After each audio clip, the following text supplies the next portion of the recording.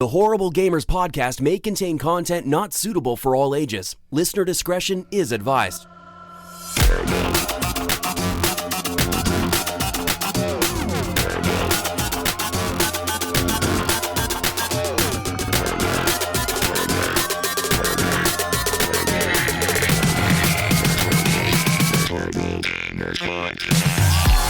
Welcome, ladies and gentlemen, to the Horrible Gamers Podcast, show number 269, being recorded on August 10th, 2019. I'm one of your hosts, Jesus Gonzalez. Jesus walks out today. I'm joined by my friend from the West Coast, the best coast, Gunny Chief Henley Merrill. Welcome back, Gunny. Welcome. Yay! What's up? How are we this evening, gentlemen? Doing mighty fine, sir. Doing mighty fine. How are you doing? I'm doing good. I'm just playing with my wallpaper engine over here. Okay. It's fun. Oh, okay. And from Vermont, I think. Ohio? No, not New Ohio. Hampshire. Vermont or something, or New Hampshire. Somewhere up there in the northeast. Our friend, the Blaise Xperience, Derreck. Blaise, welcome, Blaise, welcome. Thank you. I'm glad to be back. It's been a while, but I'm glad we can make it work out. Yeah, man. Thank you for coming back on. Yeah, so you're in New Hampshire. What's in New Hampshire? What's New Hampshire known for? Trees. Okay. You're the first person I ever met from New Hampshire. It's kind of... Well, I'm not technically from there originally. I'm from New York, but I moved to New Hampshire, so I've been living in New Hampshire for a couple of years now. But Okay. So honestly, I'm probably not the best person to ask about it, but it's pretty rural. There's not a whole lot around here. I mean, I'm pretty close to Boston, so Boston has stuff. But... Hey, go Boston, huh? Fuck Boston. Fuck Boston. I hate that. So there's stuff to do there, but I mean... How do you say car? Do you say car or car? Car. I just say car. I mean, I'm not indoctrinated into the Boston, mannerisms. Car. Yeah. Going to the bar. Fuck Boston accents. I hate it. I hate them. I fucking hate them. Anyways, people, if you're from Boston, don't mind me. I don't like your accent, but you can still listen to the show. @_horrible gamers is our Twitter handle. You can go there @_horrible gamers. Leave us a review on iTunes. Make sure you head over to iTunes, people. If you have an Apple device, an iDevice, head on over there. Leave us a review because it's very helpful for us. We are now categorized under the leisure category under video games. So go there and leave us a review, all that good stuff. Thumbs up on Stitcher. You know what the fuck to do. Anyways. Just do it. Facebook, Horrible Gamers Podcast Community is our close Facebook group. That means anyone who's outside of the group can't see what you post in the group. Only people that are part of the group can see your post. That means it doesn't flood your timeline with a bunch of video game nerd shit. For your family to see. Because your family is like, you still playing video games and you're old. Look, what are you doing with your life? But it's okay. It's okay. Our shit doesn't show up on your feed, so you're good.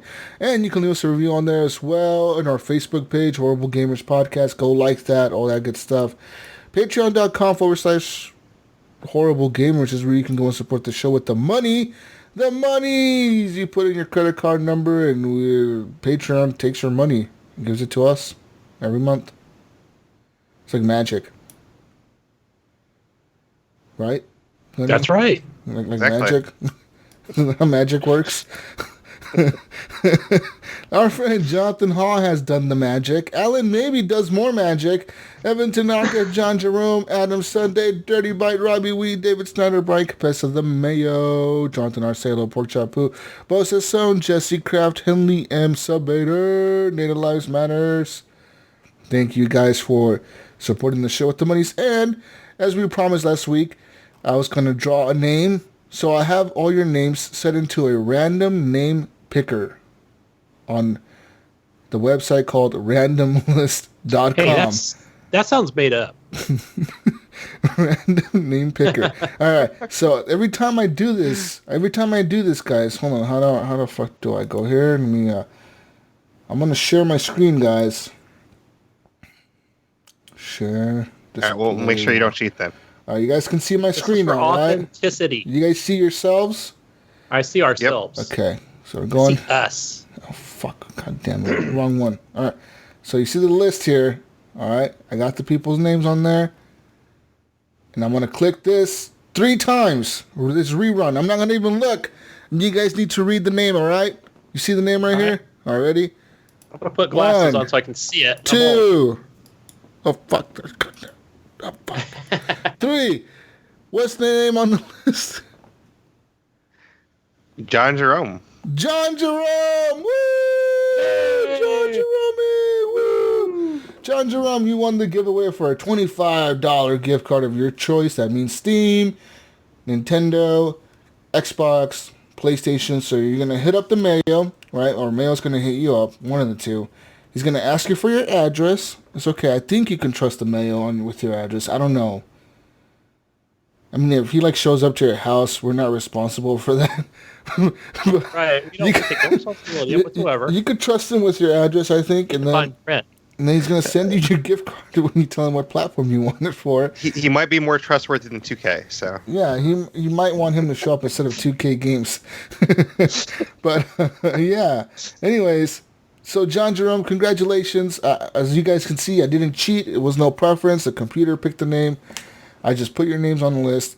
All your names were in there. And yeah, so thank you guys for supporting the show with the monies. We'll pick another winner next month for another $25 gift card and a Cyberpunk sticker. Woo! Yay! Yeah! Fuck yeah.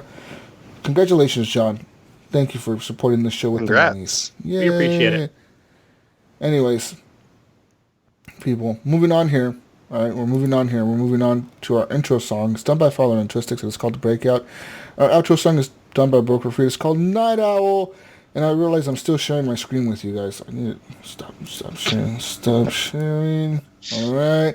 We're good now. Anyways. All right. We're good. And yeah, outro song done by Broker Free. It's called Night Owl. Anyways, we're going to go into video game talk now. And let's talk about what we've been playing this week. I've been playing some games, guys. Some games.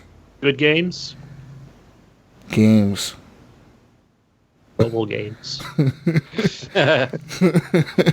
So, I don't know if I should talk about my big purchase this week first, or I should leave that for the end, Gunny. What do you think? Save it. Save it. Is it something you were doing today? Because we were trying to talk to you. I'm leading into this. What? I was saying that I noticed you were very quiet in our little secret chat today. Is this something you purchased today? Yesterday. Okay. Yesterday. But I got to use it today. Sweet. All right. First off. So yesterday I went to the store. Gunny. All right. And the store is called Video Only, Gunny. Have you heard of Video Only? No. Well, guess what they sell there? Guess what they sell at Video Only? VHS cassettes? Videos. TVs. So they sell TVs at Video Only, right?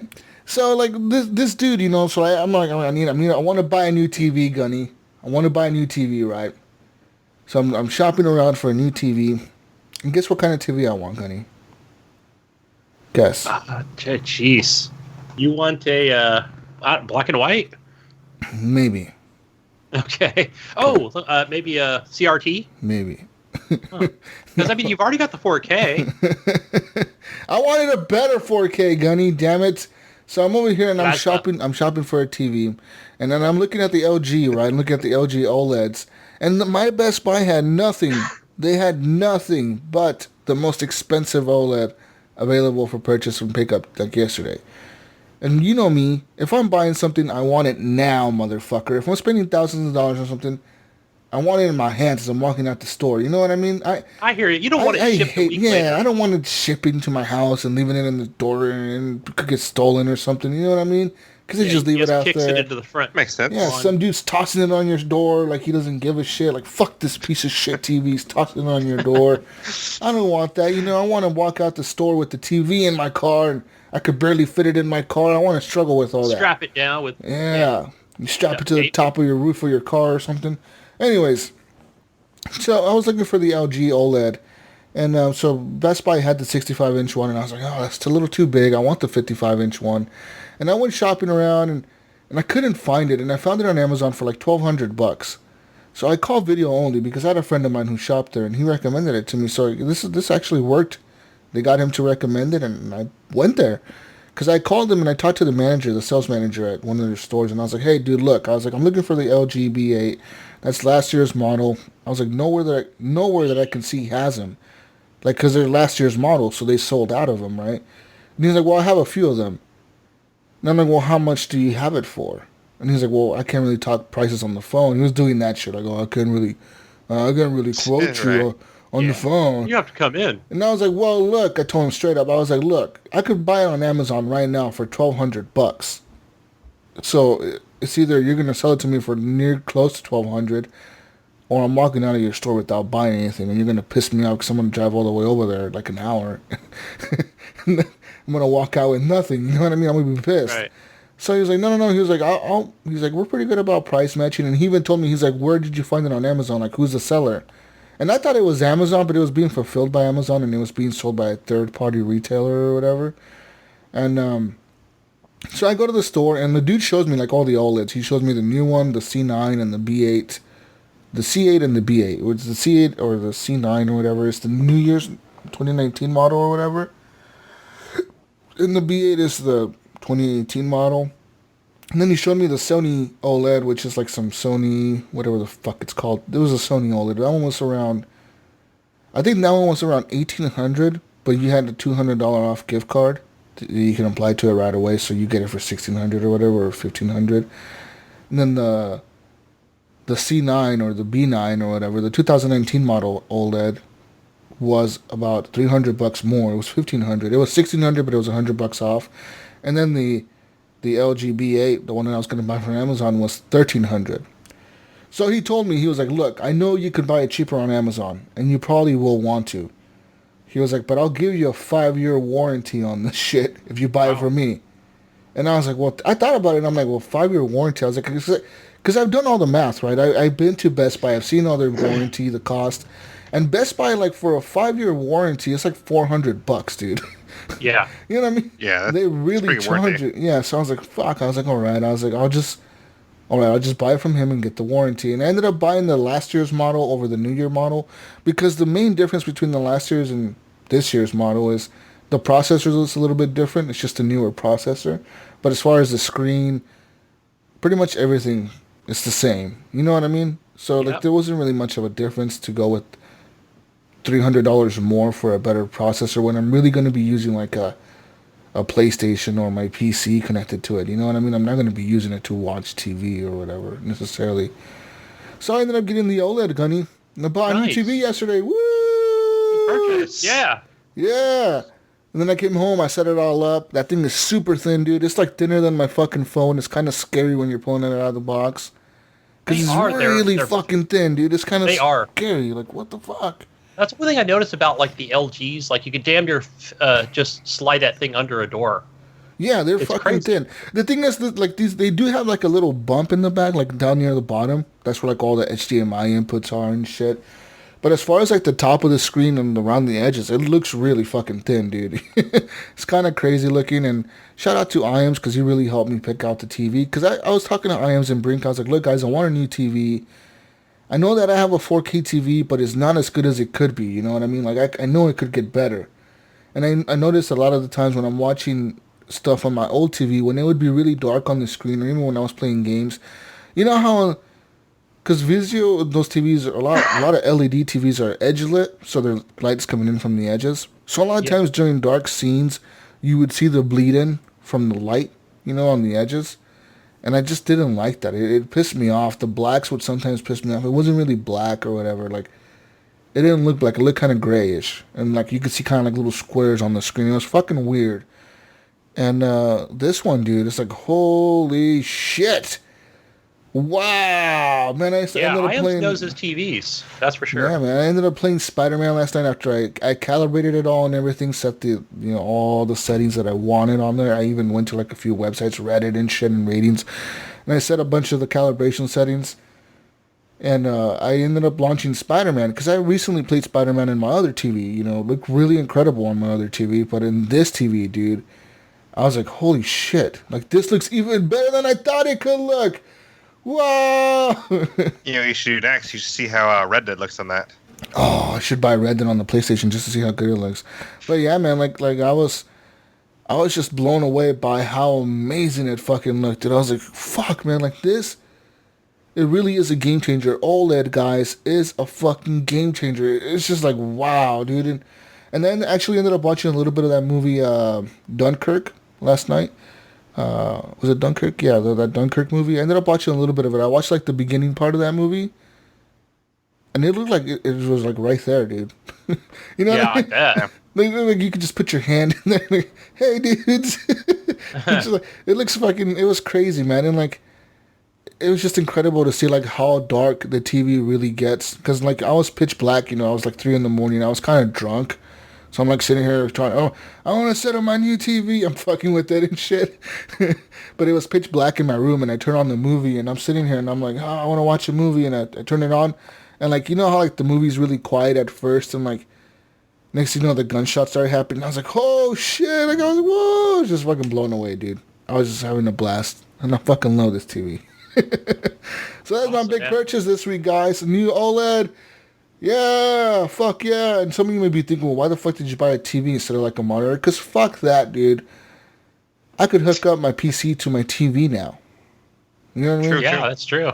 And just play games on my TV through my PC with the controller. That's why.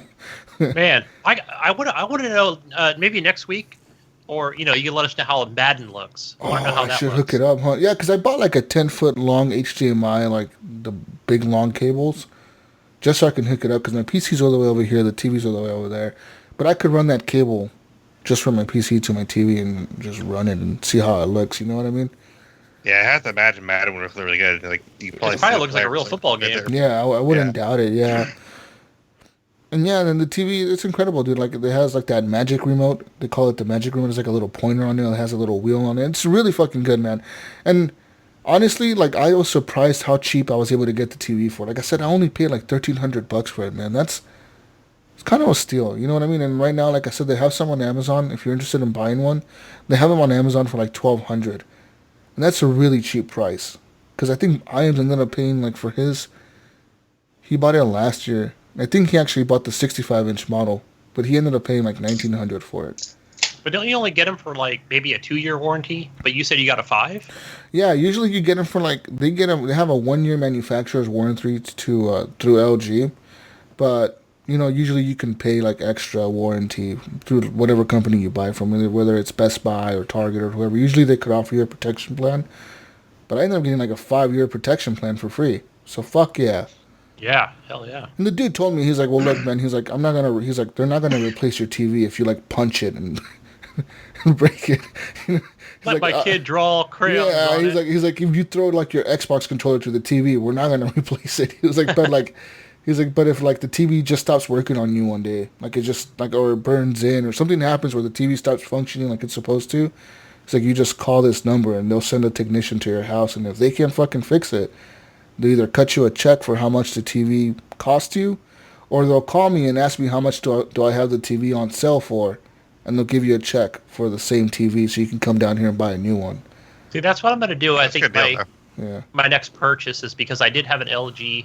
It was a smaller model, but it wasn't like an OLED or anything like that.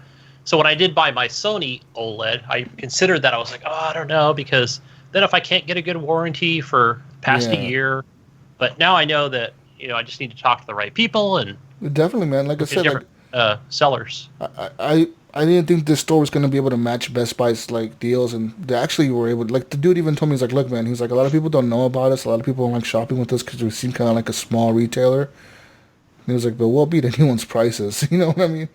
And I was like, well, you sure? And then, like, the dude didn't try to upsell me. That's what I really liked about him. Like, I went in there and I told him, look, I'm looking for this TV. I'd called him and told him, and when I showed up, he directly took me to that TV. He didn't try to, like, go to, like, take me to, like, see, like, Samsung or the QLEDs or anything like that. You know what I mean? He even told me, he's like, look, this is this TV. There's a new model for this year, and there's the Sony that we have on sale, too. Pick one. And I was like, all right. Like, he didn't, like, try to sell me another bullshit TV. You know what I mean? Yeah. Or try to tell me, like, sell me, like, a $3,000 TV or something or whatever. He didn't try to do that. And I was like, I appreciate that, dude. Like, you were straight up with me. And that's why I bought the TV. Fuck yeah. Hell yeah. Yeah, but I like the Sony, Gunny. The Sony was really loud. Like, it was fucking loud as shit. Yeah, like, I kind of switch back and forth between either the straight up TV speakers that are inside the screen, or I have a soundbar here that's an LG actually. That's what he told me. He was or I'll switch. He told me depends on the movie. He was like the LG has the speakers, like a regular TV has speakers. He was like, but the Sony one, it plays through the screen. It's weird. Yeah, you look at it, you're like, where's this? It kind of messes with your head a little bit because you're like, where's the speakers at? Are they hidden? Your TV has a little like block thing on the back, right? It looks like a little like a radiator thing or something in the back does, of your TV. Yeah. That's what he told me. He was like, that's the only difference between the LG and this is like the Sony one has like this big block thing on the back. And I was like, huh, that's kind of interesting. But he was like, that's where the speakers are. I was like, okay. But that's pretty trippy, man. The TV was loud as shit, that Sony one. And I'm pretty sure it's probably like similar to the one you had, Gunny, whichever one you have. I don't know which one. But the reason I went with the LG was because LG is actually rated the best for video games, and it has the best reviews on the OS and all that shit. Because the Sony is based on an Android software. Oh, yeah, that's what I do have on here. And it updates frequently. But yeah, watching The Boys this week on it, on like the OLED, it looks amazing. Dude, I need to rewatch that now. Fuck yeah, The Boys. The Boys, people, #1 watch show on Amazon now. I think I'm on episode 5. See, that is #1, the most watched TV show on Amazon. And it's I've heard about that, but I haven't seen it yet. Fucking crazy. If you have Amazon Prime, Blaise, I suggest you watch it.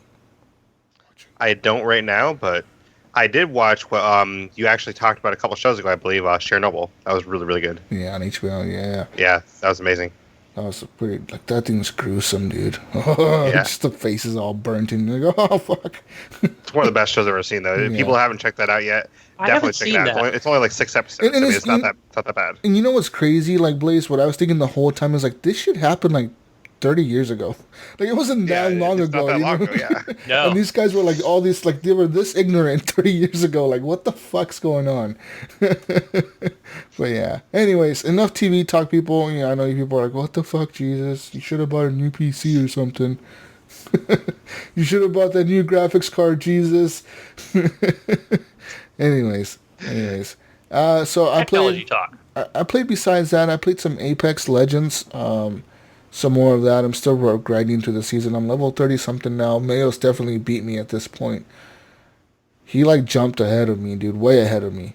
He's, like, level 40 in the Battle Pass or something like that. I'm, like, level 32 or something. And so he's way ahead of me now. He's jumped ahead of me. And even on, like, basic level, he jumped ahead of me. Like, on the character level. So much he's played. And yeah. So I know he has a question later about, but he has taken the night off, and I know he's got a question about the Battle Pass later on. Yeah. So I played some of that. What else did I play this week? I played some Apex Legends, a little bit more Madden. I've been trying to get into the Madden Ultimate Team, but it's hard, dude. I get matched with these guys that are obviously paying to win. Like they're paying for the card packs. Because they have such good fucking players, and my players can't stand a chance. Hey, Jesus, I was at work this week, and I was thinking, I might have been listening to another podcast or something, but a question came to mind, and that was, could you just buy, like, let's just say, like, maybe an experiment where could you buy Madden 20 and then, or 19, and then get in there, not open any card packs, like, what would be your chances of winning? Could you still have wins under your belt with that? Or it would just be for just the game and not so much like multiplayer, versus mode. You know what I mean? Like if you just went in vanilla game and played Ultimate Team? Yeah, or something, but not opened any packs, or is that just part of it? You have to open the packs. You kind of have to. Mm. I mean, you win the packs. I think you get free packs when you start out too, don't yeah, you? you get, do. like, free packs when you yeah, start like out? if you ever played another Madden before and you've had your EA account linked, they'll be like, oh, we'll give you a veteran pack or whatever, and they give you like one free card, and then they'll be like, Right. oh, for buying Madden last year, you get an extra pack this year or whatever, or for buying the old. But what I like is that, like I said last week on the show, is that I got that EA Premiere on the PC, and they automatically they boost you up to like the Ultimate Edition of the game. So I ended up getting like the Madden. I think it's called Madden Ultimate Edition. And then I'm getting that, and like that thing comes with like 50 packs to open right off the bat. So like people pay for that on the Xbox and on the PlayStation. They pay like $100 or more bucks, dude. Like $125 for that edition of the game. That's like 2 copies of the game, standard edition. You know what I mean? Yeah. They pay that And what's just crazy to get is those same packs. people 'Cause I probably guess- do that every single year. They probably do that for every single Madden. And they probably pay into the game even more once they unpack all the packs. They probably pay even more money to get more packs. It's ridiculous, dude. Yeah, I guess that's the shitty part about just being on consoles, right? Yeah, you could. Because Yeah. now you can do it on the PS4. I did see that today, where I was like, oh yeah, EA Access is a thing on PlayStation now. Yeah, I mean, you do get a discount if you're part of EA Access. You get like a 10% discount for digital purchases. So I guess you do get like a little bit of a discount. But you're still going to lose a lot of money doing that. It's not shit, much buying because it's all packs. these different transactions you have to make, right? Yeah. Yeah, it's ridiculous, dude. Yeah, because you don't buy the packs straight up with money. You buy currency to buy the packs in the game. You know what I mean? You buy like this cash, this Madden cash. Not them. You use that Madden cash to pay for the packs in game, but it's always offset. It's kind of like how back in the day Microsoft used to have Microsoft points for purchases. Well, they never sold you enough points to buy what you're going to buy. You always had to buy extra fucking points or another fucking card or something. You know what I mean? You had to do some funky shit to buy like enough points. And you were always left over with like 100 points or 200 points. So when you wanted to buy something else, you were like, oh, well, I only need to spend Right. this much money for this many points. Yeah, And it's then tactic. you would always end up spending more money without really thinking about it. But that's how Madden does it too with their packs. You always get left over with like you have like 300 Madden cash left over, but you only need 100 more to buy this pack. But what if you buy the $200, like the 200 Madden cash pack or whatever? Like it's Oh, yeah. They get you like that, dude. They trick you. But yeah, so I play a little bit more of that. Madden looks incredible. Yeah, it looks great. If you're a fucking sports fan, if you like football or of any kind, Madden is good. So play that, people. I don't know if I was to just buy I am it. a sports fan and all, but I've just never been good at the Madden games. I mean, for whatever reason, I was always better at the like the 2K games back in the day. Oh, those were good. Yeah, like back in the day, I was actually decent at those games, but unfortunately, they don't exist anymore. So the Madden games, I just never could get a thing of them. I mean, I know the NHL games. I'm actually not bad at the NHL games. That's probably the one I'm best at out of the sports games, is NHL. NHL is really fun. Every time I do, Did you play that? all I do in those games in the NHL ones is run around and hit people with the stick on their legs, and then it like triggers the fight. Right. They turn around, like they drop their stick on the ground, and like press RT, and LT to fucking fight him, and you just punch him in the face. I love that shit that they have that in those games. You start to fight with people. Yeah. I want to say those are Derek. Those are. There might be a couple on the Game Pass, but also EA does give out free demos without even having EA access on Xbox. Oh, interesting. The NHL games, yeah. And there's probably some on Game Good to know, Pass, or thanks. not on Game Pass, but they're probably in the EA vault. You know what I mean? Like last year's games or whatever for the NHL. Yeah, see, I can't even remember the last time I bought an EA game just because I know how predatory EA is. Oh, I try not to super. give them any money. Yeah. So They're super fucking stupid. Fuck you, EA. Anyways, moving on to some more news that I played this week. I actually ended up buying Skyrim VR because I wanted a good VR game. And I haven't gotten into it because I had to download a huge patch for it. It was like fucking like, oh, you gotta download a 10 gig patch or something. I was like, fuck, okay, no, not playing this.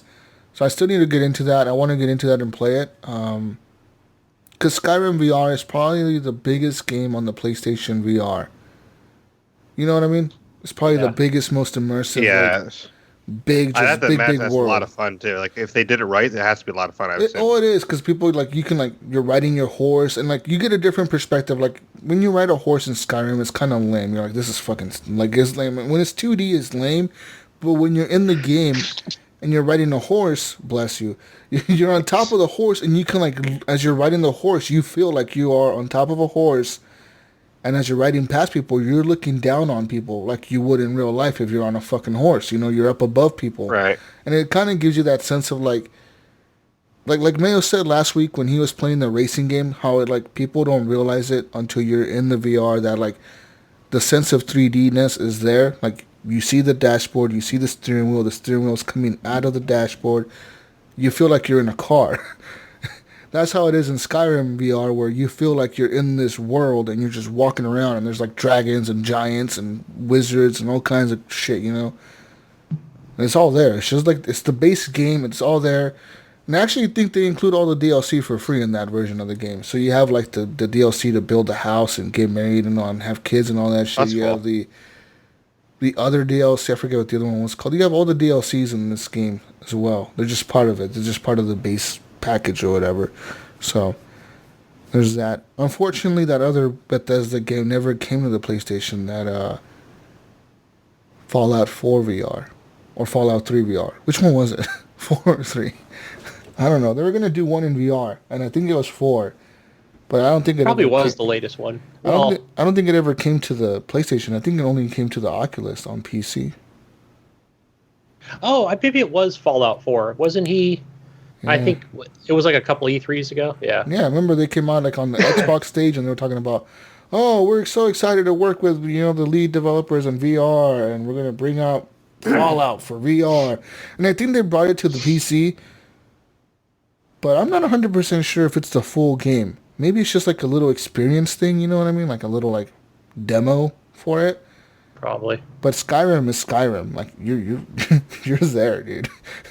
And I'm so excited to go back into that world with the new perspective. You know, like, you're in the world. It's different, man. It's different. Since we're kind of on that topic, I'm kind of curious what you think, Jesus. Are you kind of worried at all for Elder Scrolls 6 with, like, all the troubles Bethesda's had lately? Like, do you think they'll actually be able to pull it off, or do you think they're going to have a lot of issues like they had lately? Oh, no, I think they're going to have a lot of issues, man. I think they're going to have a lot of bugs. I think they're going to have a lot of... Rumor has it they're working on a new engine for it. Like, they have a new engine built for the new Elder Scrolls. I don't believe that's the truth, though. Knowing Bethesda, they probably tweaked their current engine that they have for Fallout 4 and stuff, and they probably just tweaked it enough to, like, call it a new engine, but I don't think it's a completely new, revamped thing. You know what I mean? So I think it's still going to be played with all the usual Bethesda glitches, all the usual problems, and hopefully, you know, the game is good enough where, like, people like it. But I think it just has me worried because, like, yeah. I know that new Wolfenstein game came out. Like, a lot of people are saying that's shit. So yeah, people were saying it's bad, but I've actually played that this week. Let's move on to that.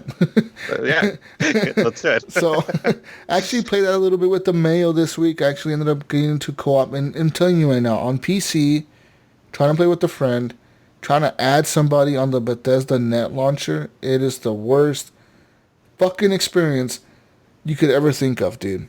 It is fucking beyond stupid. It is beyond stupid. I don't even know how they came up with this design of this fucking launcher. But to add somebody, right? So what Mayo had to do is he had to download the trial version of the Wolfenstein, what the fuck is it? For Youngblood. He had to download the trial version of that. I have the deluxe edition. So I go and I launch the game. He launched the game. And in the game, I have to search, like, I have to host lobby. And then when it says invite friends, because I have no friends, so it shows a blank list. Then I have to go to, like, find friend. I type find friend. Then I have to go and search for friend. Search for friends. Then I have to type his gamer tag exactly how he has it on the Bethesda launcher. So I put the Mayo. And he popped up and I put add friend. So he has to accept my friend request in the game. So if he's not in the game, he won't get that request at all. So he has to have the game open. He has to accept my friend request.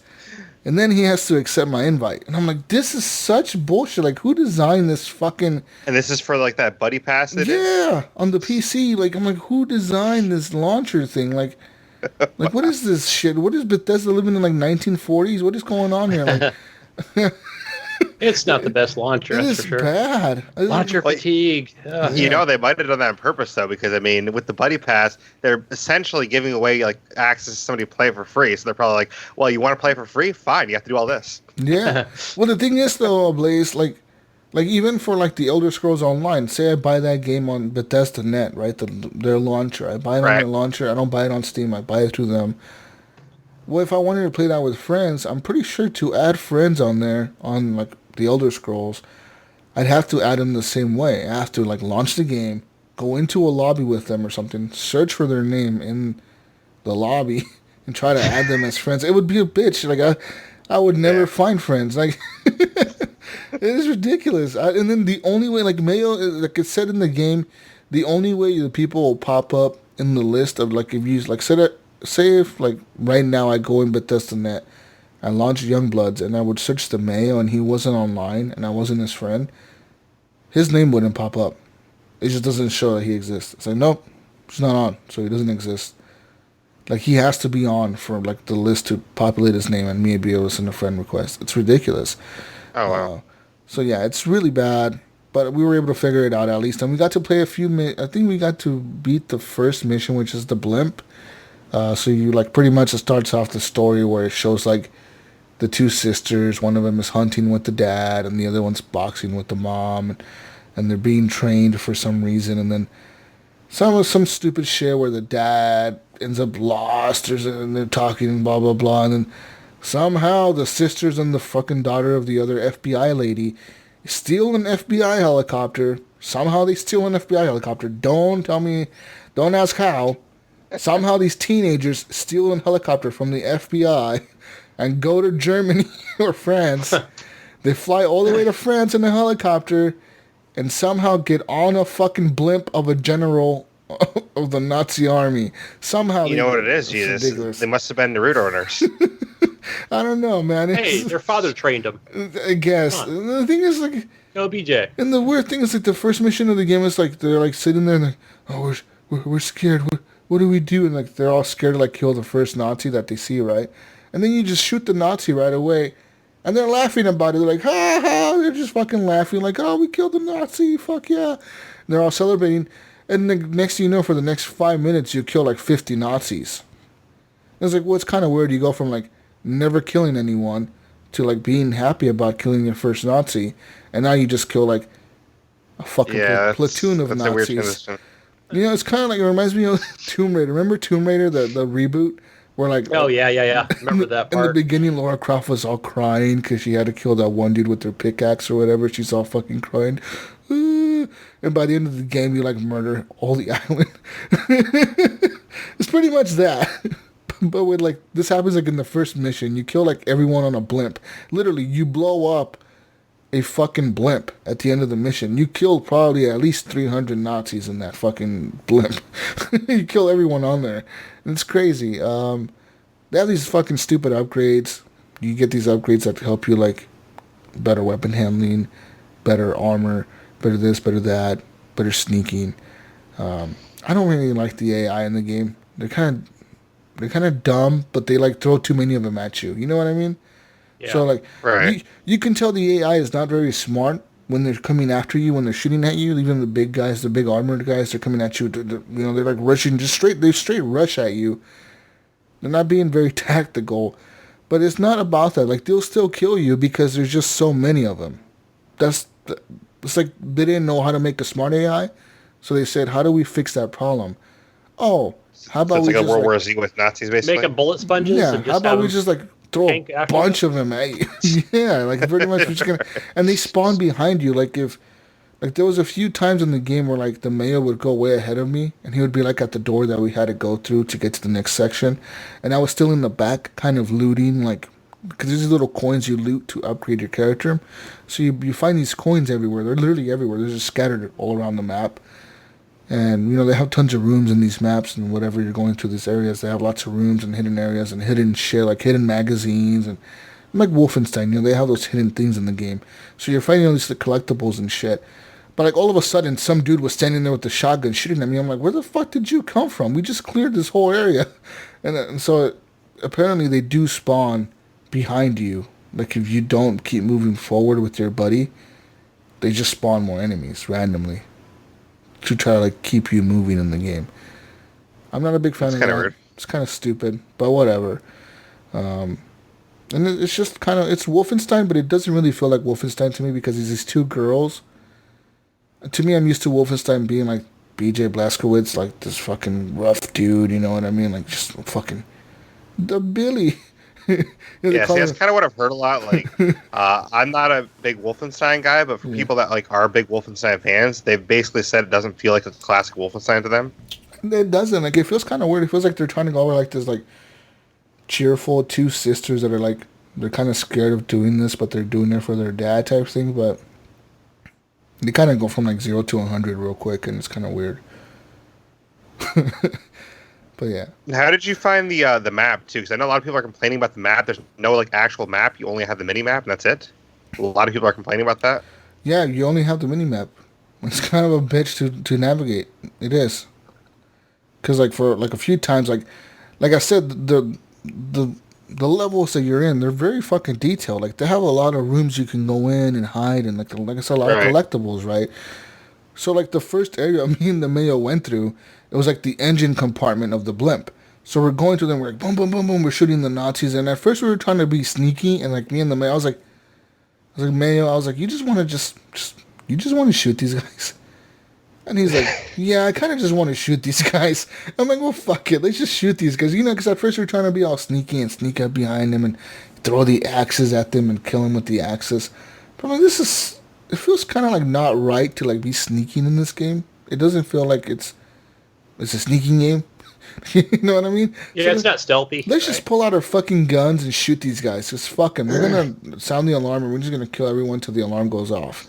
And that's what we did. But next thing you know, the Mayo's like, yeah, I'm at the door. I'm like, what door? And he's like, the door we're supposed to go down. And I'm like, how do I get to you? He's like, I don't know. Is there a ping system? No ping system. Just follow the dot on your mini map. And I had to legitimately like a maze, follow the dot on my little mini map to try to get to them. Like, that's fucking crazy. So there's that too. The game runs pretty well though. I would give it that. It runs really good on a PC. It runs at 144 frames a second. They have the limit. The maximum frames per second you can get in the game is 1,000 apparently. That's what you can lock it at 1,000. Damn. All right. So there's that. But I have it locked to 145 on mine, and then the game was running wonderful. It was running pretty solid at that, and it was all on ultra or whatever, pretty high settings. Looks good, runs good, kind of fun. I mean, it's killing Nazis. I mean, how is that not fun? You know, is it something you think you'll like want to finish, or maybe? I kind of regret. Sure yet, huh? I kind of regret buying it. Like I really kind of do. Like it's the first time that I spent $30 on something, and I'm like, maybe I should have like bought like 30 McChickens with that money or something. Maybe I would have got like a better value out of that. I don't know. You know what I mean? Like, question for you. Yeah. That's not good odds. Watching a few streams, and this is not, don't take this as sexist, people, please, but just randomly watching some streams, it's in that first person view. Mm. I've noticed like the sisters, like their arms just seem too extra skinny. Is that something you notice as well? Yeah, their arms are like alien. It looks like an alien's holding the guns. They do. I was like, why are their arms like that? It looks bizarre. Right. Yeah, you're right.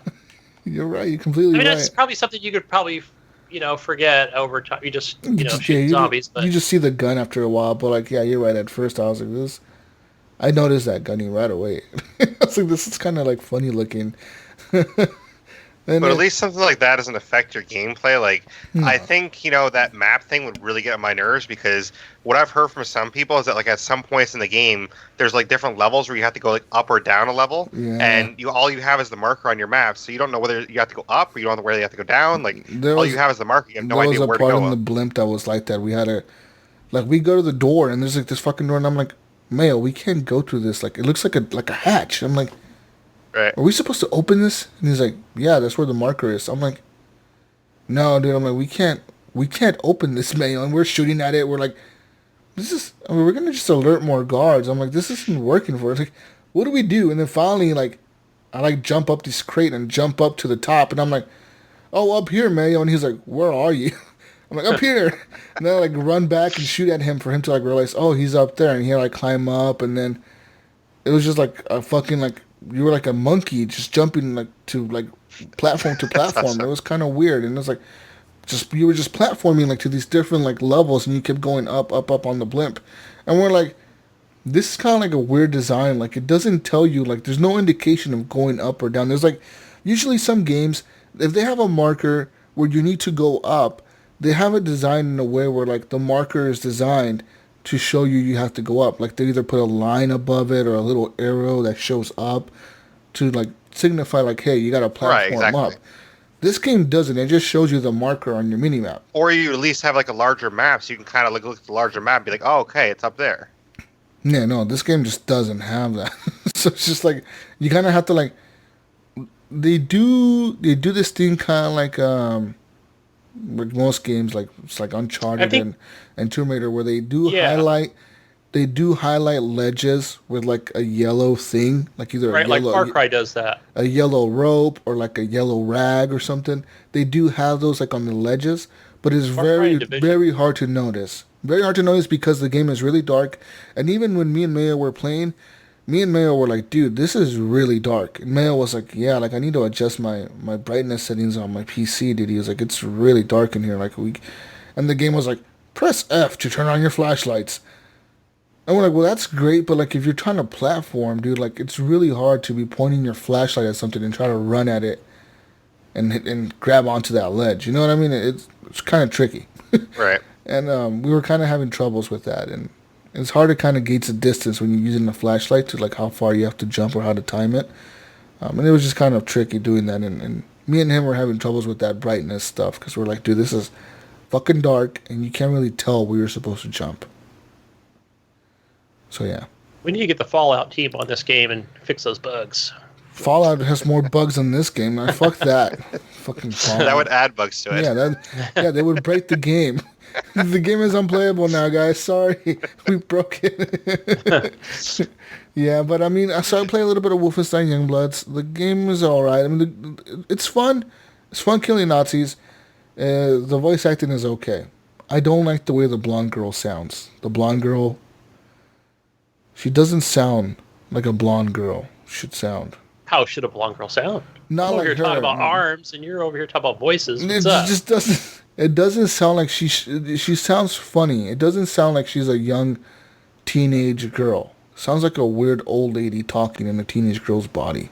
Like they gave her like this really like really deep voice, and then her sister has like a weirder voice. They just sound really weird. Whoever did the voices for these characters, I don't think they did a very good job. I'm sorry if you're the people, if you're listening to this, people who did the voices for the Blazkowicz sisters. I'm sorry, but you didn't nail the voice acting. You could have done a better job, I think. Yeah. That sucks. Fair enough. They just sound funny to me. I don't know. Maybe you just gotta watch a cutscene, guys, with like the girls talking, and like some of it kind of works, but then all of a sudden you're like, that sounds really dumb. And the way they laugh, they gave him like this like. I kind of get what they were trying to go for, but they gave him like this stupid laugh that was like, like the way they laugh is just fucking dumb. You're like, Yeah, that would sound bad. why are you laughing like that? What the fuck is wrong You with sound you? like Fat Albert. What's up? Yeah, like you dumbass. What the fuck? Like I don't know. I guess they were trying Although to make it I guess unique. in their defense, though, like I mean, in defense of the voice actors, like it could have just been based on the direction they were given. Maybe they were directed to sound that way. So like we don't know what happened behind the scenes. Maybe the developers just didn't know what they wanted. So you never know. Yeah, I'm thinking maybe the directors just didn't know how to direct them correctly and get them to voice act how they wanted them to sound. But I don't know, man. It was a little off for me. So what I've been hearing, Jesus, is that one of the main things is that it doesn't have those moments like in the last game where, you know, it's just these like really good, amazing moments in Far Cry Youngblood.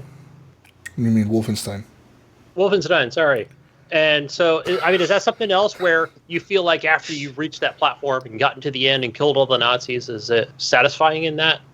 Yeah, the blimp blew up, been... motherfucker. We blew up the blimp. What is more satisfying than that? We blew that shit up.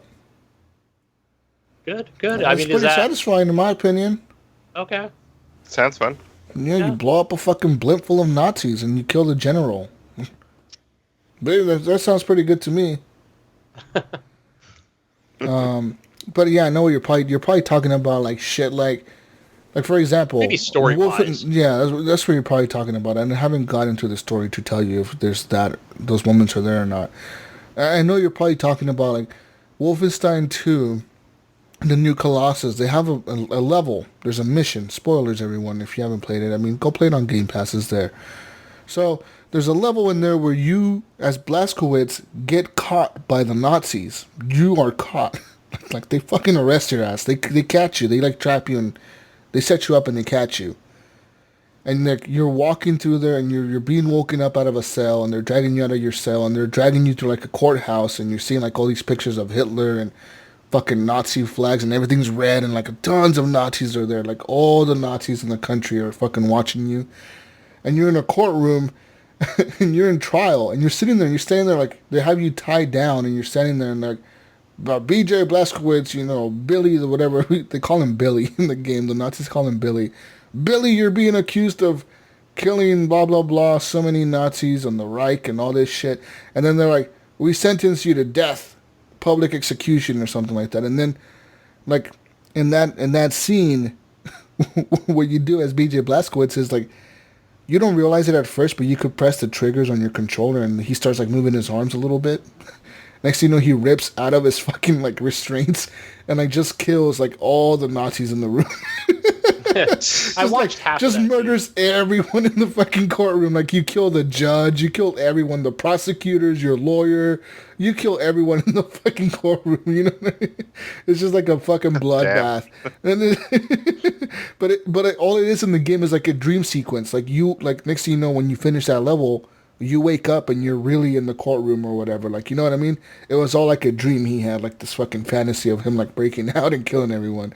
So it's like levels like that in the game that make the game super unique and super interesting. And even in the first game, they had levels like that too in the first game, Gunny. What was it in the first game? They had something in the first game where, like, it was kind of like a stupid dream sequence too. That was kind of like, whoa, this is pretty nuts, but it's kind of cool. They had some killer boss battles in that first one. One funny thing that I did find in this game, because it's based in, like, the 80s, so, like, the Nazis won the war. It's kind of like this weird, like, Nazis won the war, but America still exists. But the Nazis, they pretty much control Europe. Like they didn't never invaded America. Like, in this story now, they, like, kind of invaded America, but only took some of it, and they left some of it to the United States or whatever. So, like, the United States still exists, but they don't really fuck with the Nazis or whatever because they're too powerful. You know what I mean? So, like, in this world, the Nazis created all the popular music. So, like, you'll be walking around and you hear a song and you're like, is that a song that I've heard before? And it kind of sounds like a song from, like, the 80s. Pick any fucking song from the 80s. And it sounds like that, but it's like the Nazi version of that song. So, like, they're singing it in German. What the fuck? It's like kind of okay. It kind of sounds like Michael Jackson's Thriller or something, but the dude is singing it in German. And it's like, that's kind of fucking funky, you know? It's kind of weird, but okay, you know what I mean? And they just have, like, a bunch of shit like that in the game where, like, these Nazis... Do you remember that song, 99 Left Balloons? I only bring that up because it was popular in English and it was in Germany here. Yeah. Yeah, like, yeah, dude, like, they have, like, all these, like, and, like, you can walk up to the boom boxes, and I think you can even steal the tapes from them. Like, you steal, like, the cassettes out of them, whatever. And, like, it's like a collectible thing. You have to collect all the songs from the game or something, and it's kind of interesting. But they do have that in the game. Like, all the Nazis have, like, the popular 80s music and shit. Anyways. Play some Scorpions. Besides that, besides Wolfenstein, besides Apex with Mayo, besides all that good stuff, I played one last game. And that game is Astro Bot Rescue Mission. Dude. I've played this game before. But I've never, like, started the game from the beginning. So, like, when I played it before, I played it on Jonathan's PlayStation, so he had, like, all the worlds already unlocked. So I was just picking, like, a random world to go to. But now I'm playing it from the beginning, and you kind of see in the story what happens. Like, this alien shows up, blows up the thing scatters the little dudes around. But I've never played such an awesome, amazing fucking VR game, dude, than this. This is, like, the best VR game out there, I think. Astro Bot Rescue Mission on the PlayStation VR. It's a platformer, but a VR, and you're, like we said before, the little dude jumps out of your controller, you control him, and you're platforming like a Mario game, but you're in the world of 3D space, and you can look around corners, you can look down at the little dude, it's pretty fucking cute, man. The dude, when the level starts, you load up and everything's like coming, like everything is loading up around you, like digital, like everything's like loading up, and the dude jumps out of your controller and he waves at you, he's like, hey, and he's waving at you, and then he's waiting for you to flick him off with the controller, so you have to, like, you know how you have the little touchpad on your PS4 controller? Yeah. You just pull back on that and then you flick him off, and he, like, goes flying, and then he lands on the ground and, like, waves at you, and like the music starts playing, and it's like Mario music almost, like the super cheerful, like, kid music, you know, and it starts playing, and you just jump and you're platforming, collecting coins, and you gotta find his little buddies, and once, like, you find his little friends, he'll kick him, you press square and he kicks him in the butt, and they have, like, these fucking, like, jetpacks on their back, and, like, they turn on and they fly into your controller, like your little lid on the controller pops open inside. That's interesting. But in the game, the little lid pops open and they fly into your controller, and then at the end of the level, once you get to the end, the dude goes to the flag, and he's dancing, and they all, like, the little lid pops open, and they all jump out of your controller, and they're all dancing, and they're all celebrating, and then the little dude, your main guy, comes up, and he starts dancing too, and then you have to flick him off to, like, the sun or whatever. It's pretty fucking cool, man. It's just a really well done, one of a kind experience, man. Like, I can never ever experience this again and be like, oh man, like, this is so amazing, like this is like a one-time thing that I'm like, whoa. I think maybe Moss could be this good, but I don't even think Moss is as good as I hear Astro really Bot. good things about Moss as well. This is just like a lighthearted kid game. Think of Mario, dude. If this dude was Mario, Astro Bot would be so much more popular. I feel like just because no one knows who Astro Bot is. He's the little dude from, like, the PlayStation Home experience, you know, when PlayStation Home came out on the PS4, not PlayStation Home, the thing where, like, you can play with the little dudes in your room, like augmented reality. They were like, I think it was PlayStation Room, right? Wasn't it? PlayStation Room is what it was called, right? Where, like, they would show your bedroom or your house or your living room or whatever the fuck was behind you, and you can play with the characters inside your bedroom. Like, they would hide behind your couch, and you had to grab them and throw them back at the TV or some shit like that. Like, it's so well done. That's the character in the game. It's Astro Bot, this little, like, white robot looking dude. And the thing is, man, like when he's on your controller, you can grab your controller and, like, move your controller up to your fucking face. And, like, he's standing there and he's looking at you like, why are you looking at me? He's, like, he's looking back at you and he's waving at you and, like, he's saying hi, and then he waves at you, and then he, like, so cool, man. So fucking cool. It's amazing. If you can try PSVR, try Astro Bot, try Ace Combat 7, try Firewall Zero Hour. These games are just incredible, man. It's something else having a VR, dude. I'm so glad I have it, because I would never get to experience this shit, and I would think you're all crazy, but it's the truth, dude.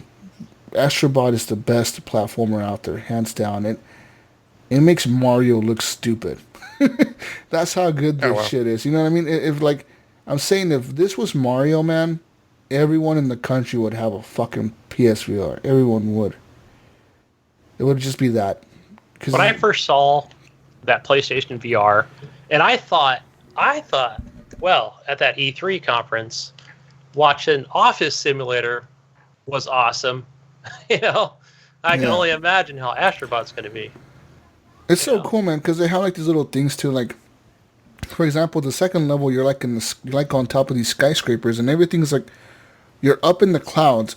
So like these airplanes are flying above you, like whoosh, you see like these little biplanes flying around, big airline jets flying above you, but you're like on top of these skyscrapers, and there's these cranes up there, and like sometimes these cranes have like these little pads or whatever. You hit them with your head, like you legit like hit them with your fucking head. You move your head forward and it hits them, and like the cranes will spin around, and like something will drop off of the cranes, and like it makes like the next little ramp. You have to jump up and run up the ramp, you know.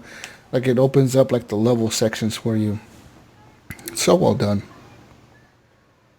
I recommend it. There's a gorilla you fight in the game. Can't wait to get to that. Iams told me there's an underwater level where you go down underwater with the dolphins, and you're, like, in the water with the dolphins, and you have to platform with them. That's kind of cool. Fucking hyped, man. I want to play with the dolphins. Woo! Damn, like, I can't even imagine, like, how that would be done. I'm sure it's easier shown than described, but... Like, what? Platforming in the water? It is, man. Like I said, think about, like, a Mario game or something. Think about any platformer you've ever played, and you're in the game, and you can look to your left and to your right, and you can look up and down, and you're in there. And the little dude could jump up above you, and he's running around, like... They have these, like, platforms, too, that are, like, glass, and they'll be above you, and you have to get the dude above you, and you have to move your head up and look up, and he's... running around above your head, and you have to make sure he doesn't fall off the edge, because then you have to get back up there, and you have to collect these coins and shit above you, and like they do these really good, like cool fucking like little things with the character, you know, like make him go up above you, or he has to go down underneath you, or you have to look around a corner to like get him to platform up a certain thing, because there's a wall there, so you can't see if you're just standing here, you can't see what's behind that wall, so you have to legitimately like move forward with your head, look around the corner, and hold yourself there while you're, like, platforming. And it's kind of interesting, you know, because you've never done that before in a platformer. That's awesome, man. Yeah. Check it out, guys. Gaming up. If you have PSVR, get Astro Bot. It's now $20. They made it, like, a $20 game now. Like, just standard edition, $20. Cheap as fuck. Get it, Gunny. Get it. I'm going to get it very soon. That's all I played this week. That's all I played. Blaise, you want to go next? Awesome. Yeah, sure. Go, Blaise. So I have a few games here. One of them that I didn't play too long, but I've talked about before, is Darwin Project. I got back to that a little bit. Nice. Hey, Blaise, that was, and I think I saw today, and it may have been going for a while, no, I was thinking of a different game that was free for gold members. But go ahead, Derek. What? What the fuck was that all about, Gunny? I thought it was Vigor. I was thinking of a different game. I'm sorry. Okay. Vigor. Gotcha. Like, that whole comment didn't make any sense. Like hey, Blaise, that one game, it wasn't gold. Never mind. Keep talking. I'm like, all right. Fucking Gunny. Okay. Oh, shit. But yeah, anyways, I played some Darwin Project. I only played for a few hours at the end of one of my streams, but it was kind of fun, you know, streaming it. And basically what I did is I had my chat kind of, you know, pick somebody they wanted to root for to win. And the winner got, like, you know, points in my chat. So it was kind of a fun thing there because I usually play Director. So I played a little bit of Director. I don't know if I mentioned it before, but they had this new lava floor plower as Director, which is kind of cool. Like, you put down the lava, and then basically the people in the game have to get to higher ground, or else they burn up in the lava. So it's kind of cool power. Does it like just keep spinning across the whole map, or just a certain section? Just that certain section. So like Sector 5 now has lava or whatever. Right, exactly. That's cool. So it's kind of a cool power, and another new power is zones that are closed. There's a power that actually reopens them, so you can kind of use that like in a fun way too. Where say there's like 2 zones left, and it's like the bottom 2 zones, but the middle is closed. What you can do is like close down one of the zones, make the people move over the like right zone, but then open up the middle. And they're like, "Oh, fuck you! Like the middle's open now. Like thanks a lot." That's fucking awesome. All right, That's cool. So you can kind of play with people's minds a little bit. So it's kind of fun that way. But I did a little bit of that. I did like 1 or 2 games of actually playing some duos, and we got second place one game, and I got 1 kill. So, you know, not anything too great, but decent enough, I guess. But I did a little bit of that. I did a little bit of Fallout 3, which is actually the reason that I did play Darwin Project because I was supposed to do 4 hours of Fallout 3 on stream, but I got bored with it, so I went to Darwin Project instead. Why did you get bored with it? What happened? Honestly, like I really like the beginning vault part of that, where like you're in the vault, you have that whole storyline, you have your friend Amada, and she's like your friend, but then you have to kind of sort of betray her when you possibly kill her father or don't kill her father, and I ended up killing her father, and that whole sequence is awesome. And then as soon as you get out of the vault, that's what kind of went downhill for me, because then the game really, really slows down. You go to this town called Megaton, and I mean, Megaton seems interesting at first, but like it just seems like the game really, really slows down at that point. Like it slows down. It turns into a regular Fallout game where you just. Have you played Fallout 4 before? Any other Fallout before? Nope. So yeah, the game is. They're all pretty. Have you ever played? You played Skyrim, right? Have you played Skyrim? Yeah. I love Skyrim. So it's kind of like Skyrim, where like you pretty much have to make your own adventure, and throughout that adventure, you pretty much are making your way to the main story too, and then eventually you get to the end some way or another. You know what I mean? It's pretty much the same Skyrim formula, except for like this. Maybe I'm wrong, but like Skyrim just feels like there's more to do to me. Like, I mean, it just feels like it's faster paced to me than Fallout. So I don't know if that's true or not, but it just feels faster paced and like there's more to do. So I love Skyrim, but Fallout it wasn't really hitting it for me. I don't know why. Yeah, it is very slow, man. I fucking hated that VATS bullshit. Now that like whatever where you have to target the certain body parts and get a percentage of hitting that. Yeah, that was weird too. Yeah, I didn't like that as much. And then your weapons like degrade all the time. Yeah. Like you have to like fold them into each other, like repair them. Like, so I don't know. Skyrim just seemed more intuitive to me and like more fun, like a fantasy aspect. Where Fallout just seems like you're in this wasteland, like go find something to do. So yeah, because it's. I mean, it is just kind of go wherever and do whatever if you can.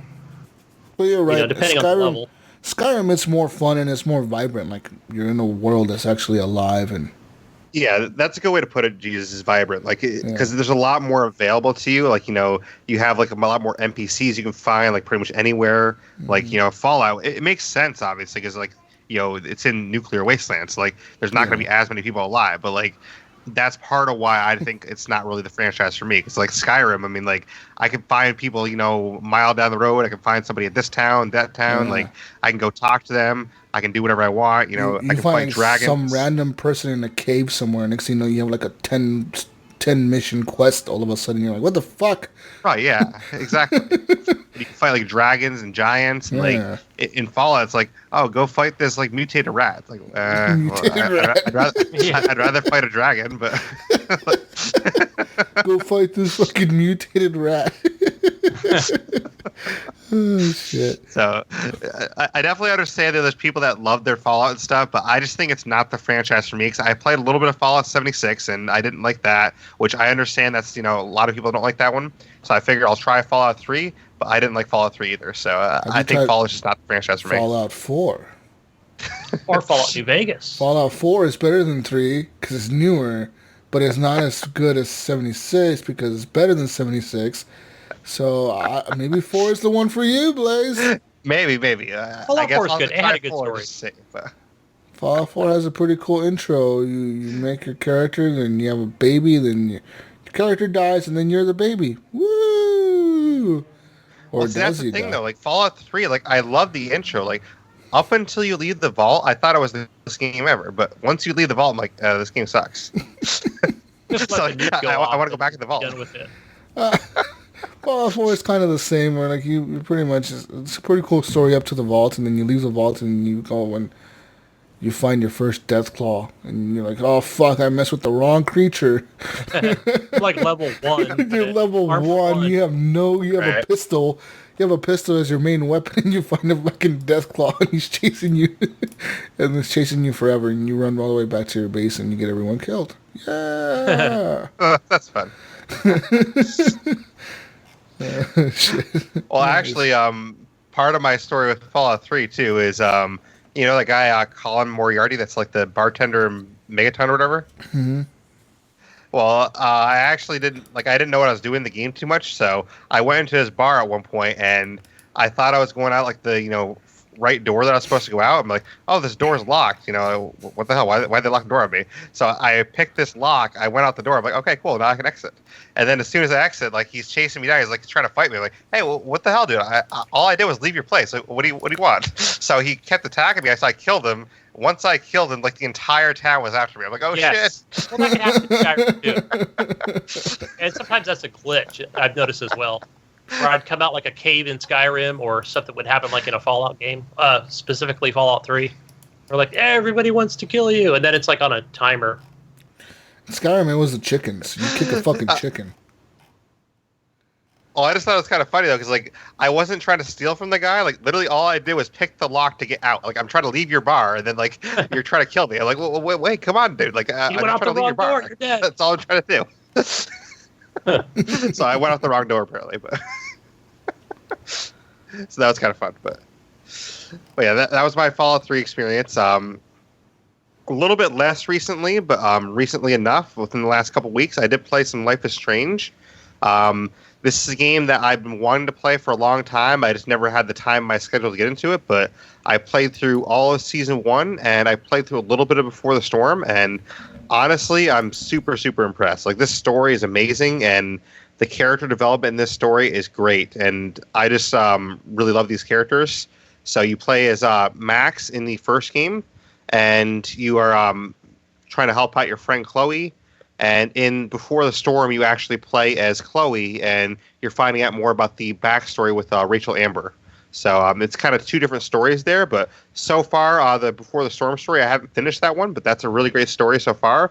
And the Season 1 of Life is Strange, the way that game is constructed is perfect. I mean, the way that it tugs at your emotions, the choices that you have to take, and the ending choice, like I won't spoil what the game is, in case anyone wants to play it, but the way the game ends, like there's some really tough choices at the end there, and it really kind of tugs at your emotions, and really makes you decide, well, do I want to make this choice that's going to really be a really bad choice in one way, or I don't want to make this other choice that's also going to be bad. So I definitely appreciate that game. Awesome, man. Cool. Have you played that one? Start Season 2? I want to finish Before the Storm first. I have I think one more episode to play in that, or one or two. So I want to finish that first, but then I definitely want to play Season 2, yes. Awesome. Nice. But then after that, I've been playing a lot of Borderlands 2 and a lot of the Borderlands franchises. Within the last couple months, I've played through all of the games, the main storyline at least. And when I say I played through all the main story, that means I've been skipping mostly side quests. So most of the side quests I've just been skipping along, just getting through the main story as fast as possible, because I wanted to kind of go through the story before Borderlands 3 came out. So I played through Borderlands 1, then I did the pre-sequel, then Borderlands 2, and then I did Tales from the Borderlands. So I wanted to go in kind of chronological order. And I've done a little bit of the DLC for Borderlands 2 recently. I did the Tiny Tina DLC, which I definitely will say that DLC is a lot of fun. It's like a Dungeons and Dragons DLC. Yeah. And that is a lot she kind of tells like a cool story with that one. So it's a really funny story, and I definitely recommend that DLC. But honestly, the whole franchise is pretty good. I'd say the pre-sequel was kind of a dud. Yeah. I don't know if I told you that in your stream. I just said, I just didn't play this one, or it didn't grab me. I didn't. Yeah, I mean, what I'll say for the pre-sequel is, like, there's technically 12 missions in that, and what I've been telling people is, if there was a way to do it, what I would recommend, if it was possible, is skip the first 8 missions, start at mission 9, and finish the game from there.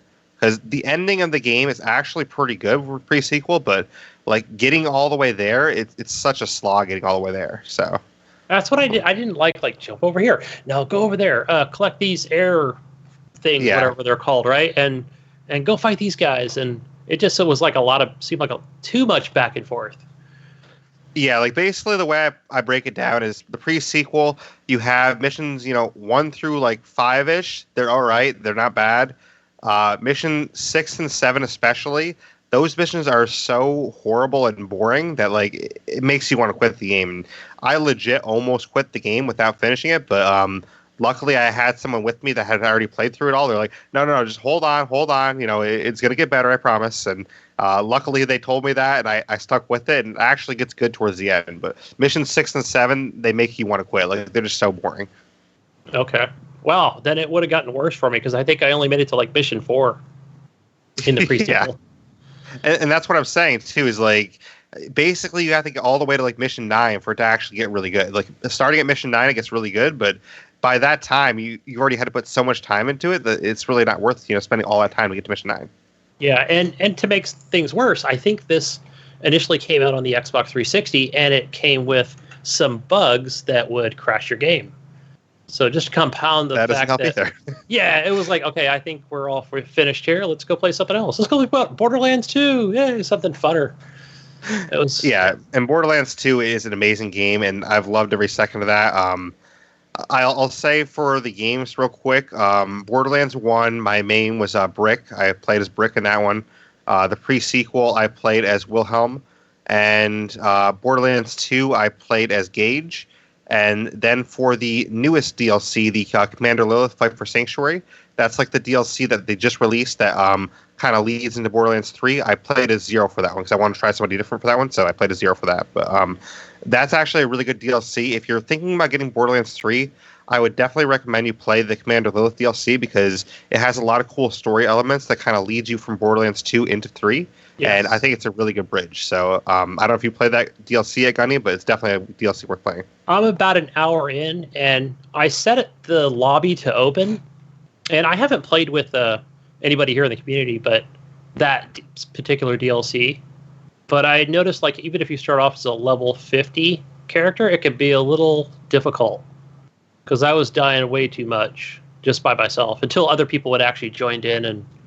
And then I don't know if it's just servers or my internet or whatever, but the people would come in. I'd get 3 other squad mates, and then we'd be... And then for some reason, like, they would just quit out or something would happen. So, and are you playing on Xbox or PC for it? That's on Xbox. Xbox? Yeah. Yeah, so I can actually play with you then, because, I mean, unfortunately there's no crossplay, but I usually play at Xbox with 2 other people, so technically we usually have one slot open, so, maybe you could jump over this sometime. Yeah, so how long would you say it is? Because I'm about an hour in. It depends how fast you go. We kind of, I wouldn't say we speed ran it because we weren't like trying to do it as fast as possible, but we basically briskly ran through it. And I would say it took us about 2.5 to 3 hours to run through it. So, okay.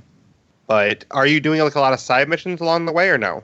No, basically, like, I'm at the part now where you kind of meet this guy, and he's like a tech guy who kind of hid from everything when all the shit went down. And he's kind of a funny character. I forgot his name, but he's... Yeah, Vaughn, yep. Yeah. So now I'm supposed to protect him and do all these stupid little missions for him. So. Yeah, he's actually from Tales from the Borderlands. I don't know if you played that, but yes, that's where he comes from. So I really love him for that. But I would say it's not too much longer after that. Basically, like, your big bad guy is like that guy that has the canisters on his shoulder, and I won't spoil what happens with him, but it's that he's like kind of your big bad guy, towards the end, and you have to defeat him. But I would say you're not too far away. I'd say if you're not doing a lot of side missions, you probably have maybe 2 to 3 hours max left. Okay. Cool. So not too bad. It's not like the longest DLC. It just depends how many side missions you do, how many people you have with you. Because you have to remember, when I did this, I had 2 other people with me, so we did 3 people. If you're doing this solo, it's probably going to take you a little longer, obviously. Yeah, because it's like, they can get really bullet spongy if it's just you shooting at them. And exactly. You got to stand back further and be more strategic. It's a little bit faster, but...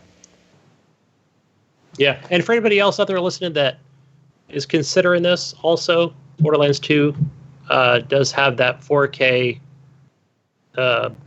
it's texture pack? Yeah, the texture pack, and it looks amazing running on the X in 4K, so... If you have that, and probably for like an Xbox One S, it has that, the better lighting too as well. Right. So, same with PC. It's all been updated. Looks beautiful. But yeah, I'm definitely planning to play a lot of Borderlands 3 when that comes out, and I'll be playing some more Borderlands 2 DLCs. The next DLC I think I'm going to hit is the Captain Scarlet one. I haven't tried that one yet, so I think I'm going to hit that one next. That's like the pirate DLC apparently, so I'll have to try that one out, see how that is. But I got 2 other games I've played. One of them is, a game that everyone expects me to always play. I play it every week. It's State of Decay 2. So I've heard of this. Yeah. Hey, great episode, by the way, with Jeffrey Card for the latest updates on that. Yeah, thank you. I appreciate that. Yeah, it's always nice to have him on, and it's always nice to hear his thoughts on the patch notes and everything. So I actually just released another episode today with someone that's goes way back in the community, PhD Peddler. He played a lot of State of Decay 1. He's been with the community for a while, and we actually talked for 2 hours about the bounty broker and everything. So wow, yeah, such an amazing. That first one was amazing. Still is. I think that game Absolutely. Still holds up. But State of Decay 2, basically lately there's the new Heartland DLC. If anyone hasn't played that yet, I don't know if Jesus talked about that. I think he might have mentioned at one point. But the new Heartland DLC is basically where you go back to Trumbull Valley, which is the map from the first game, and the map is overrun with Blood Plague now. And it's kind of more of a story DLC where you have these set characters you have to use, but it takes you through the story, and there's actually some new elements in there. Like there's new there's Blood Plague bloaters, there's Blood Plague ferals, and there's these thing called Plague Walls now, which I don't want to spoil what they are too much. I want people to kind of have the shock and experience with it. But the Plague Walls are definitely a lot harder than Plague Hearts, and they're a lot different. So, and then towards the end of that story, you get something really challenging called the Gauntlet, and the Gauntlet is really, really fun. I haven't seen the Gauntlet, but I've seen the Plague Walls quite a bit, and people within the community. I've been watching a lot of streams. Was it Magic Mike, Magic Man? Magic Man 79? Magic Man, yeah. He does a lot of that Heartland DLC as well. Yeah, he does a lot of speedruns for that, yeah. Yeah. Yes, I mean, the Gauntlet is a lot of fun. It's basically, I won't spoil exactly what it is, but it does contain some Plague Walls, and it's definitely a good challenge for you if you want to try that. But, after that came out, the latest thing that came out was this new bounty update, which I just had a podcast released today about, and basically this is a new system in the game where you actually have these little mini challenges you can do to earn weapons, and there's a new critical response pack that released that has a lot of first responder weapons, like police weapons, firefighter weapons, like there's a high-angle rescue hatchet, there's a police sniper rifle, there's a SWAT rifle. Are you saying firefighters are carrying weapons? Yeah, they are. That's scary. That's a little scary. Tools. They're called tools. Yes, you can call them tools instead. But basically, this new update, it has this guy named Cash Beaumont coming to the game as a trader. He's a permanent trader that always stays on the map, somewhere in the center of the map. He can't be killed. And basically, he's always there to give you bounties to do. So, like, for example, some of the bounties you can do, there's one bounty, if you run over 50 zombies with a car, you get a CQC weapon. The SWAT rifle that I talked about, if you kill 12 play cards, you get the SWAT rifle. So there's different weapons like that. The best one out of all of them is the high-angle rescue hatchet. This is the firefighter's hatchet. And this weapon is so good. It's instantly one of the top 5 melee weapons of the game. So if you are going to get back into State of Decay, definitely get that weapon first. What you have to do is get 240 bladed kills on zombies. So just any bladed kill with a bladed weapon, not a bludgeon. So and that'll get you that one. He rewards you these weapons based on bounties, so like challenges you're doing? Correct. That's awesome. Okay. I like the firefighter hatchet. And he does also sell you the World War II guns, too. So basically, the World War II guns, you can buy those for influence straight up. You don't have to do any challenges for those.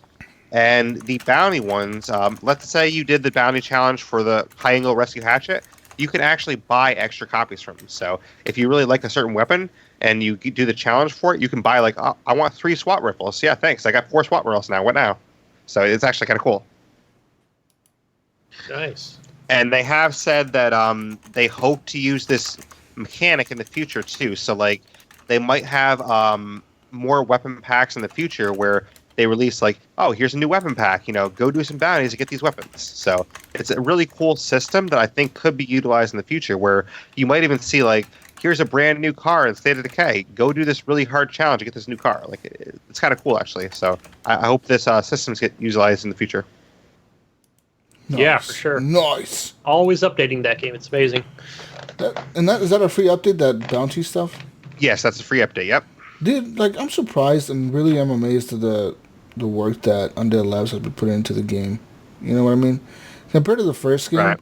The first game was supported pretty good, but I felt like they kind of dropped the ball on a few of the DLCs. This game, they've done a pretty good job with all the DLCs that I've seen them release. They've all significantly improved the game in a way. You know what I mean? Like that. Absolutely. The Heartland DLC completely has a new story mode in the old map, but it's a completely new type of story mode, way harder than the regular mode. And then there's that other DLC.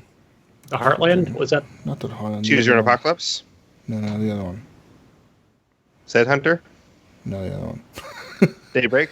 Yeah. Keep naming them. The one where you're the red Talon soldier or whatever, and you're That's Daybreak, yeah. Yeah, where you're going through the hordes of zombies. Like, that mode is really cool, man. I really enjoy that fucking mode. Just like sitting there and trying to survive the 10 waves, and it gets harder and harder progressively. That's I think it's a lot really of fun. Yeah, it's fucking really good. So yeah, and I think one of the updates that Jeffrey Card was talking about, where the Red Talon soldier, when they're back at your base and kind of things are kind of happening in the background, and the fact that they don't snivel and cry like little girls, the fact that they changed that, I was like, that is like. And they don't play it as often now, because you would expect a soldier to not snivel, and act like a child, and we're not getting along back here. You need to do something about it, So. Well, and that's the thing with State of Decay 2 and Undead Labs is like all these changes they make. Pretty much everything is community requests. So if the community wants something, they usually put it in there. Like, it might take them a little bit to make it, obviously, but everything they're putting in there is also the community wants. So they are very community oriented, and they definitely care about what the community thinks. Yeah. Definitely. Which you don't. I know you both agree. Like, you don't see that with a lot of devs nowadays. I mean, there's not a lot of devs that like really care about the community anymore. Oh, no one gives a shit about the community. No, fuck you, community. We don't need you. Fuck you and your opinions. We don't want your opinions, especially EA. They don't give a fuck about their community. But just kind of speak about like what you were saying, Jesus, about EA. Like, they always speak to other people. Like, why will they not speak to the community? Like, it just blows my mind. They don't give a fuck about you, Gunny. They I know. Fuck about money. That's why. That's it. But not Undead Labs, so props to them. Yeah. All right. Any other thing you played? Yeah, I got one more game. I saved this one for last. So, this one is, I will definitely say with a bullet, this is my game of the year so far. Wow. Yeah. Wow. So, okay. I was not expecting this, but it's a little indie game called We the Revolution, and this game is amazing. I will say, Jesus, you might not like it as much because it doesn't have a lot of action involved, but Gunny, I think this is going to be a game that you're going to love. So I would definitely write it down, Gunny, because I think it's going to be a game for you for sure. I think I've played this. Have you? I have. This is the one where I'm looking at the trailer right now. You are a judge, right? Yep. I have played this. Yeah, I actually have this on Steam. And did you enjoy it or no? And kind of not, but go ahead. Maybe you'll change my mind on it. See, well, I kind of figured that though, because I think this game isn't in your style as much, Jesus, but I think it is in Gunny's style for sure. Okay. But basically, this game is set in the French Revolution, and it's a real game that's down to the details. There's a lot of strategy in it, and there's a lot of minute detail to it. So it's pretty much no action, but you're playing through a story, and it's kind of one of those games where your choices really matter a lot because your choices can actually get you killed in the game if you don't choose correctly. And basically what you do is you're in the French Revolution. Your character is a judge, so you're a judge of a tribunal, and you have to judge over cases. So what happens is cases come before you, like, say, this guy robbed this dude, what should we do? And basically you read through the case, you're like, okay, this guy robbed him, he did it because of this. This is what happened. And then what you do is you actually question him, and you question other witnesses. And basically, there's this cool system involved where you have to actually match up the questions correctly. Because if you don't match up the questions with like the right line of questioning, you get less questions. So how many tell me how many times this has happened to you? Because I know like you get the case, right? You get the guy, he comes up to you, and the first thing you do is you get the case. You don't even talk to the witnesses or nobody. The first thing you do is the guy, your clerk or whatever, hands you the documents, right? And he tells you, here, Your Honor, right. this is the case for today. And you're looking at it, and it legit is like, it could be like 2 or 3 or 4 pages long, Gunny. So you're sitting there and you're reading this, and you're like, all right, today this dude said that this guy did this to him. Like, he stole this guy's tomatoes. This guy says that he saw him do it. And he said he saw him do it. But we also have a witness supporting that the guy didn't steal the tomatoes. The guy was over here, standing over here. He says that he did not steal the tomatoes. The other guy gave it to him. Like the main suspect says that the dude gave it to him. This other guy supports this statement, but this other guy supporting this other guy's statement. And these guys have known each other for this long, according to other witnesses. And it goes like this whole fucking list. Like, these guys have had problems before, blah, blah, blah. And you gotta like sit there and you gotta think to yourself, okay, like, what information out of all this fucking crap here is relevant? Like, okay, maybe the guy knowing this guy for this long, maybe that's relevant. Maybe this other information about, like, there was this person down the alley who's standing there. Maybe that's not relevant. Like, you gotta, like, get all this information, and then you can fuck up, and, like, because as Blaise is saying, when you're asking questions, you have, like, these little, I don't know if they're, like, move points, kind of like move points, right, Blaise? Where, like, if you ask the wrong question, it's like a strike. Like, strike one.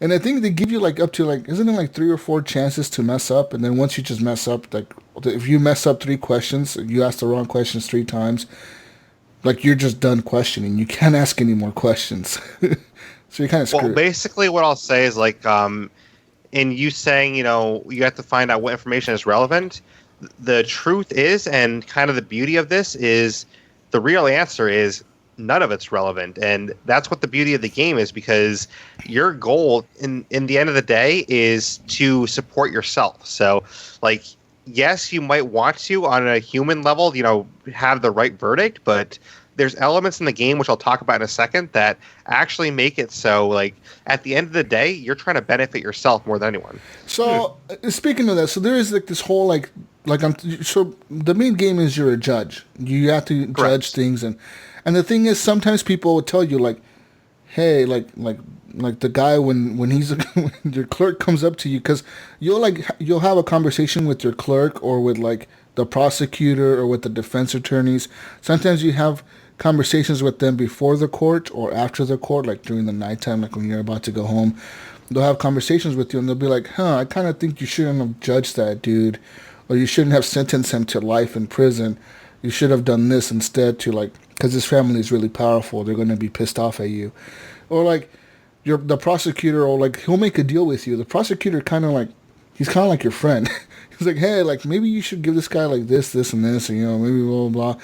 But, like, at the same time, you have, like, this other mini game with your family, and you're trying to get your family to like you or some shit, right? Like, your wife and your kid, you're trying to get them to like you, but they're fucking... I feel like my dude was an asshole to them. I was always drunk. Yeah, basically, kind of what you're getting at is there's a lot of different elements in the game, and that's why I say it's a very detail-oriented. So if you're not detail-oriented, you might not like this game as much, but I definitely am detail-oriented. So for me, this is like right my cup of tea kind of thing. But basically, there's the trial phase where you're going through the trial, you're deciding the verdict, which there's a couple more things about the trial I didn't mention yet, but basically there's, like, kind of the after trial part where you either go home or you go to a different event, like maybe you're going out for a night of gambling or something like that. So, like, you have a different event after the trial, and during that event you can actually earn more reputation to kind of, you know, improve your standing, or you can kind of increase your standing with your family or hurt it. And basically there's 4 members of your family. There's your wife, there's your older son, your younger son, and your father. And basically, like, at the point I'm at right now, I actually got it pretty good to where My wife likes me a lot. My younger son likes me a lot. My older son likes me a lot. The only one that doesn't like my father. My father kind of hates me, but I'm like, well, Screw 3 out him. of 4 is pretty good. Screw Exactly. him. Whatever. I'll send you to prison, father. Exactly. So I mean, like, I figure that's pretty good. 3 out of my 4 family members like me, and it's my father that hates me. So like, hey, my immediate family likes me. So I figure that's the best case, for me. But basically, if they like you, then you get extra bonuses in court. If they don't like you, you get kind of negative effects in court. And basically in court, there's these different factions. Right now, at the point I'm in the game, there's only 2 factions. There's the common people and the revolutionaries. I believe later in the game you get a 3rd faction. But basically there's... I'm trying to think of the best word to put it. Basically, there's like standing with these factions, how much standing you have with them. If you're in good standing with them, then that's a good thing. But if your standing with them goes too low, what actually happens is they can kill you and your game is over. So basically you have to kind of manage the standing with these factions, and that's why I say that ultimately what actually is the details of the case really doesn't matter in the grand scheme of things, because at the end of the day, this game is actually has a really big political feel to it, where you're trying to move up in the political ladder. Like, you start at the bottom, but you're trying to get up to the top of the political ladder and be like the head honcho by the end of the game. And basically, in order to do that, you have to keep great standing with these factions. So say, the revolutionaries, say they want you to cut off a guy's head. And, say the common people, they want you to, put the guy in prison. Well, then probably you don't want to acquit the guy, because that's going to piss them both off. So you kind of have to balance it and say, okay, well, the common people, they already really love me, but the revolutionaries, they don't love me. So what I want to do is I want to make them happy to get more standing with them, and I want to cut the guy's head off. So what you can actually do... You got killed? See, I was smart about it. I haven't got killed I think was it the revolutionaries? I think they're the ones that fucking killed me.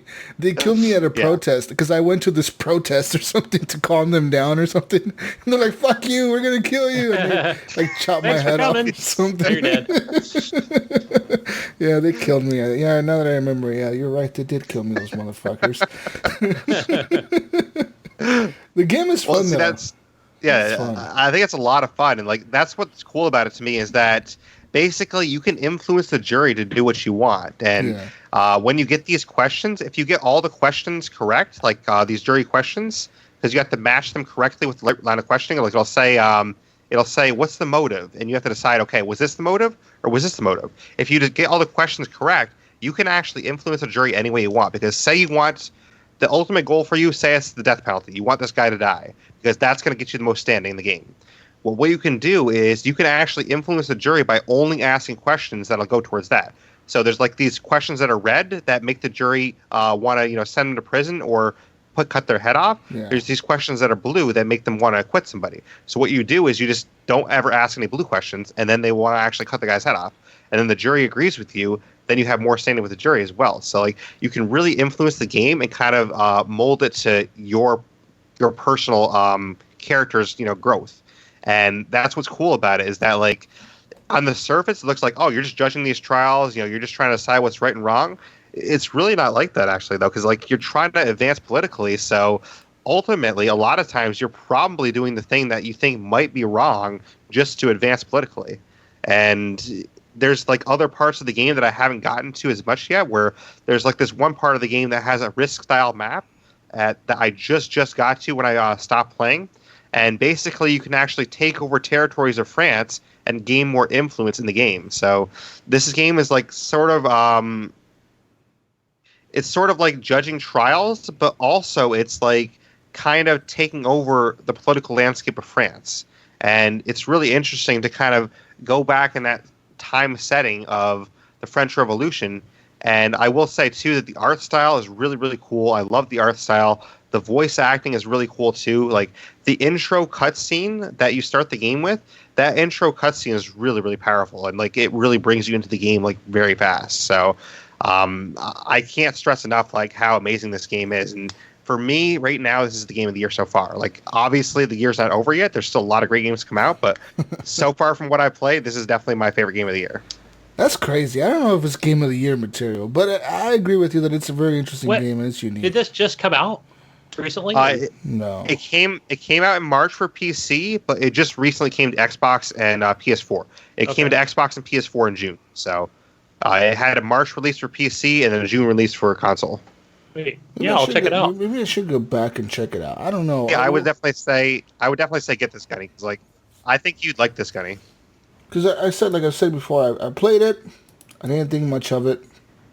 And yeah, I already like the art style. That's definitely right up my alley. All right. Honestly, Gunny, like I think this game is going to be up your alley. So, and it's only $20 too, so it's not that expensive either. And see, you already heard me talk about, if you listened last couple of weeks, about Detroit Become Human. So I'm already hungry for those good story games, And how much is it on consoles? It's $20. I technically got it free because I wrote to the publisher. The publisher sent me a code, but yeah, cool. And I definitely followed them back on Twitter, both accounts. So I'll be sending them a message. No, or I'll just make the purchase, or it's $20. $20 on Steam, Gunny, if you want to buy it on the PC. It's already in my wish list. Need to add it to the cart. Yeah, and I hear what you're saying too, Jesus. Like, I just think this game really isn't geared to your playstyle as much. Like, I think for you like more action in your games, but I think for Gunny and I, this is like more our style, honestly. Because you're literally not, you don't move. You're just watching like these paintings, like these watercolor, like these paintings, and that's pretty much what you're doing. Watching these paintings, and you're pretty much just watching the story play out. You know what I mean? It's kind of like a Telltale. Are some of those like the questions? Is it something like a Telltale thing where it's on a timer, or do you get to actually? No, some of them. I think most of the questions you can just sit there as long as you want and look at the questions and think about which one to answer. Sometimes the only thing I've seen on a timer is this. There's this thing called speeches. Like, say you're about to chop somebody's head off, you can actually give a speech to kind of gain more influence with the crowd. And these speeches are actually on a little bit of a timer if you do a speech. But that's the only thing I've noticed that has a timer so far. But honestly, like I would say it has some Telltale elements, Jesus, because you have to make choices in the game that really impact you. But I'd say it's a much more advanced version of Telltale than Telltale ever would even dream of, because like this game has so many elements, mechanics in it that really make you think. Because like you said yourself, Jesus, you died in the game, and like if you're really not thinking ahead, like you can die very easily in this game. I died super easily. I died like in the first 3 hours. Yes, I mean you could die like super easy, and you really have to like plan ahead and kind of like, okay, I have to do this in order to actually have a good standing in the future. And I think it's like it has like management elements to it, and it has strategy elements at the same time, and then it's kind of a story all the way through that. So like basically you're dealing with the management and strategy elements, but at the same time the story is playing out around you. So it's a really interesting game where like I can't think of another game that's really like this. I mean, I don't know if you guys can either, but like I can't think of another game that has like a story playing out at the same time while you're doing management and strategy options. So to me, it's like a one-of-a-kind game. Yeah, awesome, man. I'll check it out. Yeah, definitely let me know what you think, because I mean, I think you're going to love it, Gunny. So I don't think Gunny's going to play it. I think I will. I think you're not. Gunny, see, this is Gunny. Gunny says he's going to play something. He never plays it. I don't believe him. I have no faith in Gunny. Hey, I played that Apex with you today. Oh, wow. Once? And then you laughed, and then you were trying to call me on Skype. We got a show to do. Wait a minute. Gunny's over here playing Apex right when we have a show to do. That's when he decides to play Apex. Inviting me to games at 5 o'clock to play Apex. Like, hey, where'd you go? What happened? That's where he was. At 5 o'clock, I'm like, well, where are you guys? Yeah, I got Blaise over here messaging me on Discord, and fucking Gunny's over here. Let's play Apex, Jesus. What are you doing, Gunny? We got to start the show at 5. What are you doing? Let's play Apex. And then Gunny over here with this fucking microphone talking on the PC. I could hear you, Gunny. You motherfucker, you. I know. I kept trying to like reject the call, reject it. Get on Skype. Yeah. Anyways. Hey, but we made it to third. We made it to third place. What have you been playing, Gunny? Besides the old Apex, a little more of that Anno 1800 on the Uplay launcher. All right. Have you gotten any further in the campaign or the story there? Yeah, so I've gotten to now like where I've unlocked like the second part of the map. Like I had to like research explosives and things like dynamite and had to blow a hole through there to get to that. Opens up just more areas where I can mine. And so I thought, oh, okay, cool. This is like I can make more money now selling ore and other different metals and shit like that. But I don't know what the hell happened, because now it's like there's all my farmers are they want to protest, and I'm like, yeah, okay. So then I kind of went back and I'm like, how do I stop them from protesting? Because if you click on like all the people, it just shows, like they're just unhappy with work conditions and stuff like that. And so I built a couple of police stations, and then normally what would be in there the police stations is a section to actually go out and like round up the crowds and calm them down or some shit. But I can't seem to choose that option. I don't know why. It doesn't let me. And so they go around and just like tearing up the town and tearing the houses down. And so I'm over here with like half the houses are all like just in ashes, You can go back and rebuild them, but then the people don't want to come back. I don't know. There's something I've obviously missed, but I don't know what it is. And now I'm going bankrupt, and I don't know if that's part of the story. And I think one of the things I should have done, and that was I should have discovered like another island. I think I could have made like where I can grow like a lot of wheat to make more money and basically build breweries. And I think that's kind of part of where I need to go with this game, and I didn't do that early on because now I'm like in the negative, and now I can't build anything. So I think I need to go back and just do a restart on the whole campaign thing. Yeah. Which kind of sucks. So because now I'm like, shit, I'm like 6 hours in. I'm like, God dang it. Oh, I was talking to, was it Ghost Nico about that? And I think he said he started 3 times. Well, a lot of times, like, a lot of those games are like that, where you have to restart a few times to know what the fuck you're doing. For example, City Skylines, it took me 4, 5, 6, 7 restarts to get my last major city, like, going. Like, it took me that many times. The first time I fucked up the power grid. Second time I fucked up the water grid. Third time I fucked up something else. I didn't think about something ahead of time. And the traffic was messed up. And then I finally... Like, it took me a few retries, probably 5 or 6 or 7 maybe. It took me a lot of retries because I would get bored or I would know what the fuck I was doing, and I would just reset it and restart a new game. Until I finally got that one city up to like 500,000 people. It took me a lot of retries, dude. Yeah, and so if I didn't mention this the last week, but there is a fog of war in this game, and that is you do have like a mini map, and it will show where there's another piece of land that your sister has, and then there's 2 other, we'll just say they're friends, because that's what they're considered, ally friends, and they kind of have their own thing going on that you can set up trade routes for. So I was able to successfully get those going, and I was selling like a lot of wood, or logs or whatever you want to trade. And so I thought, oh, okay, I can make some money this way.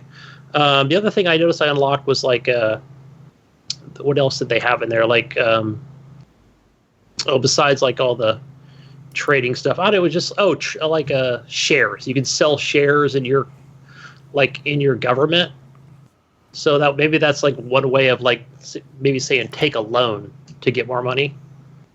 So I'd be up to like maybe $15,000, And I was like, okay, so now I can build more stuff at my base, but I don't know. I'm just at that point now where it's just the money's going down so fast. So I'm like, crap, I'll just do a restart, probably start that tomorrow and see how that goes. But other than that, it's a fun game. It's hard to put down. I love my sim management games. And that's only on PC, right? I don't know if it's on consoles or not. So I believe I looked this up before, and I saw that it wasn't on console, so I just kind of wrote it off because I can't play anything that's not on console. So yeah, I guess there is no Anno games on there. Yeah, no, they're mostly on the Uplay app. Yeah, they're all PC exclusives. Maybe they'll be coming to consoles. I mean, you'd be surprised how many emails I get from like developers mentioning to me that, hey, like, we're working on this game coming to Xbox soon. It's like, whoa, like, they're bringing that to the Xbox? They're bringing that to the PlayStation? So, a lot of these games are actually starting to come over. And I think it's because of the fact that Microsoft has added keyboard and mouse support to their console that That's true, yeah. they're bringing a lot of these games over now. They're just like, fuck it, we're bringing them over. Yeah, like Surviving Mars, for example. I mean, without keyboard and mouse, they probably wouldn't have brought that over, I don't think. Yeah. I mean, you can play the game with the controller straight up. And I think some developers are probably still technically a little worried about that because I think if you bring a game over to console, you have to make it to where controller plays it. I don't think there's a game on console that it's only keyboard and mouse. Right. And that might change here in the future, though, because aren't they bringing that, didn't they say they were going to bring that Age of Empires over to consoles? And that's like pretty much keyboard and mouse. So that's going to be... There's rumors. I mean, it's just rumors, but right now, but like, there's rumors that Xbox is actually going to buy that studio. So if they do, then obviously they would bring them over. But so I mean, that's going to be a tough. Because if you're bringing the thing to console, you have to make sure that it has that controller support. Right. Right. Because I wonder if there's any also on the Xbox beta app. That's the beta one that where we kind of play our that'll come over to console. Game Pass games, yeah. But some of those are third party. Like I said, some third party developers may not want to invest the time or the money to like make a controller layout or whatever. You know what I mean? Just sit there and try to figure that out because you have to pay people to test that shit. Yeah, but I also think it's like maybe like Anno is also like a niche game, so they probably I'm sure that probably goes right to Microsoft and Sony. All right, guys, we're getting this new game up and running. You know, what's the popularity level? You know, a lot of those games aren't popular on console, man. You'd be surprised how many console players don't play those games. Yeah, that's the thing, right? Where people they're like, don't like City Skylines on the console. Like, I'm pretty much sure that like me and you are the only people that play that shit on there. That's true. And then there's people that probably, like you said, in Europe that are just into the farming sim games, right? Where that's probably like the most downloaded thing besides like a FIFA. Yeah. Where well, see, like you mentioned Jesus Civilization. Like, I would love to bring more of those to console because the only one they ever brought to console was Civilization Revolution. That was absolutely, yeah, that's the only one. Like, I would absolutely love to play all. There are tons of those, Derek. If you go on Steam right now, like there's some that are on sale. Like, I always forget there's probably 30 of them on there. Dude, that are just like in that same genre. They always have the Civilization game on sale for like. You buy the $300 edition of the game for like $40 on Steam. Yeah, I guess they just must have not been happy with it with Revolution because Revolution's the only one they ever ported to console, and they never did it again after that. Like, but I really wish they would because I really love Revolution. I know Jesus, you would like to too. I fucking love that game. That's the only game, like I said in the past, where like 10 years later, I'm still playing that on my Xbox. Yeah, it's such a fun game. It's fucking fun as fuck, dude. And then it is. And then even 10 years later, I still haven't beat the whole game with every civilization. Because I always tend to go with the Americans or the British or like the Egyptians or the Germans. Because I like the certain perks that they get. You know what I mean? The Germans get some really cool fucking perks for their military. The Egyptians get like really cool perks in the beginning. They get lots of gold interest and a lot of that. The British, they get lots of like naval power, you know, fucking perks. So I think it's the Hungarians that the one in there. I think that one has like such a cool perk that if you take over barbarian villages, it automatically makes a city. But those could be tricky sometimes though, because sometimes I've done that where like I taken over a city. Next thing you know, you have like the British building cities around me, and like my little that one little city stuck like in the middle of like this other country. Yeah. I'm like, well, that city's probably gonna get taken over by like cultural fucking, you know, like the culture of the other fucking country is gonna take over that. But that can be tough. But I definitely agree with you on the Germans. Though it's really cool with them because new units automatically become veterans. So that's awesome. And then they get like those badass tanks in the end of the game. Yeah, the game is amazing, dude. Like, and it's even Xbox One X enhanced, and it looks a little bit better now, and it runs great. It's a fucking good game. I gotta try streaming that at some point. It'd be kind of a fun stream, probably. I would, man. It would just be fun to watch you do that, and I would totally fucking watch that because I fucking love that game. It's a good game. Good game. It was on. This is what I'm saying. Like, I mean, why not bring more civilizations over? Like, please. I will pay you money. I think the game didn't sell very well. I think that's what it was. Yeah, I think popularity. at the Yeah. end of the day, the game. I mean, there's people that bought the game and it became like a niche game where like only some of us that bought it and really liked those types of games really, really liked it, but not a lot of people bought it. You know what I mean?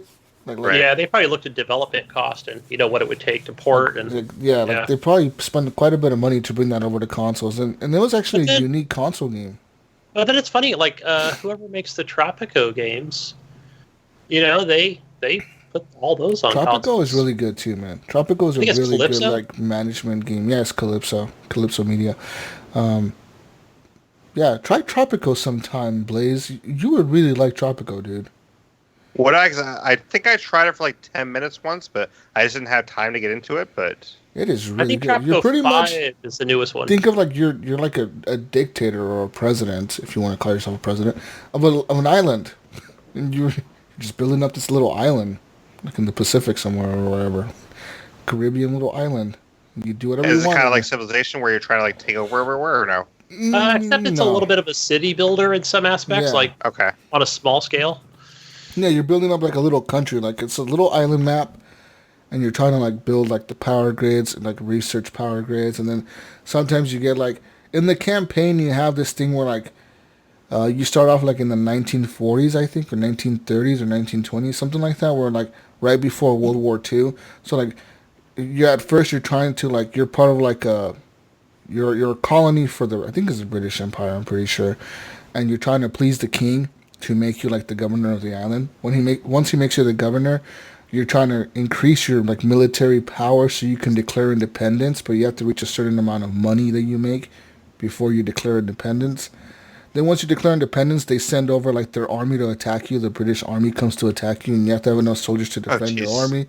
And then once you do all that, you get into like the 1930s, 1940s, 1950s, and during that time they have like you can open up embassies. So you open up like an embassy, and you can invite people from other like foreign powers. Like I think one of the foreign powers is America and the Allies, and the other one is the Axis. So like the Germans, Italy, and Japan.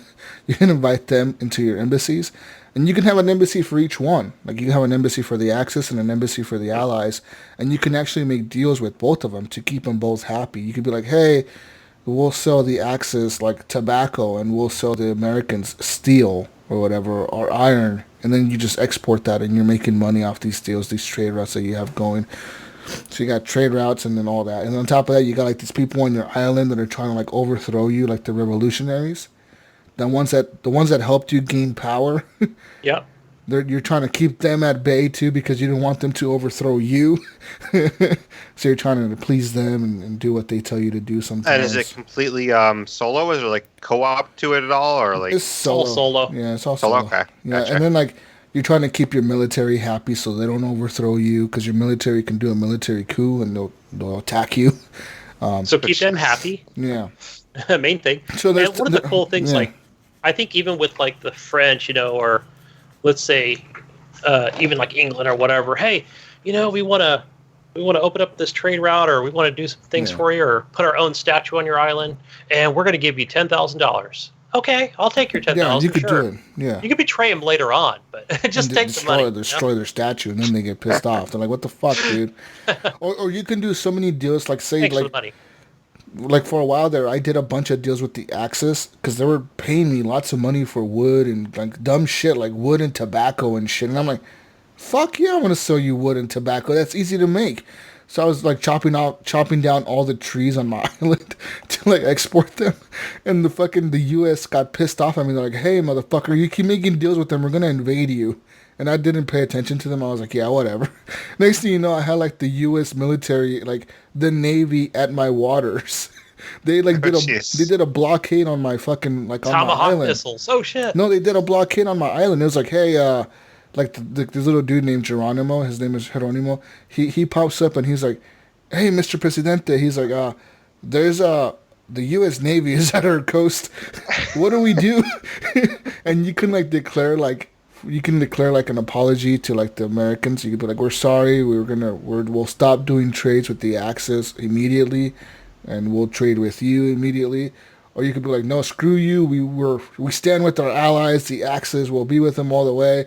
And if you don't, like, depending on what you answer, like, they'll just invade your island. So you better have a good military set up to have them invade you and because they'll try to kill you. And do you actually, like, fight yourself at all, or you just kind of, like, watch what happens? Your little character walks around the map, and there's, like, a little icon above your character. Because, like, everyone in the game you can have arrested or killed, so you can click on any character on the map.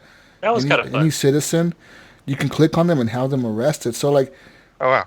When you're being invaded, if your character comes across crossfire or something, you usually try to avoid it. But he'll usually run to his palace and hide. But if they get to your palace and break into your palace, like say your royal guards don't stand up, they can't fight good enough, and they all get killed, your bodyguards get killed, then they can kill you. And then once they kill you, they let you keep the island. You can keep playing the game. If you're playing like sandbox mode, you can keep playing the game. But your character is now dead, but now your child is the new president. Like whoever your kid was. Okay. Like, oh, now you got the new president. This kid is the new president. And like you can keep playing if you're on sandbox mode. But if you're in campaign, I think the game ends. You have to restart that yeah, level. so it's pretty cool too, It's Derreck, really cool. where you could upgrade the palace, and that will bring in more troops and more security. Yeah, you can put like towers. That's a good strategy. I usually put like towers and checkpoints and bunkers and military bunkers around my palace because that's where all the troops come out of. But then it sucks because sometimes, like I said before, you piss off your military enough, or you're not giving them enough support. You're not giving them money or funds or whatever, and they'll declare like a coup. Like all of a sudden, they'll say like, "Hey, there's a general in your army that's trying to kill you," and like it'll show like all your military forces deploying, and it'll show some of them in red and some of them in green, and the ones that are in green are on your side, and the ones that are red are the guy trying to kill you on his side. So sometimes like you'll have like 2 units defending you and like 10 attacking you, and you're like, oh, we're so fucked. Why did I give these guys drones? What am I doing? Yeah. Why did I give them tanks? They're attacking me with my own tanks. So yeah, it sucks. And then they also get pissed off at you if you don't hold enough elections. Say you have you have an election, but you rig it to win. You have 400% more votes than the other guy. People know, like, people start figuring out pretty soon, like, this guy is full of shit. He's like a dictator. He's just not letting the other person win. And, like, yeah, that can have, like, really bad repercussions. Or you can have your opponent killed. That's what I would do. If, like, the other guy was beating me at the polls, right, I would have him killed by the secret police or arrested.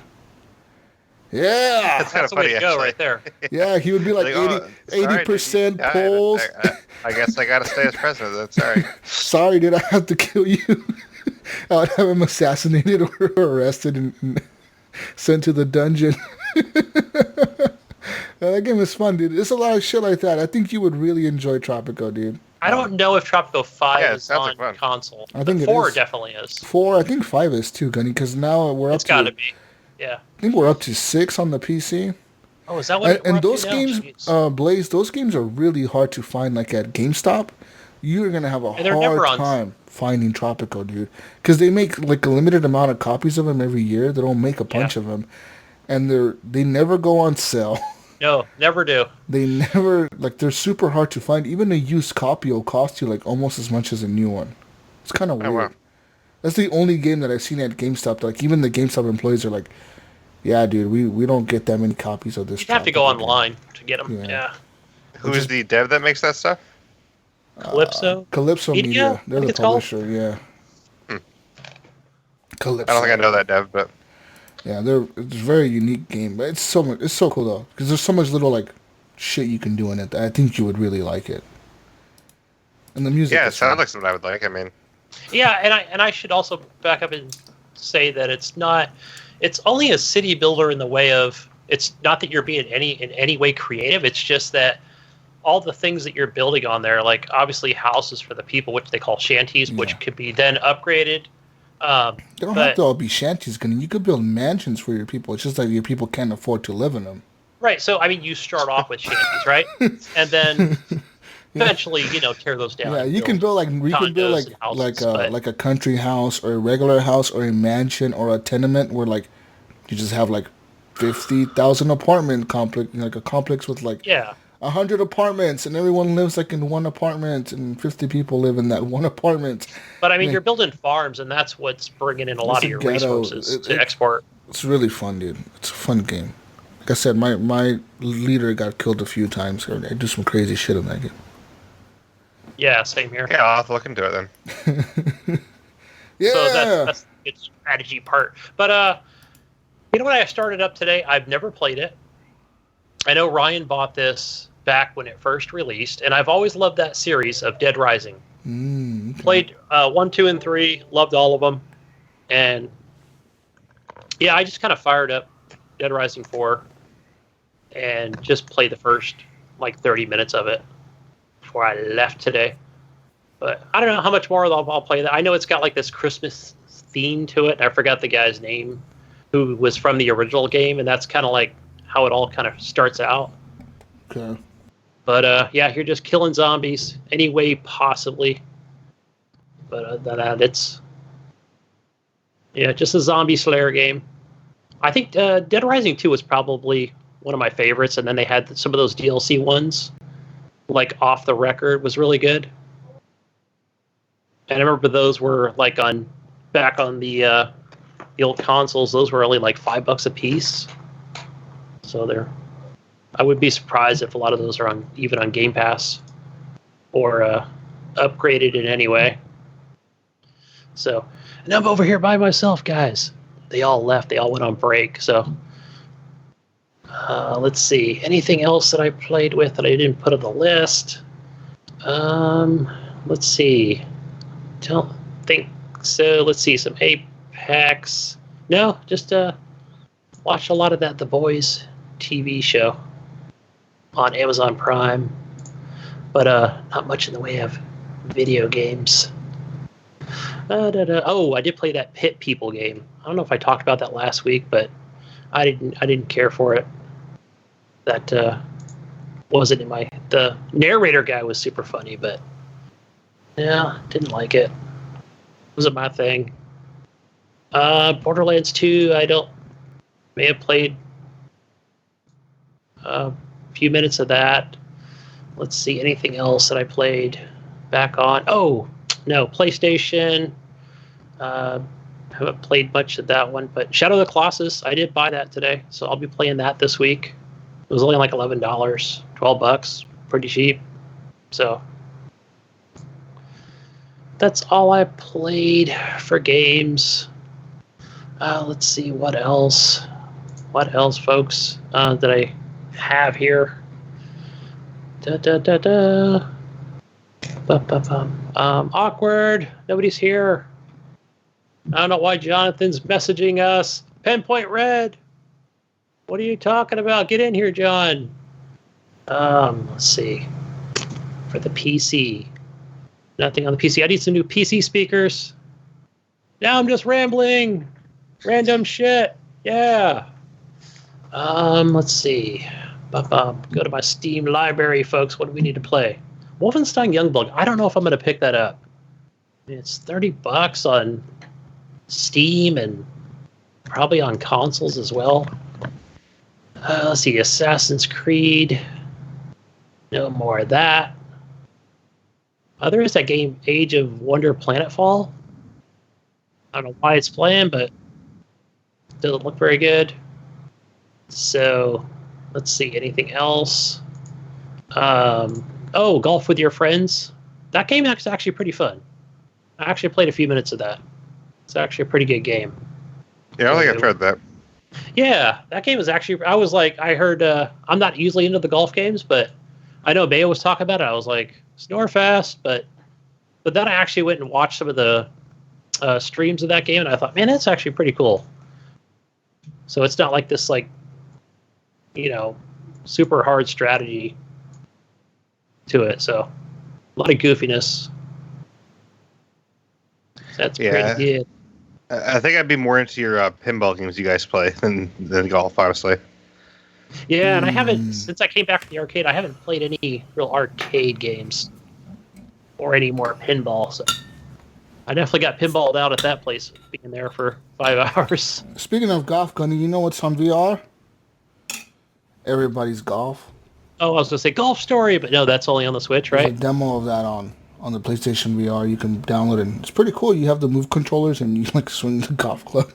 It's pretty fucking cool. It reminds me of like Wii bowling or so Wii golf.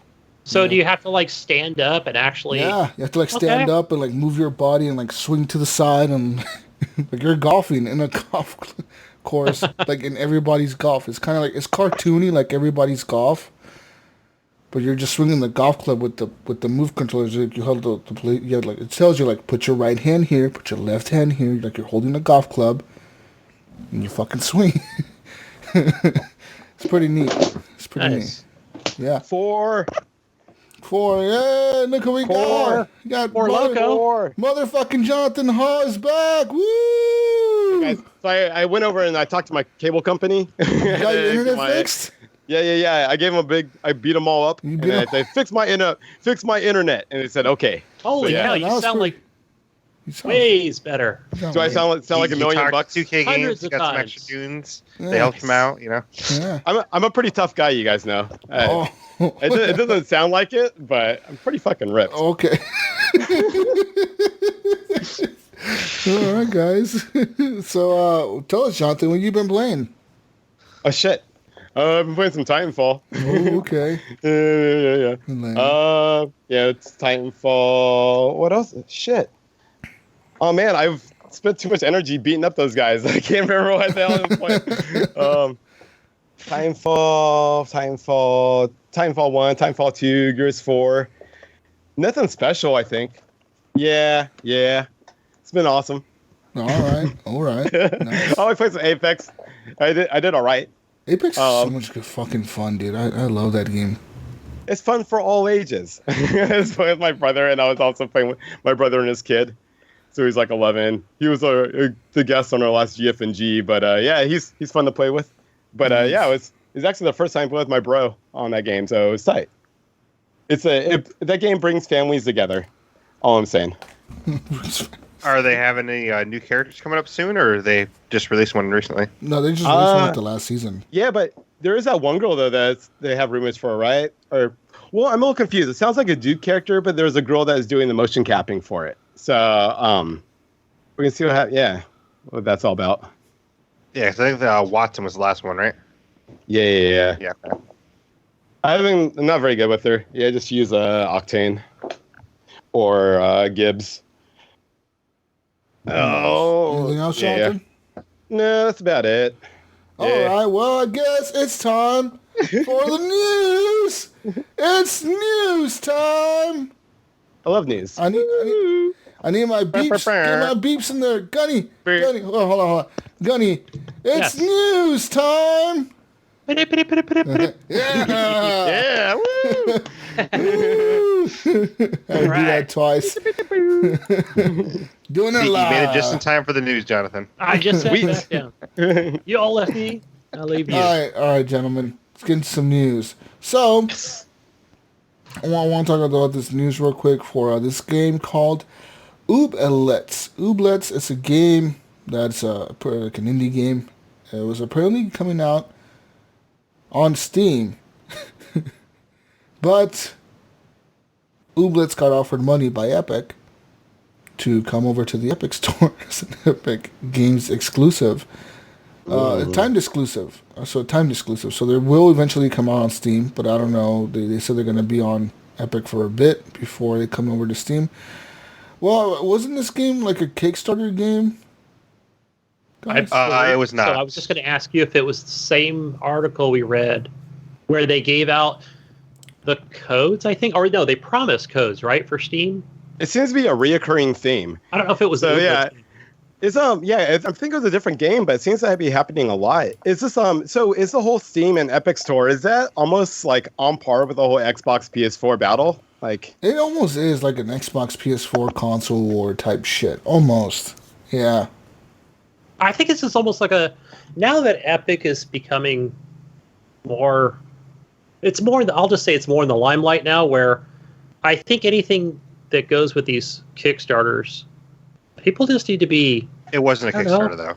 I will say that. I mean, they need to be more educated as far as, like, just know that any developer coming in and making any promises that maybe they need to put that into their thing and say, hey, look, if we change platforms or, launchers, then anything can change at any time. Right. You're right there, Blaise. These guys weren't Kickstarter. They were just promising an indie game, and they were talking to people about developing it, and people were supportive of their development process.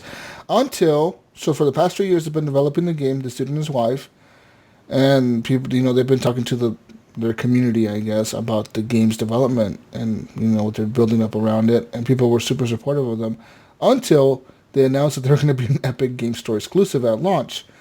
They're not a Kickstarter, so they're not asking people for money. They didn't promise anyone keys, but they were promising to release on the Steam store at first until they got the money to be exclusive. This guy wrote an article or a blog type thing on this website called Medium, and he's talking about how he did not expect a percentage of the people that came out against them when they announced that they were going to go to Epic as exclusive at launch.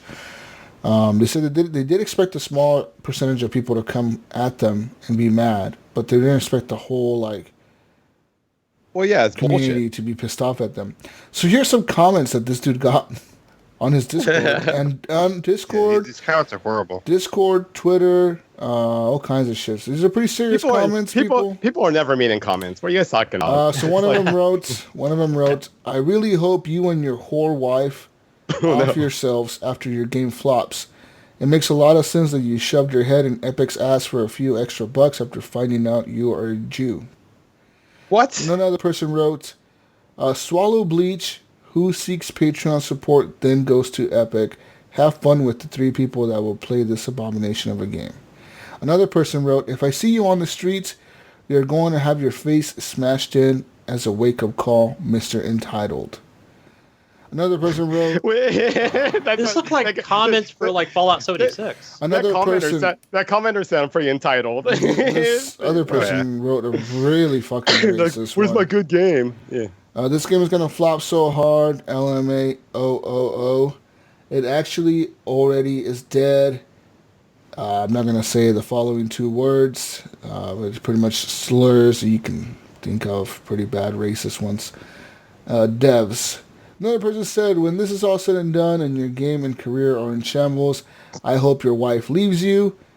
Based on her post, though, you guys are the perfect pair of shitheads.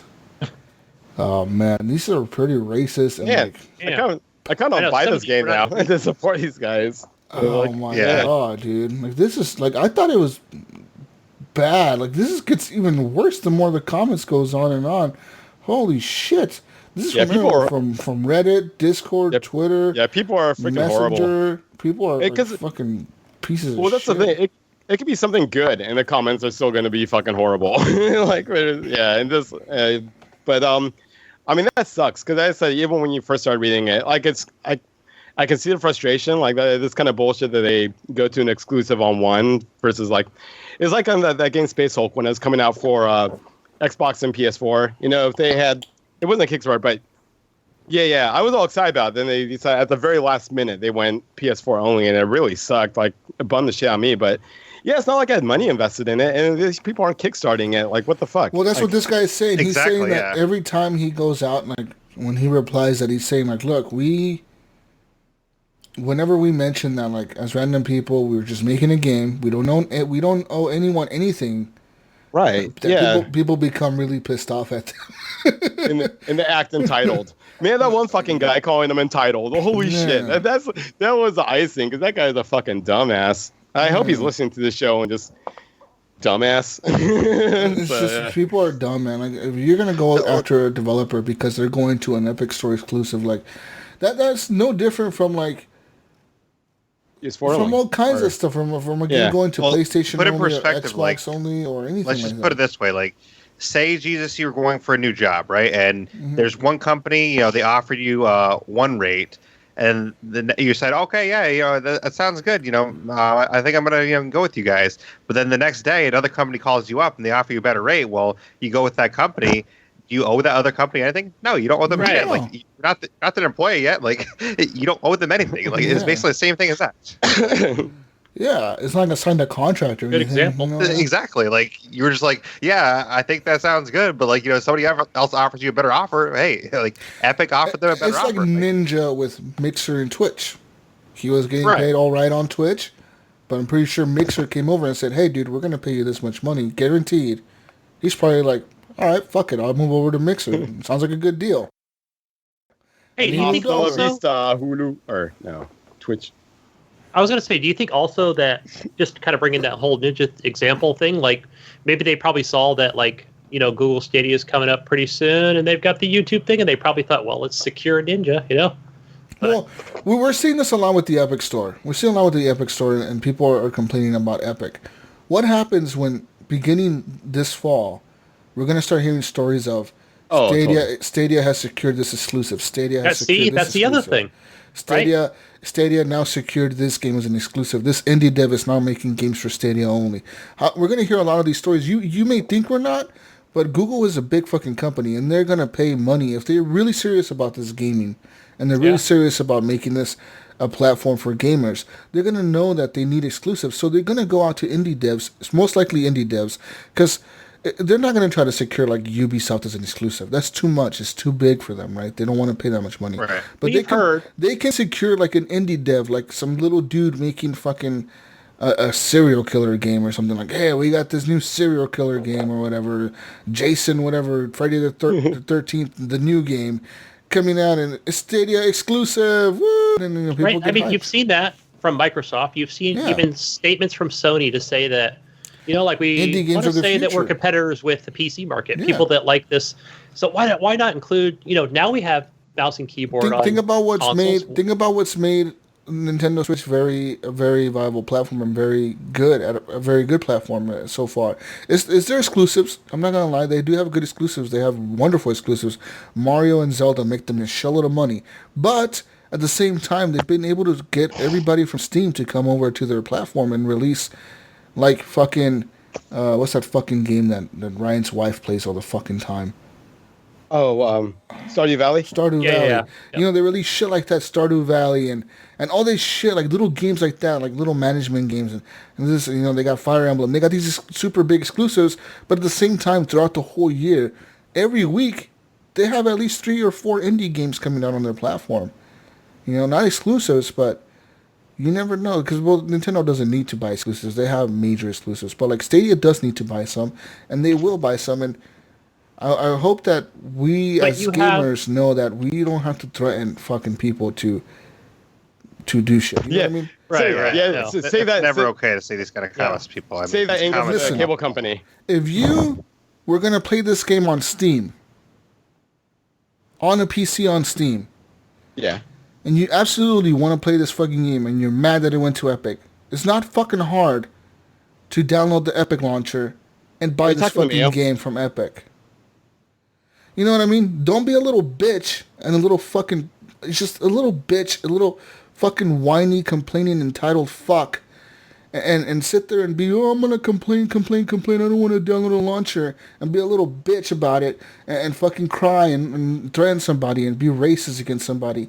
Because you're fucking entitled as fuck that you want people to push shit on your fucking the launcher that you have on your PC. Fuck you. How about you go and download a launcher? And here's another Most people are lucky that Steam is even a fucking thing. Because if Steam wasn't around, we would all have to download launchers for every fucking publisher. Because every fucking publisher would have a launcher. People are lucky that Steam even is around, dude. If Steam wasn't around, think about how it would be. Everyone would have a fucking launcher. You would have a launcher for every single fucking publisher out there. EA would have one. Well, they do already. Yep. But, like, you would only be able to buy EA games on the EA launcher. You're only able to buy Ubisoft games on the Ubisoft launcher. You want to play Call of Duty? You must play the Call of Duty launcher. You can't buy that shit on Steam. Like, everyone would have it. And people are lucky Steam even exists, dude. And I think another good approach, too, might be the fact, and I think this would be perfectly fine. If you came in and you looked at that and you said, you know what? I don't have any consoles. I'm only PC, and I love my Steam. And you know what? Maybe just put on there, hey, look, when your stuff comes to Steam, because I think this is a bad practice of what you just did, and I'm not going to support you in the future. Right? You're speaking with your wallet, right? You're just don't be racist about it. If you don't like it, Yeah. Yeah. I mean, that's what I kind of did with that Deathwing. Like, I didn't buy Space Hulk Deathwing on a PS4 until it went on sale down the road. But yeah, I held my guns. I'm like, I'm not gonna support this because that's a bullshit move you guys did. But I definitely didn't write in and call over and threaten them and shit. Just don't be threatening people and be racist like this, man. That makes us as gamers look like fucking assholes. And the truth is that 99% of gamers probably aren't like that. But you know what? It's that 1% vocal fucking pieces of shits that make everyone else look like shit. Kind of like gun owners. Not everyone goes and does a mass shooting, but the 1% of fucking crazy motherfuckers that do make all gun owners look bad. Exactly Absolutely. Like that. You know what I mean? That's exactly the same fucking argument. And just I like drug users, just like... Well, I think unfortunately these people that are making these comments, they're going to be hypocrites with the whole Google Stadia thing, because Stadia is probably going to get exclusives too. Mm-hmm. Do you think these people are going to trash Stadia? Probably not. Probably not. Like they're probably just going to trash Epic. I think it's just an Epic thing. Like they have so much hatred towards Epic that they're making all these racist and negative remarks that are just horrible remarks. Like. Because it's not like it's a PlayStation or an Xbox. Like PlayStation and Xbox exclusives are even worse. Do the same thing. They're not going to say that to Stadia. Yeah, like people don't get this mad at Xbox and PlayStation exclusives. Like no one is messaging Naughty Dog and saying, "Hey, fuck you, go kill yourselves for not releasing The Last of Us 2 on the Xbox." It's like no, and that's even worse of an exclusive deal because you legitimately cannot even download the fucking game anyway. Right. Unless you buy a PlayStation. At least on the PC, literally, dude, it takes me 1 second to go to epic.com, download a fucking launcher, and you download the launcher, and that's all you need is a fucking download. That's all you need to play this shit. That would be like if it was a PS4 exclusive and being able to go to my Xbox and flipping a switch and having to play my PS4 games. Like, fuck you guys, making me do this shit. Making me turn on my other console. How dare you? That'd be like having to download the PS4 app on your Xbox. I'm like, I have to download this app on my Xbox? What? Bullshit. Fuck you guys. Exactly. That's exactly it right there. Like, you had to download the PS4 app to play The Last of Us 2 on your Xbox. God. Fucking Nazis. Fucking guys are the worst. How dare you? People are ridiculous. You guys should be in the next Wolfenstein because I want to get you. I don't get what the logic is. Like, these PC gamers get fucking riled up, and it's like, dude, like, you have that much hatred over clicking another icon? Like, it's not that hard to click another icon, dude, I don't get it. Like, I always give Mayo shit because I think Mayo's coming around on it because he's understanding the logic that we're coming at him with. Because me and Gunny, we've been console gamers, so we know what exclusives mean. Exclusives on consoles is exclusive, motherfucker. Like, you cannot play Mario Odyssey on your Xbox. You just can't. You have to go buy a fucking Switch. You cannot play Halo on your PlayStation. It just doesn't work. And the other thing too is like a lot of these exclusives are ending up being timed exclusives. So like if it really bothers you that much, just wait a fucking year. Yeah. Wait. If it really bothers you that much, wait. Either support it or don't support it. And when it does come, it's probably going to be in a lot better shape and cheaper than at the fucking... And you'll get like the Ultimate Edition for like $10 or something. You know what I mean? Right, exactly. Yeah, like all the DLC with it. And like all that stuff. The fuck? People get so complaining and bitchy about shit. Dude, it's just crazy to me how they get... I don't want to download another launcher on my PC. It's an icon I can't click. I don't want that icon on my PC, Gunny. Hey guys. Oh wait, I thought Alan Wake was free on the Epic Store. What the hell? It was. They changed it, Gunny. $15. I missed it. Oh, Gunny's pissed. Oh my god. You missed it. You should have gone. Gunny's writing the letter. No, time to send them tweets and get on their Discord. Get on their Discord. I just sent them a message. Angry comments out there, Gunny. And like you didn't even read some of the worst these. Just like there's some worse ones that you didn't even read. So, like, I know. There's a reason I didn't read them because they're getting fucking worse and worse. Oh my god. They get worse and worse, man. That list is crazy. Like holy shit. I was like, it's crazy. Yeah. Like, have you guys ever gone into one of those comment like on South Park how Randy or whatever would just get drunk and go in the comment section and start just like arguing with everybody? Have you guys ever done that before? No, I've never done that before. That's stupid. I've done that a few times. It was pretty therapeutic. I would do it like once a week or so, just like raw. Just get in there and fucking argue with people. No, I don't do that shit, man. I don't do it anymore. It's just I don't know, man. I hope that the people at Ooblets understand that the whole gaming community isn't like that. You know, this is exactly the same thing that happened to that Fez dude. That's why he doesn't make games anymore. What's his name again? Something Fish.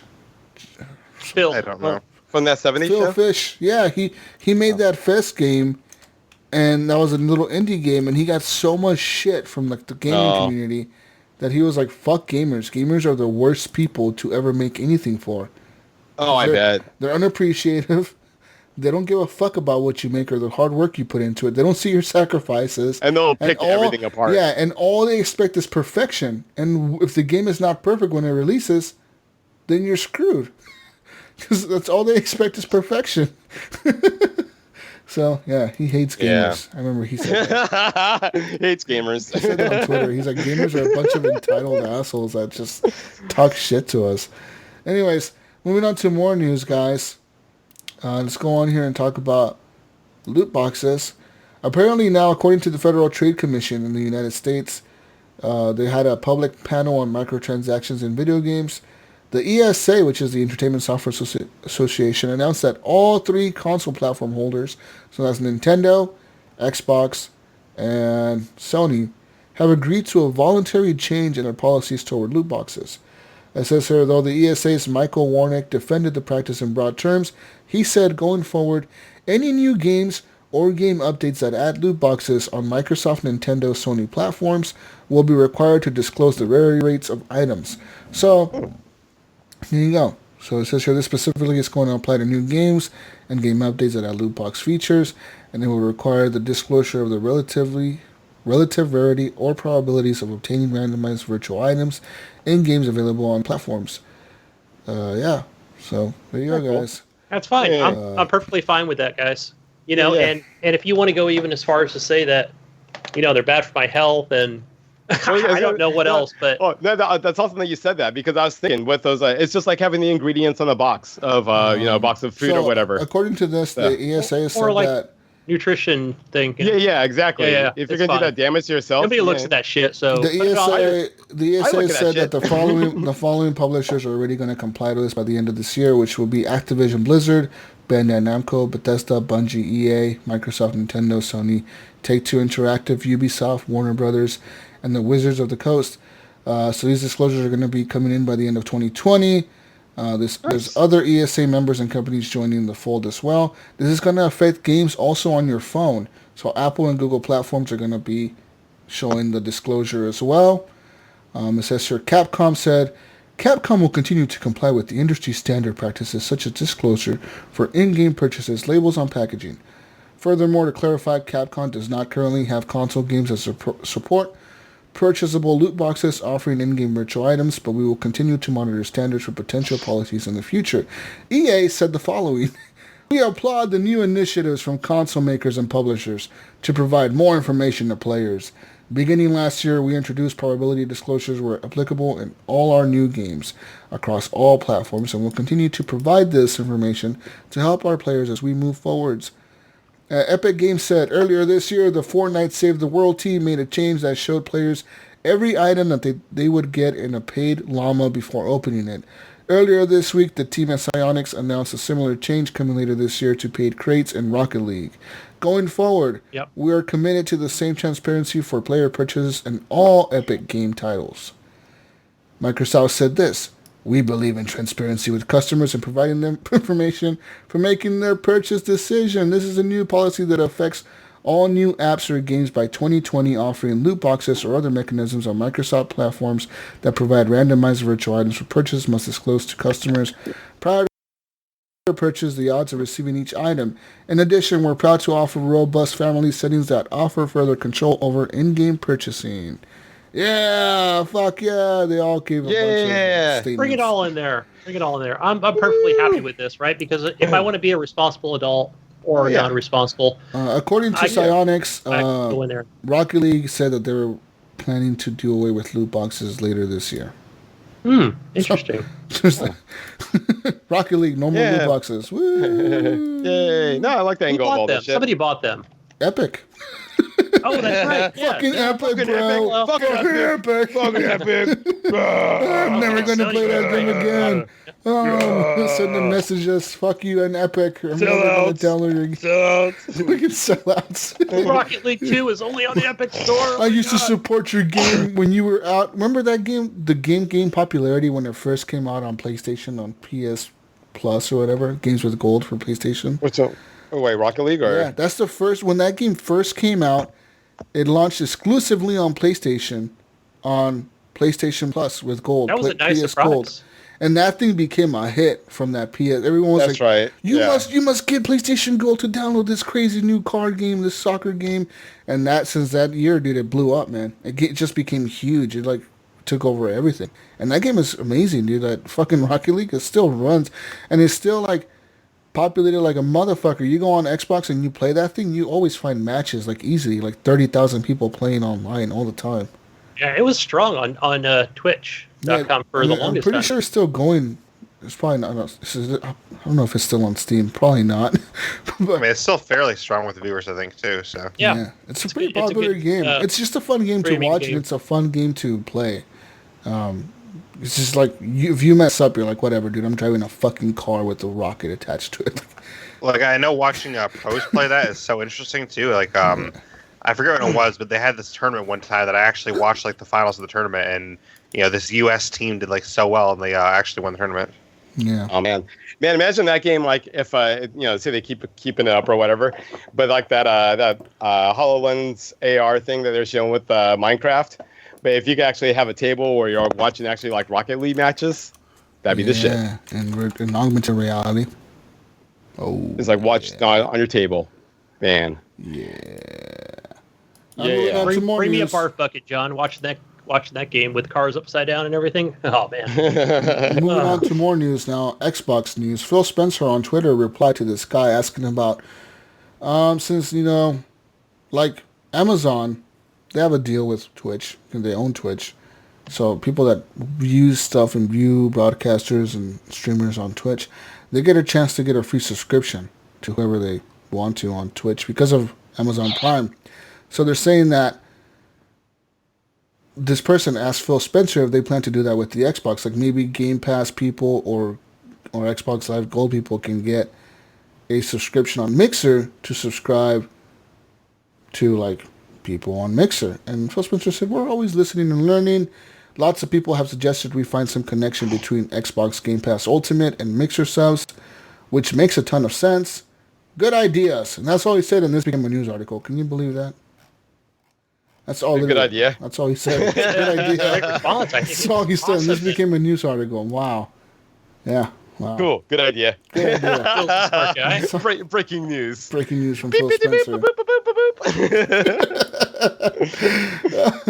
I mean, I think that eventually they will come up with like, hey, if you're part of Game Pass Ultimate, you get a free sub on something. It'd be cool if they did that, yeah. Because later this month, Blaise, the subs are coming to everyone. Woo! Yeah, Can't wait. Make all the subs and all the embers. Woo! It's going to be dope. Yeah. It's going to be awesome. Yeah, fuck yeah. So yeah, I'm wondering like if they're gonna do that, and even if they do something where like if you're part of Xbox Game Pass Ultimate, maybe you get like loot for those games or something. Like, hey, you get loot for like Gears of War, Gears of War 5. If you like watch people stream Gears of War, you get like special skins or something. You know what I mean? That'd be kind of. Well, they did that with Forza, right? So they did, yeah, they did that with Forza, and they did. I'm sure Halo will have its own with if you watch Ninja or any other stream that watch has any stream that has Gears on it, and you get like, hey, you get this or whatever, or Halo, you get like a special gun skin. That'd be cool. That would be cool. Nah, I can't wait till subs come on Mixer. That's gonna be awesome. I'm hyped for it too, dude. Later this month, they already announced it. Pretty soon. Is it officially announced till later this month? Officially? Yeah, because I'm part of that. The Ember's the last test or whatever, and they said on there, like, hey, yeah, we're gonna launch like they're calling it a beta kind of. They're saying that they're gonna launch it like into beta form, like this fall. It's gonna launch completely this fall, but they're gonna do like the beginning of it this month. like the beta this month.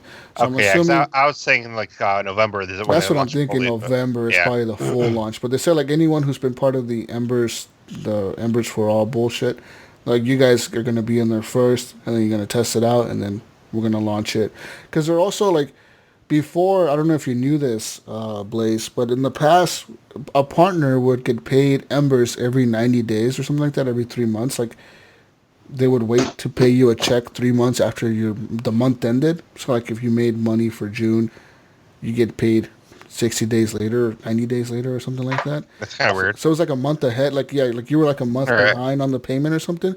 But now they're saying that since they're going to be paying directly out to PayPal or your bank account, depends whichever one you link, they're going to be paying out your Embers and your subscriptions directly to that. So they said that they're going to switch it to where every person that's making money on Mixer, whichever way you're making it, subscriptions or Embers, you're going to be able to get paid out at the end of the 30 days. So like at the end of the month, they're going to send you the payment right away, which makes a whole lot more fucking sense than waiting like an extra 60 fucking days to get a fucking payment. You know what I mean?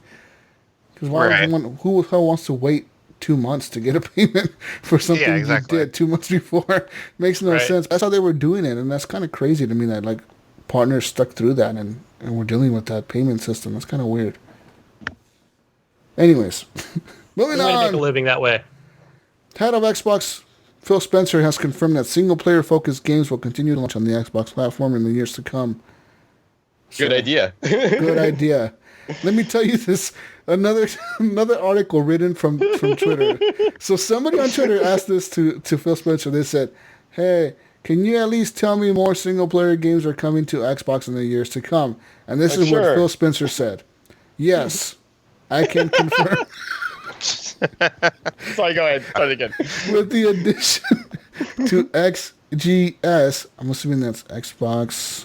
What's XG? What the fuck is that? Ooh, XGS. Oh, they're gonna make a system for your butt. With the additions to all Xbox game studios, we have a lot of teams that have built strong SP-focused games, and we want that to continue. And this became a news article. God damn fucking news articles.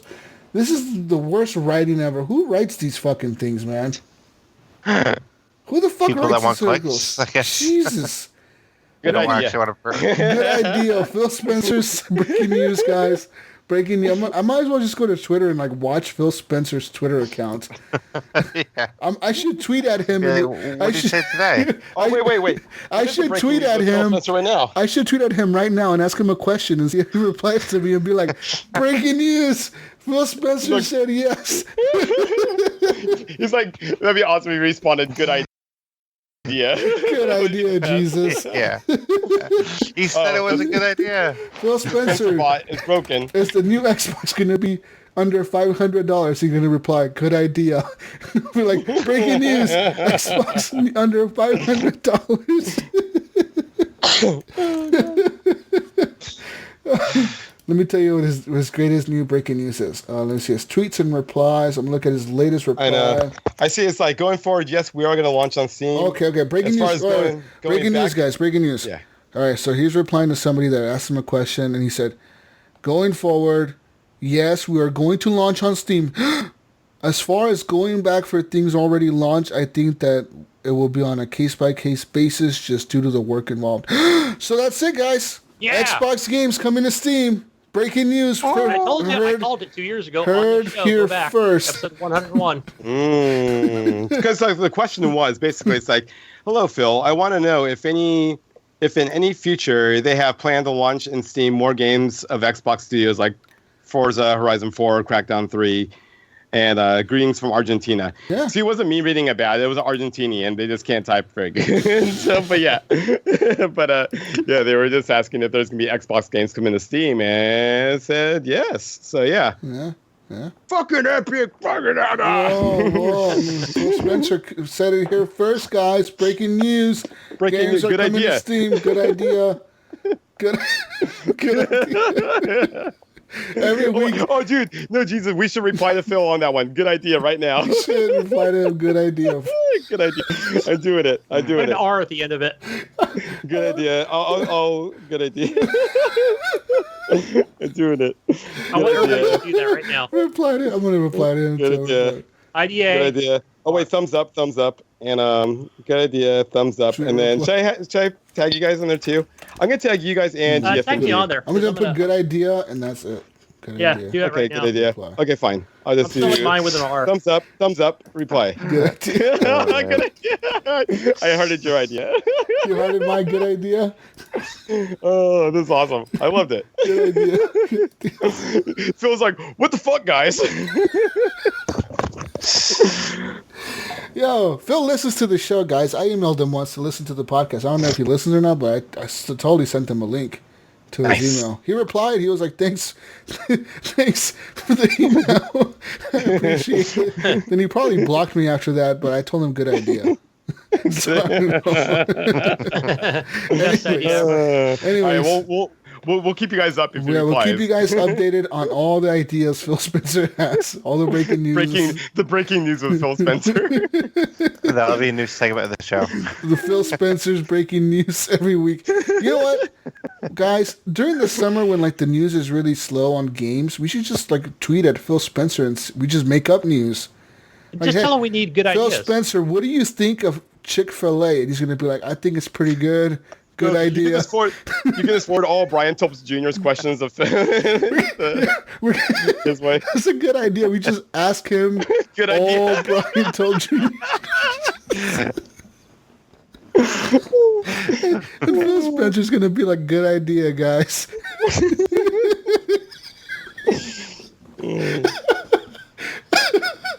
Good idea. Everyone should go tweet at Phil. Good idea when you listen to this podcast. Just go reply to this. Good idea. Everything. Go to the comments. I heard he's a good guy. Go to the comments that we were left and just reply good idea. I want to see how many listeners are actually going to go tweet at him. Good idea. Just that's all you have. The good idea. Nothing else. Just good idea. I'm doing that right now. You can do it. It's easy. It's easy. Just you see our comments on there. Good idea. No, you should have him do HGP as a good idea or something. Yeah. HGP, good idea. Just do that. It's gonna be like, what the fuck is HGP? You'll be like, what? What is this? What's going on? Anyways, guys, let's move on here to some more serious news besides the good ideas. Serious. Guys, there's no evidence that violent video games are causing mass shootings, despite politicians' claims. So last week, I don't know if you guys been paying attention to the news or not, but of course, video games have been part of the news last week because of, unfortunately, some tragedies that happened over the course of the last 2 weeks or so. And politicians, like our president and others, have decided to go after video games and blame them for causing violence in our country. I want to tell everyone out there, like, man, video games, I don't think they cause violence, and I don't even think a little kid playing a video game will cause a little kid to be violent. No. On the opposite, I actually think that video games let you release your aggression in a way that's actually safer than releasing your aggression on like the like. I mean, I would rather shoot a fucking thing in a game than shoot like a gun in real life. You know what I mean? Like, I wouldn't in a fit of anger, anything. Man, or like punch up. Like, why would you punch a wall? Like, punch a wall in a game, or play a boxing game, play a fighting game. I don't know. It just to me seems like a better form of release of aggression, in my opinion. Yeah, exactly like you're saying, Jesus. I mean, studies have actually shown us the opposite. Like, people playing video games, they actually have an outlet for their aggression, so they don't need to do that kind of stuff. Yeah. I mean, it's the same. It's the same kind of thing where they're arguing like porn, causes people to do like sexual assaults and stuff. And you're like, no, dude, it's just like a release. If it just lets you vent in another way. But yeah, it definitely doesn't. It's just dumb, and I'm just surprised. Because politicians, this isn't new. Politicians have always tried to like blame video games instead of like. It's not video games. It's the music, right? The music. instead of tackling the situation. But I'm just surprised at some of the hearing that the ESPN was delaying the Apex Legends tournaments. Like that's bullshit. Like it was dumb enough that Walmart taking down all their signs for video games. So and Walmart has decided to take down demos for all signs it's actually happened. of violent video games. Shit's actually resulting from it. It's like fucking A. Like, well, not only that too. This week, State of Decay usually does Tuesday streams. They actually canceled their streams because of all this stuff. Yeah, they canceled their streams. You gotta be kidding me, dude. Like, there's a point in where this is getting too fucking far. Walmart got a petition signed by over 40-something thousand employees that work for them. They're fucking employees that said, hey, we should stop selling guns in our fucking store.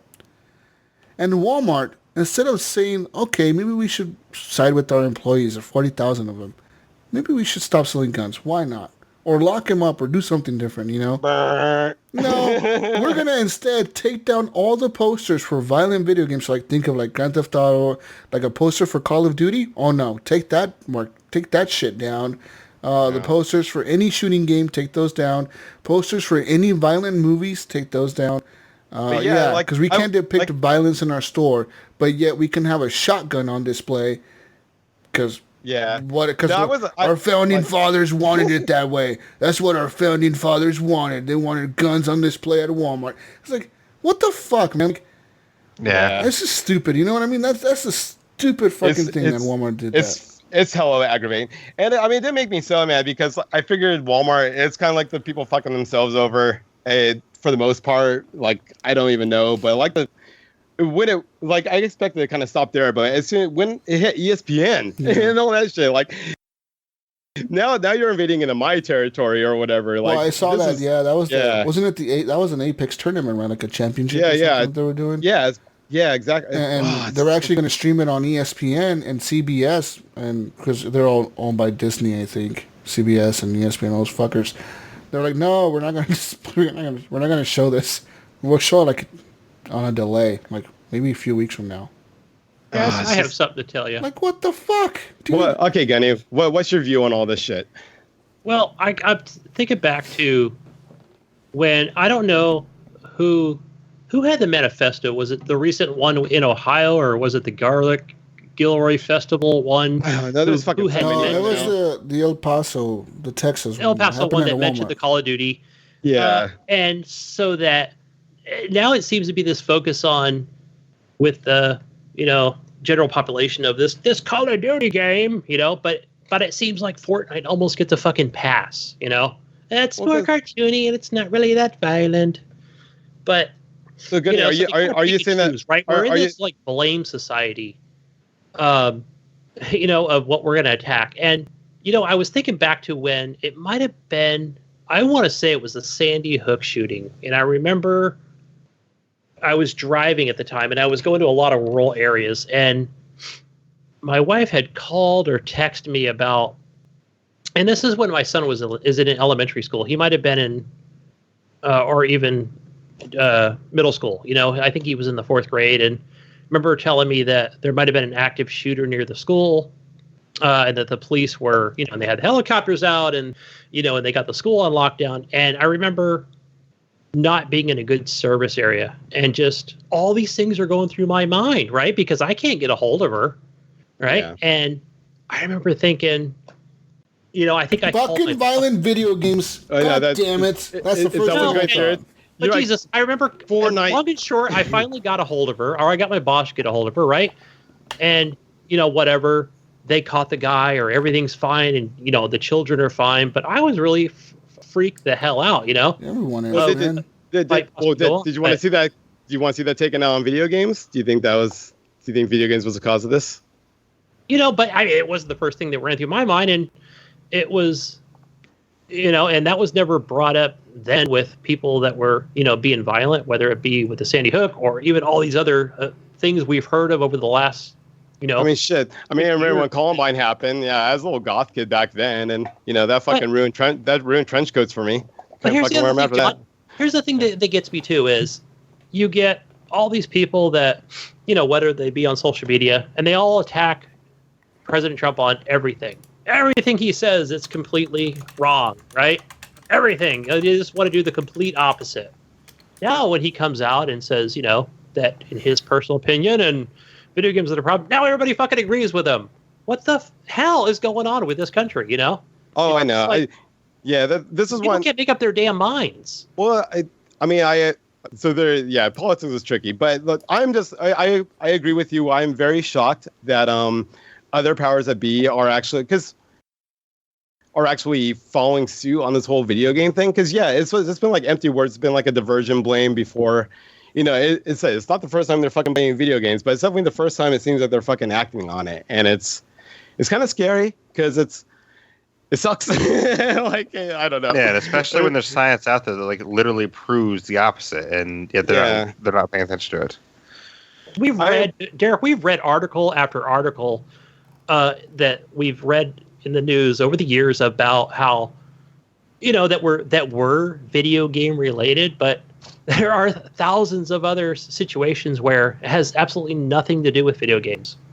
Right? They just happen to be playing a video game at the time, or somebody was shot over a video game, or they were about to play a video game. But there are just thousands of other cases of like one of the you mean gun millions violence of permit cases. shooting. I nothing to do mean, with it. that guy had something to do with video games, but that involve cars and and natural disasters, and I don't know. It's just it's just nuts that people always like. Now it's just video games are the focus. And Well, I guess if anything, that kind of like makes me a little. I mean, so Australia has some pretty strict rules on their video games, right? I think I'm like they have a lot more I don't censorship think they're on their very video games. strict, but they are. I mean, there's a few games you can't play. Yeah, so I feel if anything, we'll just get to that. But it's just bullshit that we're even going. That it's a fucking discussion. It's just shit. But let me tell you. Let me give you guys this headline here from the Washington Post. Video games don't cause mass shootings, but gamer culture encourages hate. I hate that. Jesus on how it brings out the mental illness in people. Listen, Gunny, you are a white male, all right? You are a white male, and you people, Gunny, run around with your guns encouraging hate. Damn it. So this article is pretty much saying that white male gamers have been catered to. I mean, just hate. they probably are the most vocal on Ryan Reddit. brings out a point, right? They have all kinds of video games in Canada, right? Everybody has. I mean, it's a pretty big culture up there, but they don't have this problem with guns. I mean, it's Other countries don't have that problem with mass The shootings. United I States is honestly fucking think that stupid. it's a culmination of different things, man. At the end of the day, Exactly. I think that media coverage of this shit, when bad. somebody gets media coverage of 24 hours a day, you're showing the person's face on camera and saying their name, and people kind of like. I think that puts it in your head. That think to yourself like, man, I can get lots of people attention if I do something. Well, like shit. this. I mean, and there's other. Oh, man, all the 8chan shit that encourages it is really bad. Just you know what I mean. There's a lot of times that people feel like they have no other way out. There's other times where people just like I posted in a comment or a post this week on my personal Facebook, and I shared an article that was about this video game causes violence, and I said video games don't cause violence. What the fuck? Hold on, let me see what the fuck I said exactly. Let me go to my Facebook machine. I have it on here somewhere. Yeah, I kind of read through that and yours and Ryan's. Yeah. But and who you got? Vengeful Jedi. He lives up in Chicago. I never see him he posts every day about the shootings that happen there and the people that die. Kids. Yeah. So I pretty much said this. Like, if you sit there and think video games are the sole cause of violence and the reason people snap and go shoot up a public space, you are the problem.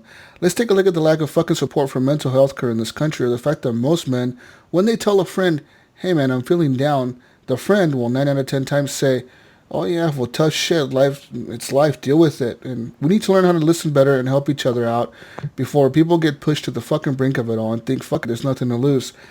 We must be the change. Tell your friends you love them. Show them there's someone listening when they think no one is. And offer to play video games with them.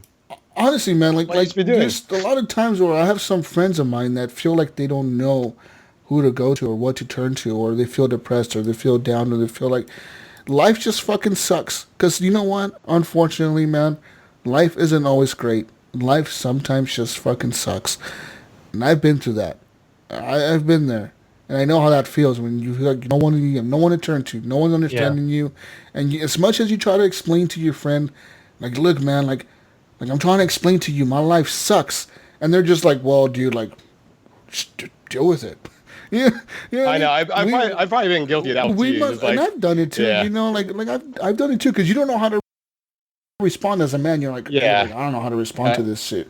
But like, we must understand that as people, that we probably should be a little bit more open to like listening to people and understanding their situation and empathize with them. You know, sympathize, whatever. You know, if you've been there or if you've not been there, just understand them. You know, because some people just maybe that's all they fucking need is someone to listen for a second. And that doesn't just save people from like. That doesn't just save people from causing violence against others, but it could help them from hurting themselves. I just can't wait till we have like little therapy robots. I think that'll help a lot. Like a little robot buddy that'll just sit on your shoulder and be like John, you're the greatest, the best. That'd be kind of cool, actually. Anyway, yeah, how about totally. just therapy, you know?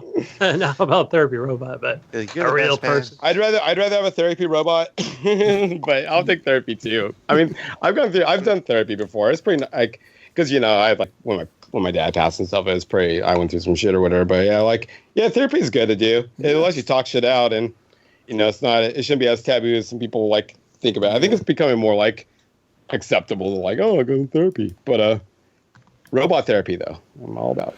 Anyways, go on. Anyways, moving on to the last piece of news that we have here, and our friend Blaise kind of reminded me of it. It's this news about 2K. So apparently 2K has been harassing this YouTuber. A YouTuber who apparently he shared some stuff, right, that 2K didn't want him to share. And but it was all like stuff that they put on. Didn't they put it on their Twitch or something, or their YouTube or something? Were they streaming it or some shit? Basically, they made a test account on Twitch, and these people sort of like hacked into the test account or something like that, and saw like some screen images. Yeah, but this guy apparently, you know, he's been getting harassed by Take-Two, and apparently, this dude went on Reddit, and he said he actually has made a YouTube video, and he said that Take-Two sent private investigators to his house, and he was like, "What the fuck? What are you guys doing in my house? Like, at my backyard?" And they're like, "Well, we're here with 2K, and we got to ask you some questions." And he's like, "Okay."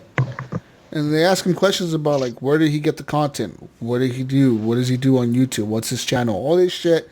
And they just asked him all these questions, right? And apparently he's being harassed by them. And on top of that, like he said, like a few minutes after they left, after the investigators left his house, like an hour later, he got like a bunch of DMCA alerts on his YouTube account. So that's like a, you know, whatever's like a copyright infringement or whatever. Right. Oh, Yeah. shit. Strikes. He got a bunch of those on his YouTube. He got like 7 of them in a row from 2K. From 2K, all of them from 2K. So, damn. So yeah, they apparently tried to take down all his content, and you know they were trying to like get his account blocked or banned from YouTube. He said that a bunch of those fell through, but a couple of them stuck. And then he's like, "What the fuck?" You know, like they took down my content. It sucks. But this is what Take Two. Okay, say that 10 times fast. Take-Two and 2K have to say, guys. So they've now responded to the allegations from popular YouTube creator Submato, who claimed that he was unfairly and excessively targeted by the companies after he posted a series of videos including leaked content from the upcoming game Borderlands stream. This is what Take-Two said. They said, Take-Two and 2K take the security and confidentiality of trade secrets very seriously. The action we've taken is the result of a 10-month investigation and a history of this creator profiting from breaking our policies, leaking confidential information about our product, and infringing our copyrights. Yeah. So right. AKA, don't fuck with Tute. 2K. I've had that speech given to me by 2K. What do you think of this, guys? I mean, Hey, And So fuck I've with had them. I've had this speech given to me by 2K. you have 2K show up at your house to beat your ass. In the No, FBI. I went and tested Duke Nukem Forever Oh, what they do? down at 2K in Nevada, Marin. Yeah. And Well, so- you weren't the supposed guy to was tell just us a fucking Uh-oh. asshole. You weren't supposed to tell us that, Gunny. They're gonna show up to your house now. I know. Fuck. 2K's gonna be at your door any minute. 2K's gonna come kick your ass. Hey, guess what? I never bought the game. Oh, fuck. Oh, even worse. That's even worse. Now I they're never really gonna bought it. show up. Today's hit Crap list. it. Now you're on the hit list for Yeah. 2K. It wasn't a very good game. So I Oh, no, no. but the guy was an asshole. No, where's your phone? Where's your phone at? I need your Twitter. I need your Gunny's password, brakes your on his Facebook, Jeep are gonna accidentally not work tomorrow. Wait. What was that last part where you saying? Getting? So did they actually do stuff? Did they? I don't know. First of all, the guy was an asshole, right? And he comes in, and there's 10 of us, and Okay. it was cool. Like we got paid like $50, and they bought dinner and everything. For It's like, playing the game. enjoy your dinner, asshole. Yeah. Too bad your burrito sucks. But I had already been there. I work there actually, so not at 2K, but down the street from there. Okay. They're not bad burritos. But But anyway, so the guy was just a dick. He's like, they only had like a couple forms of where you fill out like, it was like Twitter, Facebook, and whatever. Like if you have a personal blog website, I need all that information as well. And that was fine. But then one of the speeches he gave were like pretty much like in this article where, and I can attest, like he was like, and if you post something online, we're gonna know about it. We'll find out. And I want Destroy everybody's you. phone right now. Like, where's your phone at? I'm like, well, I left it in the car. Like, I knew I was coming to, beta test a game, but, and we didn't know what game it was going to be until then. But, Right. yeah, and it was just, the guy was just a complete dick about it. oh shit. So it doesn't surprise me. This does not surprise me that they came in and just intimidated this guy. well, to add to this all though, basically the Submotto guy, he was actually apparently charging people to get access to leaks. So he had a Patreon. He actually had a Patreon tier where people would have to pay to join his Patreon tier to get access to all the leaks that he was like providing. So he was basically, profiting profiting. from this shit. yeah, he was basically Oh, profiting yeah, off he's of getting this. paid money from ads. That makes... Well, no, he's No, getting it paid is from direct. Patreons. From Patreons. Yeah, Yeah, that's crazy. It's like Yeah, if that's I went and hacked their shit and said, "Hey guys, I got a bunch of leaked content on my Patreon. Go become a Patreon." And, Or yeah. like if you, or like ripping a music album and throwing it all up on it and saying, hey, if you guys Patreon me, you get access to this album. yeah. Like, that's a pretty good idea. By itself. Gonna be ripping albums and putting it on Patreon. yeah. It says here that he also closed his Twitter account voluntarily, and his Discord got shut down.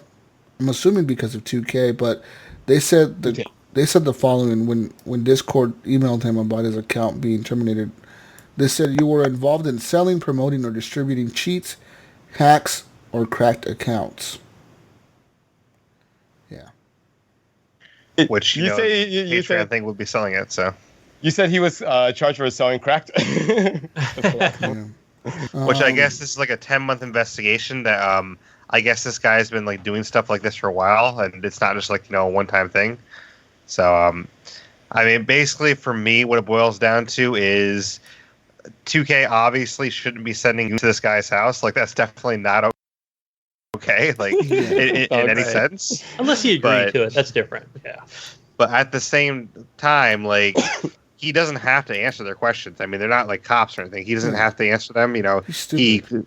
He's an idiot for that. One, two, he's also an idiot because you shouldn't be data mining a huge corporation shit like this and then selling it. I mean, like, so this guy's just an idiot all around. Like, you can't be just stealing secrets from a company and think that you're gonna get away with like selling it online. Like, I mean, like, are you this stupid? Like, Yeah, that totally makes. I agree with you, man. Just throw this shit up for free and then just then have a Patreon on the side or whatever. But yeah, don't directly link it to it.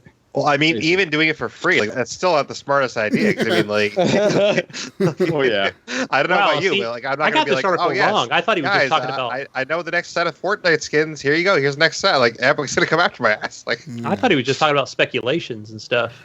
No, And rumors, but showing no. leaks. Yeah. Okay. no, like That's yeah, shitty.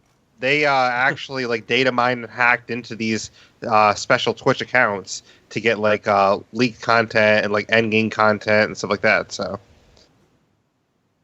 like, I mean, if you're going to be like hacking and data mining, like you should always know that comes with a risk if you're going to try that kind of stuff. Yeah.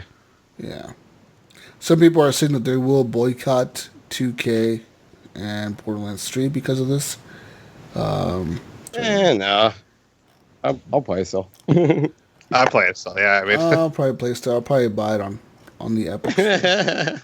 You Fuck and you, your Epic. Epic You Store. fucking make it! Yeah! Yeah. I think that's all we have for news today, ladies and gentlemen. I don't have much news. I mean, that's really... Unless you guys think of anything else that's news. I don't know. Oh, wait. Destiny 2. Phil Spencer? Oh. Destiny Yeah. 2, Shadowkeep. Oh, that's right. 165 gigabytes. Whoa. I know that's fucking huge. That's crazy. But I guess it's gonna That's be so much. yeah. That's so crazy. Actually, that's huge. I have to Is that on real? top Is that of... true? Is that on top of what you already have downloaded on your console? I don't know. That's a good question, but I'm gonna definitely have to buy a new removable hard drive for this game. Yeah, I don't have that much That is space. crazy. And, Wait, dude. that's actually real. 165. Yeah. yeah. That's the download But I guess, size. so they're toting that this is supposed to be like the Taken King equivalent for Destiny 2. So like, there's a bunch of shit what happening. it is. I don't care if it's two Taking Kings. I don't... The Given King. I don't care what the fuck this is. The Taken Two King and the Taken Takings. Queen. This is a two Takings. I don't care what it is. The entire game of Halo 5 was 100 gigs. Like this is because Right. like It's a fucking expansion. You gotta up that, man. Get past the Call of Duties and There's probably gonna be lots of. I'm thinking there's gonna be lots of cinematics and shit, and just like, I don't know. I'm excited for it, but like I mean that's fucking crazy. the entire like Xbox hard drive for like some older Xboxes. Like It has been nuts. I was a little shocked to see that myself, and my buddy Couch, he has terrible internet. It's gonna take him like a month to download it. But man, one thing though is for Destiny 2 though that's cool is so that Shadowkeep or whatever that's gonna allow that cross-platform play, but they're actually gonna implement a whole not cross-platform play but cross-platform save. They're actually implementing that I think this month on the 21st. So, can I play on, like, if I buy it on PC and then I buy it on my PS4, I can play on my PC and my PS4? I don't think. Yeah. Oh, yeah, it is so cross basically- play.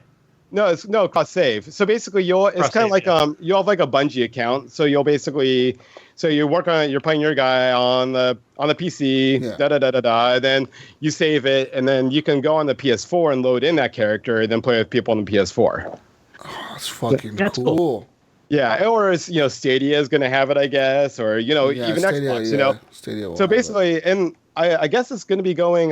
So the base game is going to be going free to play, and then the expansions are going to be the things that cost money. But even with the base, with a free edition, if we're all working on our shit on the side and want to group up on one system or whatever, we can. So it's gonna be it's actually pretty cool. that's cool then. That is. I like that. I just feel bad for your buddy though. He's gonna be like, it's gonna be December. He's gonna be like, hey, I got it downloaded. You want to play it out? He'll be like, I already finished that months ago, dude. I know. Yeah. Like, oh man. MechMod, if you start downloading now, you may I have know. it by lunchtime. May have it by lunchtime. It's 160 something gigs, dude. That's so you might as well- much. You might as well like rent a hotel and just stay there for a night and just like use the Wi-Fi. That's true. Or I guess you can go to like McDonald's maybe. I don't know if someplace you go for public Wi-Fi and just like leech off of that for that shit. But yeah, I'm just trying to Not a inform bad my buddy. idea, actually. Yeah, man, because that's 165. I bet MechMod's like gut just dropped when he saw that number. I can't wait to tell Couch that number. He's gonna fucking shit himself too. Like, oh fuck. Yeah, that's so many games, man. My teammate for Undead Trials, Coconut Kid, he plays a lot of Destiny too, and I'm kind of curious to see his reaction to that too. Anyways, I mean, I would have to delete so many games off my Xbox to run that. so much space. And like I said, I I'm might have to wondering. delete something off Xbox. I'm wondering if that's total or if that's just the I hope that's total, but yeah, I have no idea. I know Gears has been pushing over the 100 gigs too, right? I mean, yeah, these games just keep getting bigger and bigger. Yeah, I'll need another internal or external hard drive for my PC. Yeah. Another M.3. Well, that kind of makes me worried SSD. about something like Cyberpunk. What is Cyberpunk? Maybe like 300 gigs, like 300 gigs Cyberpunk. Like, Jeez. Oh man. we'll have to save it. That's crazy. I wonder if that's just the number they need for like the expansion and the current game now. That's a lot. Hopefully that is. I mean, like at least that's still a good chunk, but at least it's not as bad. Can I just get the hobo version for like 80 gigs? Minimal. Possibly. I mean, shit. That's I think what the free edition is going to be is just the hobo. Yeah. I think they have a hobo edition coming out for you, Gunny. You know what? Stadia, you don't have to download anything. You just play. Oh, that's right. Just stream it. Yeah, That'd be nice. Stream it. Stream 165 gigs of it. Anyways. Be cool. Good idea. Moving on now to community questions. Questions in the Facebook group. That's going to be the title of this episode, isn't it? Good idea. Or Discord. Tute or good idea. Or good idea, Tute. I don't know yet. I haven't made up my mind. I'm trying to think what it's going to be. Anyways, Gunny, go. Questions, go. Go. Committee question time. We got one from Jonathan Arcelo. Night Prawn. Hey, Penpoint. John. Whoa. Question for you. Why is the intro to your podcast, the GFNG, why is it 5 minutes long? I think he's talking about the break music, really. I think that's the one. Well, no, he's talking about a robot. GFNG. Okay, well, no, because the whole episode is like an hour long. Okay. So what I do is the intro track, I only do like the first like minute and a half. The break track and the end track, I decided to keep those full because you might as well get a little bit of music dose in you. So I'm always trying to push like underground electronic music. So I figure it's good for you. The intro, though, I do understand. I try not to make it. It's not good for me. It's not too long, but I guess I could shorten it. But I do try to keep it where it's not too long. But yeah, it's good to know. Maybe I am kind of. I'll note that. So if you talk to me now, it's good because I've actually been going over my head if I should be making intro track the full track. Hey, John. Yeah. Good idea. Thanks, Gunny. Good idea. Good idea. Phil Spencer says, good idea. Breaking news. Phil Spencer replied. Hey, John, I didn't like the music this week, actually. No, not this episode. Whoa. I think last week's episode, the music was way too mellow, dude. Way too mellow. Why are you throwing shade on his shit? Too mellow? Oh, man. It was too mellow, bro. I was falling asleep. Sometimes you get like it's weird. It's like whatever mood I'm in on that. But yeah. I think I wasn't. I remember that episode like picking a bunch of chill beats. Yeah, it was too chill. So okay, so too chill. Rise up a few beats. Maybe not all of it, not every time, but yeah. No, I'm still trying to figure out the whole like the flow of it all. Maybe crossing, but I'm taking all this in. But yeah, long story short, I just like music. So yeah, I'm gonna try to work. I actually, I don't know if you guys all know this, but I run a record label myself. It's Reactionary Records with a bunch of like breakcore and dubstep. I'm their newest rapper. Yep. So I'm pretty passionate about music and shit. Evan Tanaka is the newest rapper. Oh yeah, I mean, get Evan on your record label. One thing I'd say is you probably want your intro to be your shortest of all your music because people usually want to get right into the episode. So. Totally. Yeah. That's why I said I've been trying to keep it to like right. By the first minute, I want to have the intro like robot voice talking, and then like 30 seconds or so after that is where I'm fading out. So yeah, I'm trying to keep that part short, but yeah. Good idea, guys. All right, next question. Next time. Ryan Tull. What does he say? Oh, he asked if you could 69 with two others. Who would it be? Who would it be? 69 with two other people. Gunny and Jesus right here. People. That doesn't work. I know. Isn't that's like 100? like That's 173. 200 and something. Oh, no, 178. We don't do math around here, guys. Couldn't Wait, do like a 100 sandwich because somebody's eating ass. You know? 69. No, my math was way off. What the hell? 69, 69, 150, 100, what, 158? Yeah, you can't do one of those. That's impossible. You can twerk. I don't know if you're a little more elastic than others. I'm trying to even draw. I'm trying to see if I can draw us a picture of that. Like, how does it even go? I'm trying to figure this in my 69, head. 69 is 138. John. Thank you. There you go. I said 158, didn't I? Yeah. You were 20. Yeah, I was. Oh, wait. Okay. So I got to get 3 different color pins now. Jeez. All right. Now, while he's trying Science. to figure out the math, Brian has another question. Hey, go for it. I was like, who would you like to 59 with? No, wait. Go for it. No, this is no. to throw some shade on our show here. Oh. He wants to know why HGP South is in the good old USA. Why are we so bad at getting together for a meetup? Right? Because I saw that he had a picture with he's mostly talking about you, with Ryan? Gunny. You, Gunny. Oh, yes. Listen, Gunny, you have the most listeners out of all of us in your state, Gunny. All right, I look at the stats every week. All right, I'm looking at download numbers. You have the most, by far, out of anywhere in the world in your area. Hey, and you don't now do I did go meetups. meet up with 2 other members of the show. What are you're afraid, Gunny? What if somebody kidnaps you? Yeah, Gunny. Don't meet up with. We got some crazy listeners out there, probably. I did Don't meet up with a few them. people. Don't meet up. And with I did. them. I posted them on the group. They might kidnap you, Gunny. We can't have that. Remember that? Sean Iams Fuller, right? We hooked up here in Santa Rosa. He came Jesus, after he plays We the Revolution too, he's gonna be even more paranoid. He's gonna be like, "Oh shit, all these people are gonna lynch me." and also John Smith down there in Hayward, San Leandro. Hayward. Hey, when are we doing our Portland meetup? It's just hard getting back east. We need to get together and figure that out. So I don't know if this is how it works, but that's the best thing to figure out. It's complicated. That is pretty. Yeah, that looks like good. something. Man. No, but for we do need to do a Another meetup one that in works. Portland. We got quite a few listeners up here in Portland Machine, so let's go and get a meetup going. We got like ground control, or we got quarter road, or there is also fucking that esports bar Outrage, or we have some options. But man, it's just getting out of the house though. That's the thing, right? You got to stop playing video games and Well, we should probably check out the say graphics too, outside. for everyone at home, he basically drew a picture of like a triangle sort of diagram. So It is kind of like the Zelda Triforce. Yeah, that's what the vibe I was getting. Wait, I gotta find this way. So yeah, maybe that's what it's deep in Zelda. The whole meaning they're trying to figure out how to double 69. Like, you know what? This looks like a diamond, and then that'd be cool. Oh man, I can't find my triple 69 drawing now. Oh wait. All right, Brian has another question. It's the sports ball question. Who do you have winning the Super Bowl this year? I don't know, man. I don't fucking know, dude. Probably the fucking Patriots again.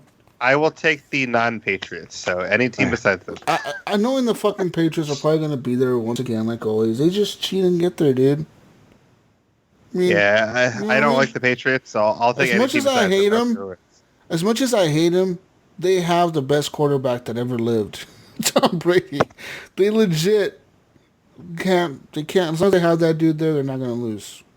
Unless I'm gonna go with the Denver Broncos. Unless somehow he breaks his fucking both of his legs and his back at the same time and his arms, he's gonna play. So Good idea. You know what I mean? There's no way. Well, he's not the Magic, in my opinion. I mean, like, he could get hurt and be out for the season, and they'll still do fine because the coach is what the Magic is. Like, Belichick is an awesome coach. Yeah. I mean, Brady's been hurt before, and they still win without him. So, Belichick is the Magic. That's true. It's very wise. Yeah, I don't know who's going to win. I mean, as much as I would want the Cowboys to go to the Super Bowl, I don't know. I still think that they need to do some growth there with the quarterback. I think Dak Prescott needs to get a little bit better in the Super Bowl. I can tell you that my team won't win. I can tell you that. What team is your team? Huh? New York Jets? 49ers? 49ers, yay! Oh, lame. Oh, lame. Oh, fuck the Niners. Let's get Kaepernick back in there. How do you like the 49ers? You're the way on the East Coast. What are you doing? I'm weird. What are you doing? You're supposed to be liking like the Yeah, I New was York thinking you were a Jets or Jets something. fan. Yeah, Jets fan or a Giants fan or something. Hey, Maybe it means I don't want to live on the East Coast. Or you're Maybe like that's what up it there, means. maybe a Patriots fan or something. I Right? don't know. No, I live in like the heart of Patriots country, and I'm like the biggest Patriots hater. So I'm very opposite. That must suck. Yeah, up you here, were not a dude. church game, and Up here, when like I don't know if you guys remember a few years ago when the Seahawks went to the Super Bowl like back to back and shit. Oh, and man. they won. Everyone was like on the Seahawks' dick over here. Like this, like a guy in the town that I live in, a few people painted their houses like Seahawks colors, like lime green and blue. Oh, do you know what's the worst though? Is fucking living in Eugene when the Ducks are doing well. Oh, dude, yeah. When the Ducks are doing good in Eugene, holy shit! All you God. see is the Those kids Ducks riot, and too, yellow like- everywhere and green everywhere. Oh, hey, they do that down here, John. Even down here in the Bay Area, Ducks They fans riot. everywhere. Yeah, Ducks. man. I was walking down the street this one time, and this one frat house, they wouldn't let me like continue walking until I said "Go Ducks." And it's like, what the fuck? I'm the only one over here wearing a Cal Bear shirt hat. You know, Albert. Nice.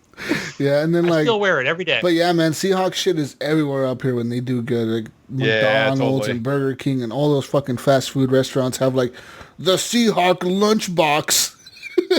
It's like I didn't even know Oregonians even fucking Yeah. cared about Seattle. I didn't even think It's like, they what give the a fuck? shit. Yeah, I thought No, they do. They They do love down that here, yep. shit, dude. Fuck. Well, wasn't why though? Like I thought we didn't like Seattle, Washington, Yeah, but neither- whatever. Anyways, Hey guys, look, I drew faces on the 69 thing. I'm gonna scan it for the group. Now they have like little faces. I love those eyeballs. It's perfect. But We yeah, have I'll put it on the Facebook group. So we yeah, have check a it more out. manly question here from Brian. A more manly question. And that was if you were a drag queen, what would your stage name be? Ooh, Do you have a stage name? what would my stage name be? Man, Oh. that's a. something with I like the Go. J. You should still go with Go Gunny. You like that Go Gunny, huh? Go, Yeah. go, go. Yeah, that goes with everything. Andrew Oh. Shouldn't I Jack. just be Go Guy Gunny? Andrew and Jack. He said Jesus vogues a lot. Vogues a lot. I saw that. That's good. That's It's actually actually really a pretty good. good one. I'll give Yeah, him, man. I'll give him a good one on that one. It's a pretty good one. That's a good one. I honestly don't know. I can't think of one. I guess mine would just be Pinpoint Drag. I don't Yeah. know. Drag. Yeah. Hmm. Good one. But yeah, Jesus Vogue's Log's pretty fucking tight. Move on here to All the right, next next question. one from then. Brian. He asked, would you buy the Xbox patent for controllers that clip to any tablet? Yes, I would actually. I wouldn't buy that patent. I wouldn't either. I would buy it You know for what? like what is it, the It's slate, too the tablet inconvenient. It's too inconvenient. or an iPad. Yep. Because they just can change sizes anyways. I Always mean, can if change it's something sizes. that I can sell for $20 at Target and Best Buy. And That the cost GameStop, I'd make a that killing. gamepad right there would cost you more than $20 to manufacture. It would cost you way more than $20 to make. well, no, I'm saying like And I don't think you- anyone you wants would it. have- Like, you would I don't have think to anyone s- cares about that. Yeah, you would I have know. to sell that at $50 or more, and no one's gonna pay that for that. I just have too It's many about a patent clip purchases that going on right now, controller and I just can can't add it to my patent pile. So not the actual controller itself. I mean, it would still be the same controller. It would just be like something that They would should sell snap the in. patent to Stadia. Yeah, see, That- right? That would be awesome, man. I don't know. I think that I don't know. I wouldn't want that patent. It looks too complicated. Yeah. People don't want that shit, dude. People don't want to spend money. They just want to play games on their phone, like easy mode. Like no one wants to Yeah, carry an true. They extra just want to thing. swipe, you know? And if they want a controller, they would just use a actual console. Like a Oh. Switch. Whoa! Nintendo started that already. Yeah. Right. All right, next one from John Jerome, our winner. All right, yes. Playing Life is Strange 2. Story, voiceover, and the game progression are all awesome. But if they don't improve their graphics with its developer, don't nod, suffer the same fate as Telltale? I would say 100% no for me. I mean, like, he basically answered his own question, in my opinion. I mean, the story, voiceover, and progression are all awesome, so that's all you need right there. Like, you know, graphics aren't going to keep the game, in my opinion. So No, I don't think they would. writing and voicing stuff would. That would definitely. Right, like, The and thing with their Telltale- story is always amazing. So. Telltale got too samey. We knew that it was Exactly. always going to be like the one outcome, no matter what you did. And I feel like Life is Strange actually does give you multiple endings, doesn't it? How many endings does Life is Strange have? I haven't played 2 yet, but I know 1. It has basically 2 main endings, but the way you get there is so different all the time. 'Cause, I mean, Okay. the choices you make, like, the choices actually have a lot more feeling than the Telltale games had, I would say, because the choices, like, they're a lot harder than Telltale, and I think that really carries through the game. So I think they do a much better job than Telltale did at making choices that really matter. Like Telltale, yes, the choices mattered, but they didn't really like strike you emotionally as much as the Life is Strange choices do. I felt the Life is Strange choices, though, like the last one was making me mad because I felt like some of the choices just ended up back to the other choice that I didn't make in some circumstances. Like I was just I've been playing through them with my wife and just in order, and I think right now we're at the ones just now coming out, and the last one was just aggravating me because I'm so deep into the characters now that I really want to hear what they're gonna do. The Storm you're talking about? Yeah, or not Before the Storm. This is Life is Strange 2. Wait, is it 2? The one with the 2 boys, right? So where like okay, so I haven't played that one yet personally. Okay, yeah, it's a good game. There's like some hard choices, and it seemed like the first couple episodes were really good, but the one that just came out, there were just some where I need to get back into this game. Fuck. Yeah, I just made a choice. I gave me these 2 choices, and one of them I definitely didn't want to do, and then somehow I ended up even though I made the other choice, I ended up doing that same stupid thing. I was like, what the fuck? So yeah, I was pretty pissed. So, but yeah, I took a break from the game. I'll get back into it again, but I just remember I think it happened a couple times in a row, and I was maybe you know what? I should play through all of Life is Strange on stream. I should play through just all of them. Do it. You should. I mean, I started doing that. Like I played through season 1 on stream, and I started Before the Storm on stream, but I haven't finished Before the Storm yet. So I feel like once I finish Before the Storm, I'm gonna play 2. I need a good palate cleanser. I need a new palate cleanser before lame ass. All the heavy shit comes out. Before lame ass Gears of War comes out. I'm not hyped for Gears at all. Like I get it, people are hyped, and that's cool. Be hyped, and I'm not. Yeah. It's just not for me. And like I've never really been into the multiplayer. I like the campaign, but I never finished number 4. Like I'm still in that one part where you're fighting that big ass Brumac or whatever. Like I'm still fighting with the zits on its butt. The zits on its butt. Yeah, I'm still fighting that guy. Yeah, I just never. I got to that point co-op, and I never we all ended, and we never got back in there, and I never got the interest to legitimately try to get back in there and finish that. Yeah, if you ever do want to finish it just on casual, just so you get the story. Legitimately, I think I'm probably gonna go back on casual and just run through it on easy. I'll run through it with you. Just to see the story, because I've seen the whole story of Gears of War up to now, and I think that seeing that. The ending of 4 will be interesting, and maybe it'll get me a little bit more hyped up for 5, because I just don't give a fuck about Gears of War 5 coming out, dude. I got stuff free. I mean, I'm gonna play it just because it's gonna be free on Game Pass. But if it wasn't free on Game Pass, I wouldn't even try it. Yeah, I wouldn't even buy it. Gears is my other. It's right like that and Titanfall 2, like the Titanfall series. Those are my 2 jams. So I'd be buying it regardless, but I'm stoked it's on Game Pass. Saved me $60. So, good idea, Phil. Game Pass is the best fucking thing. Good idea. Yeah, good idea, guys. So I'm curious then, if you are a big Gears fan, are you worried about the campaign at all? Because I know they haven't shown a lot of the campaign. No. Okay. I'm not worried at all. I heard that it's actually gonna be 3 players, and I'm pretty stoked on that. No, it's in good hands. It's gonna be amazing, whatever it's gonna be. I'm just a little curious on what approach. But yeah, the only thing I was disappointed in Gears 4 is the fact the campaign was only 2 players. So it seems like they're kind of addressing that. But yeah, I'm stoked. I can't wait. Curious on what they're gonna do with Horde mode. If it's gonna be closer to Gears 4 Horde or closer to Gears 3 Horde. I'm gonna spend a lot of time on that game. The one mode I am excited to try, though, I'm not gonna lie. The one mode I am excited to try is that Escape. Escape. Or whatever. That looks cool. Yeah. But no, as you're saying, the palate cleanser, definitely Life is Strange.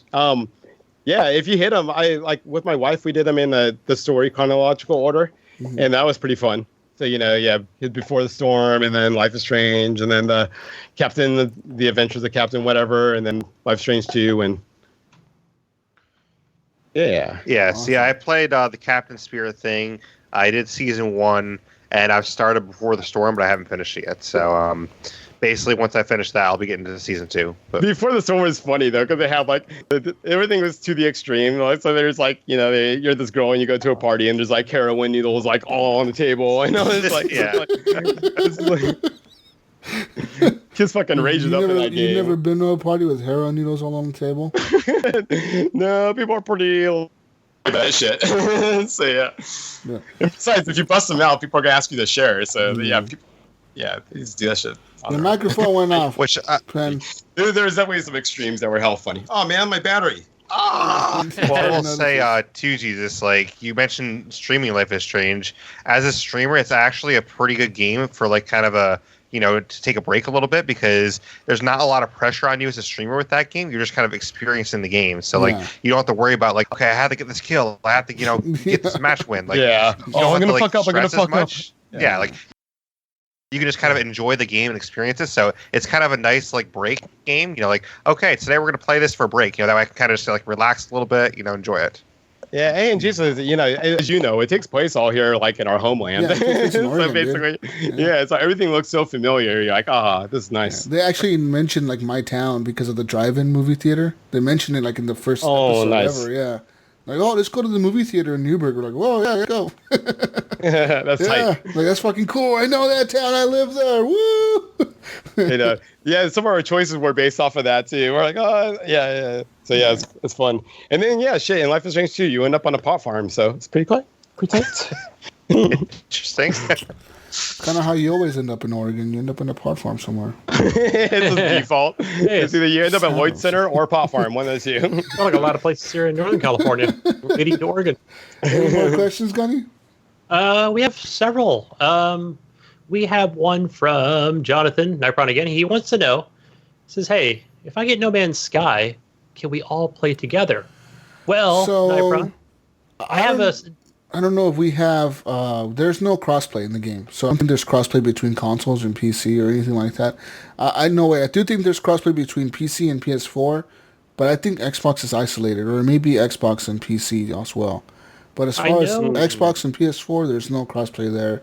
But if we all get it, we can play together. Even if I'm in VR, I'm pretty sure Gunny's going to be able to join my game if he buys it on PS4. So man, I can't wait to play that on VR and team up. And man, we're going to play the fuck out of that. Yeah, like if me and Jonathan are playing and then Jonathan Nipron decides to join us and Gunny decides to join us, I think you can have up to 5 people in a party in that game.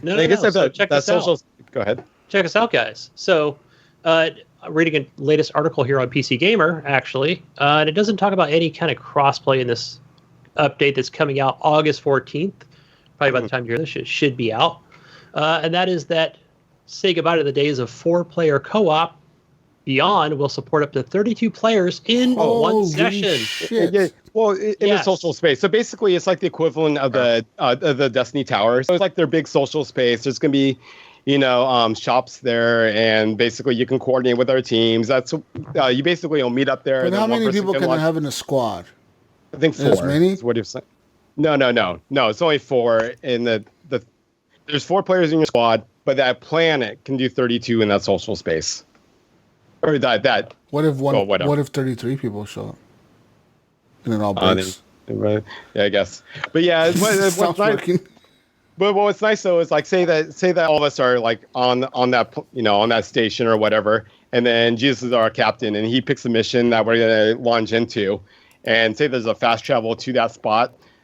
Basically, once Jesus launches it, it'll grab the whole squad and take it with him. So versus that way. Instead of all of us flying over there and like Gunny getting lost, we'll all go there together and then we'll be fine. So it sounds pretty cool. Like I was actually hearing a bit about that thing. I'm so excited for that VR update, dude. Oh man, me too. I just want to I want to walk next to a big dinosaur-looking ugly creature. Oh, I just want to jump in my jet and lift off and fly into space. I just want to fly into space and get motion sickness and I know. around. Fly I'm kind of everywhere. scared. That game's gonna be too much fun. Like I'm a little worried about it, but we're gonna see. Oh man, going underwater in VR is gonna be great. So, anyways, move on here. Gunny, next question. All right, next one. Back to I just wanted to mention also about No Man's Sky, Jesus, and that they'll have alien creatures that you can mount, but also you can milk them. Oh yeah, I heard about that. Milking alien creatures, Only guys. milking cows in VR? Yeah, I was just gonna say This is like Red Dead do come that. to You life. could ride an alien and milk at the same time. This is like Red Dead Redemption coming true. But I guess you're not tugging on the nips yourself. I guess it's basically like you have like a factory or a machine that you can basically put your animals in and then it milks them. Lame. Hey, Fucking epic. Let Fucking me epic. milk. Let me milk. hey, but Blaise, you had a question for us about the new Xbox One controller. Yeah. So I wanted to know if you guys are going to be getting the Elite Series 2, if any of you are going to get that by the end of the year. I'm a cheap ass bastard. I don't. I don't. I got my old controller. I'm debating it, dude, because it does have Bluetooth, and I think I would really like that with my PC now. I got that. And the 40 10-foot hours battery life sounds awesome. Yeah, like, man. Oh man, that sounds Be tight. able to plug my shit to my TV and sit back and play with the Bluetooth controller sounds really fun.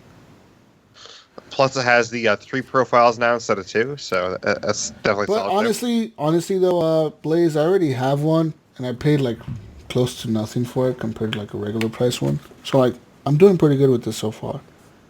Once this one breaks though, which I'm pretty sure it will eventually, because they all do. Yeah, see, for me, I think it makes more sense. I don't have the Series 1, so like, I would think get as it. a Christmas gift, I'm going to ask for it. fucking So get That would be so good, because you know Oh, what? nice. You know what? You're gonna love the grips on it. As much people are gonna And the give weight. you shit and saying like, why'd you spend $180 on a controller? You could have bought a new console. But like, fuck you guys. This controller is gonna like probably last you more than a year. It'll probably last you well into the next Xbox coming out next fall. You're gonna be able to pair it with that console anyways, because it all works with. that's one question I next was console. going to ask. So you can actually use that for the next Xbox, you Yeah, think? yeah. That's what they said. So that's Microsoft that's already awesome, yeah, man. they already came out and said any Xbox One controllers are going to be able to work with the next gen systems. So even like the Elite version 1, if you buy one of those now for cheap or whatever, like on clearance or whatever, you're going to be able to use that with the next Yeah, so Xbox. that kind of makes my decision even more, in favor of doing it. Because I mean, like, if I get the Series 2, a 40-hour battery life controller for the next console, like, One thing great. that I will recommend for you, this is a thing that I've learned that it came real handy for some of our listeners, is if you get it from Best Buy, get that Best Buy warranty protection for like damages and shit on it. It's going to be a little bit extra. It might be like $50, $70 extra. But that warranty will cover you, dude. If your fucking grips ever break or the little bumpers break or something breaks on there, you can just literally take it to Best Buy and they'll hand you a new one. They'll be like, Makes "All right, sense. Go get a new one." It'll be worth it. You know what I mean? It'll be worth it, dude. Because people don't realize like paying like $50 for like warranty on something. It's totally fucking worth it, man. Because once it does break, at least you're not out like hundreds of dollars. You know, like fuck that. That would suck. And Best Buy's warranty is top notch. From what every time I've dealt with them with like anything that's broken or anything like that, they're just okay, dude. Go get a new one. We'll replace it, whatever. right. I think that's Derek, I going to don't be know- less of an issue. Oh, sorry. I was gonna say I don't know if you could see like the grip how it's coming off of here Yeah, on see, mine. like if that was to happen to you, That's about the only issue Yeah. I've had for it, and I just got to put more super glue on it. But other than that, I love the controller. yeah, that's the main issue, Gunny, right there. That issue right there, the grips. Yep. And that's what I think they said like shouldn't be an issue this time though, because the grips are wraparound and it's actually a same part of the controller this time. Like it's not nice. like a grip that's glued on. It's like the same. Like it's actually like the same piece of plastic. So Nice. Ah. And I think they did the S controller where they put the grip the way that wraps around. Yeah, so better design. Another thing that these old Elite controllers have is that the bumper in here, these bumpers, the LB and RB, are designed like the original, like when the Xbox One first came out. They have the same design bumper where like the middle, the plastic in between here in the middle is very thin. The new ones have like a flat piece of plastic that goes all the way across, is more sturdy. But that little thin piece of plastic is designed so shitty that these bumpers will break. if you use them too much or whatever, they'll eventually wear out and it breaks them. But all these Elites were designed that way. They're designed like the old controllers. That's why they don't even have Bluetooth in them. But the new Xbox controllers, the new Xbox One controllers, ever since like a few years ago, they've been designed with a flat piece. And I'm pretty sure, I hope that the new Elite has that flat piece in there. Because if it doesn't, it's some bullshit. They probably will, though, knowing them. Yeah, basically they redesigned the whole thing, it seems like. So good. Hopefully it's more reliable, more sturdy.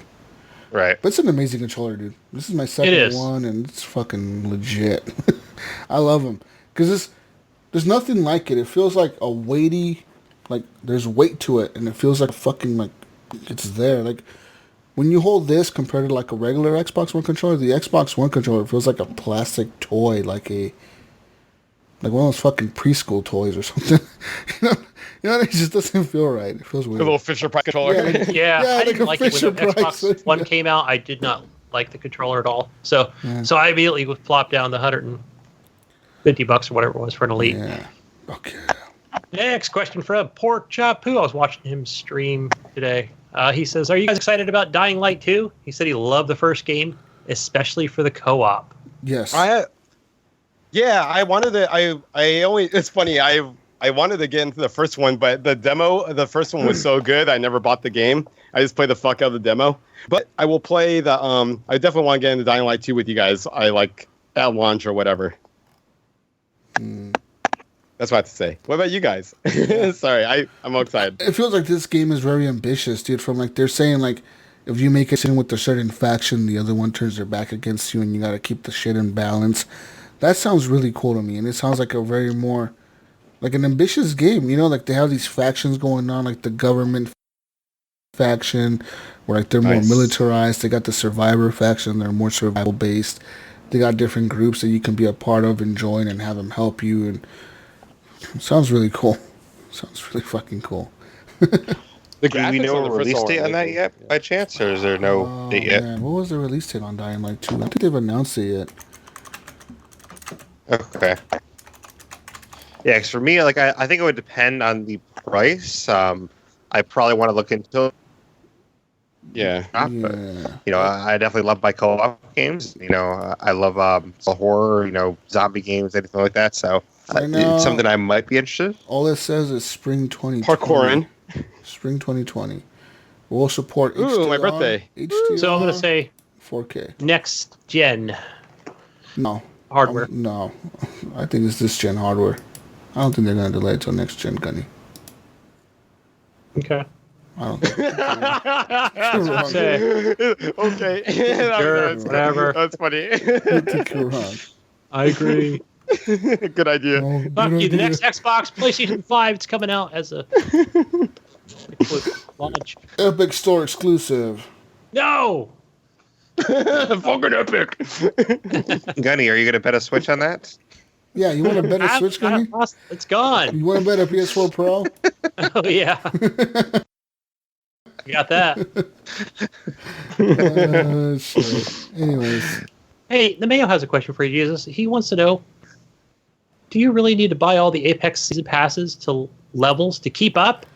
Do you With really? the Mayo, yeah. I mean, it feels like he's just left me behind on all the Battle Pass levels. No, fuck that. I'll catch up to him here when he goes back to work. He won't be able to play all day long like he was this week. That's the only reason he caught out to me. He was able to play while I was working. He was like, I'm on vacation again, guys. I'm just going to play vacation. He took a vacation 15, like 2 20 weeks hours of ago. Apex every day. Fuck? He took vacation like 3 weeks ago. Now he's taking another vacation. Like, what the fuck, dude? He's actually secretly esports like Apex player. Yeah. No, I was playing with him. He's all right. Give him that. He's getting better. Because this week of... Wait, I'm on, hold on. I'm on Origin right now. Yeah, fuck, he's playing Apex. Do we have to get him like, do we have to talk to him? Do we have to send intervention? I just sent him a message. I know. Next question, guys. All right. Mechbot wants to know if we could all play the Gmod game. Play some Gmod, guys. What's Gmod? Go on to Steam right now. Type in Gmod. We can buy it. I think my son has it. He wants me to play that with him sometimes. Do they have it on the Epic Store? I think I have it. I think I bought it. Or it came with a computer or something. What's that? Gary's mod? Gmod? Yeah. I've seen it on Steam. I haven't downloaded it yet. Hand Simulator. FMod, that's what we need to play. Hand Simulator. Hand Simulator. Dude, my daughter wanted to play that stupid fucking, what was that game on that you were talking about earlier? Job Simulator? The other day? Yeah, Job Simulator on the PSVR, because she saw it on the PSVR store. She's like, I want to play Job Simulator. I'm like, no, you don't. I want to play Job Simulator. I'm like, no, you don't. And I had to convince her that she did not want to play Job Simulator, because she's seen some streamer on YouTube or some shit play it, so now she thinks she wants to play Job Simulator. Oh, it was probably like Construction Simulator or one of those. It was like, how about you get a real job? It was like Office Simulator or some shit like that, like Office Simulator on PSVR. Oh yeah. And I'm like, no, because they showed off a really good trailer for that game. Like, I'll stand by that. I'm like, you don't want to play that, and she's like, yeah, I do. I'm like, oh my god, whatever. I could convince her to not play it. So yeah. Good job. Yeah. I won that battle. Good idea. Good idea. You could have got her a Switch and played ours. Next question, Gunny. I think we're out of questions. I think we've answered it all. Technically, one more. There's the Cadillacs one. Oh, he just wants to know why. Yeah, if Mayo's really going to give you a shit about buying game passes, Apex season passes. No, he's not giving a shit. He was just fucking around. Real quick, I want to say that our friend John Jerome, since I messaged him on Facebook about him winning the winnings for the Patreon machines, he says that he doesn't want the winnings. That we should give it to the winner of the next drawing. So the winner of the next drawing will be getting $50. Whoa! Stakes are raised. Stakes are been damn. Yeah, woo! Good idea. It's like the Powerball. Good idea. Good idea, guys. Nobody came forward to claim it. No, but, yeah. well, in this case, they did. I mean, if he still wants the Cyberpunk sticker, we will send it out to him. The HGP 2K Powerball. He says he does not want the winnings. He says do not take this as any. He doesn't want to be rude in any way. But he said, "Can you just give my winnings to the next drawing winner? The podcast and the community has given me much more than the value of money." That's so thoughtful. Oh, awesome. That's pretty. Man, that brought a tear to my eye. Not you, John. Oh.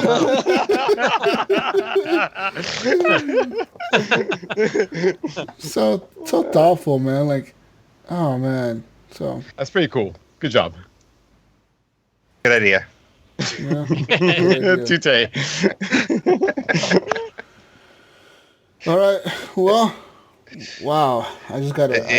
I think you have to name this episode Jesus. Yeah, for sure. All right, boys. Anyways, you can find me on Xbox Live, Tag Jesus Walks a Lot. You can find me on PlayStation Network, GSU Walks a Lot, GSUS Walks a Lot. You can find me on Steam, Jesus Walks a Lot, Epic Store, Jesus Walks a Lot, Bethesda, Jesus Walks a Lot. I don't know how the fuck you add me on there, but whatever. Let's play games. Let's get some good stuff going, people. Anyways, yeah. Oh, speaking of that, Jesus, I found you on the Origin store today. No. On the Origin, I'm sorry, the launcher, yeah, right? And I sent you that message that I found you on there. Make sure that you are who you say you are. Play some Apex. You didn't know. You never sent me a message. Actually, I don't ever got one. Goddamn right. That's awesome. About it because I said, he's only got 9 kills total. Oh, you were saying, Jesus walks a lot. Oh, he was trying to talk shit to me. Gunny sent me a picture of Bangalore, like, oh, what, you only got 9 kills? I'm like, how many do you have, Gunny? How many do you have, bitch? Motherfucker, you. Oh, that's funny. I thought he was saying that there was another Jesus Walks a Lot. I thought I had a fake account. I know. But, yeah, Jesus, what the hell? Only 9 kills? That's with that one character, motherfucker, you. That's not even my main character. I use it like once in a while. I still exist, by the way? Like, they showed him a picture of it, too. I'm like, this is you, right? Yeah. He's like, hashtag uninstall. Fuck you, Gunny. It's not the one I choose. But I always use Bangalore. So, good. Nice. Is that still up there, by the way, Jesus? Those fake HGP YouTube accounts? Oh, maybe not. Maybe they've given up on using our logo. Let's see. Let's look them up here. Horrible gamers. Yeah, hopefully they're gone by now. But We got guys that ain't horrible Check on that, gamers John. that suck. have- There's look at horrible this. Second. gamers. Oh yeah, there's the horrible gamer. Oh, the horrible gamers that suck. Oh, that's terrible. Yeah. And then horrible gamers. No, yep, Shit. the fake one is still there. Well, they're still there. Oh yeah, there's Yeah, a the fake old one solo. logo, too. Yeah, First page yeah. down. Oh Fake man, one. there's and gamers on board. More horrible gamers. Told you, like those guys have stolen our Horrible gamers. logo, and they keep using that same logo over and over. I hit them with DMCA's all the time. Finally, like, I just give up. The guys that have you see the horrible gamers that looks like a V, like the Yeah. just going down and up. Those guys were using our logo at first, and I hit them with Oh, the what DMCA. assholes. I hit him with the Good DMCA. job, man. And YouTube was like, yeah, take him down. And YouTube took him down. I think the guys on the top with 223 subscribers, they were using our logo too, and I hit them with the fucking DMCA as well. Nice. Fucking hit them. But Yeah. these other guys, these horrible gamers with the 2 subscribers, I hit them with the DMCA. They took it down. They took down the whole account, right. and they had a new account like a week later. So logo again. It's weird because they're like so. Yeah. Russians. It's the weirdest fucking one too, because it just boggles me. But Yeah, yeah, whatever. It happens. yeah. I guess it's flattery. So Imitating us, whatever. does GF&G have fake YouTubers yet? let me see. That's a good question. We're probably not that popular at GFNG. No fake YouTube. I haven't created a. Oh, there's GFNG movies. Oh, those assholes. This probably because I used to work at a video store, so someone probably got in my head when I'm sleeping, and fucking assholes. I got hacked. So, all right. Stay away, Submono. Where do we find you, Derek? All these. You can find me on Mixer, mixer.com/Blaise Xperience. You can find me via email, theblaisexperience@gmail.com. You can find me on Twitter or my Xbox gamer tag, which is at Blaise Xperience, BLAISE, capital XPERIENCE. Nice. Wait. What about you, Mr. GFNG? Well, you can find me on the GFNG podcast for good effing games, or on Xbox, PS4, SoundCloud, all this shit under Penpoint Red, PENPOINTRED. Just like I mostly like playing Titanfall and Gears of War, so hit me up on those.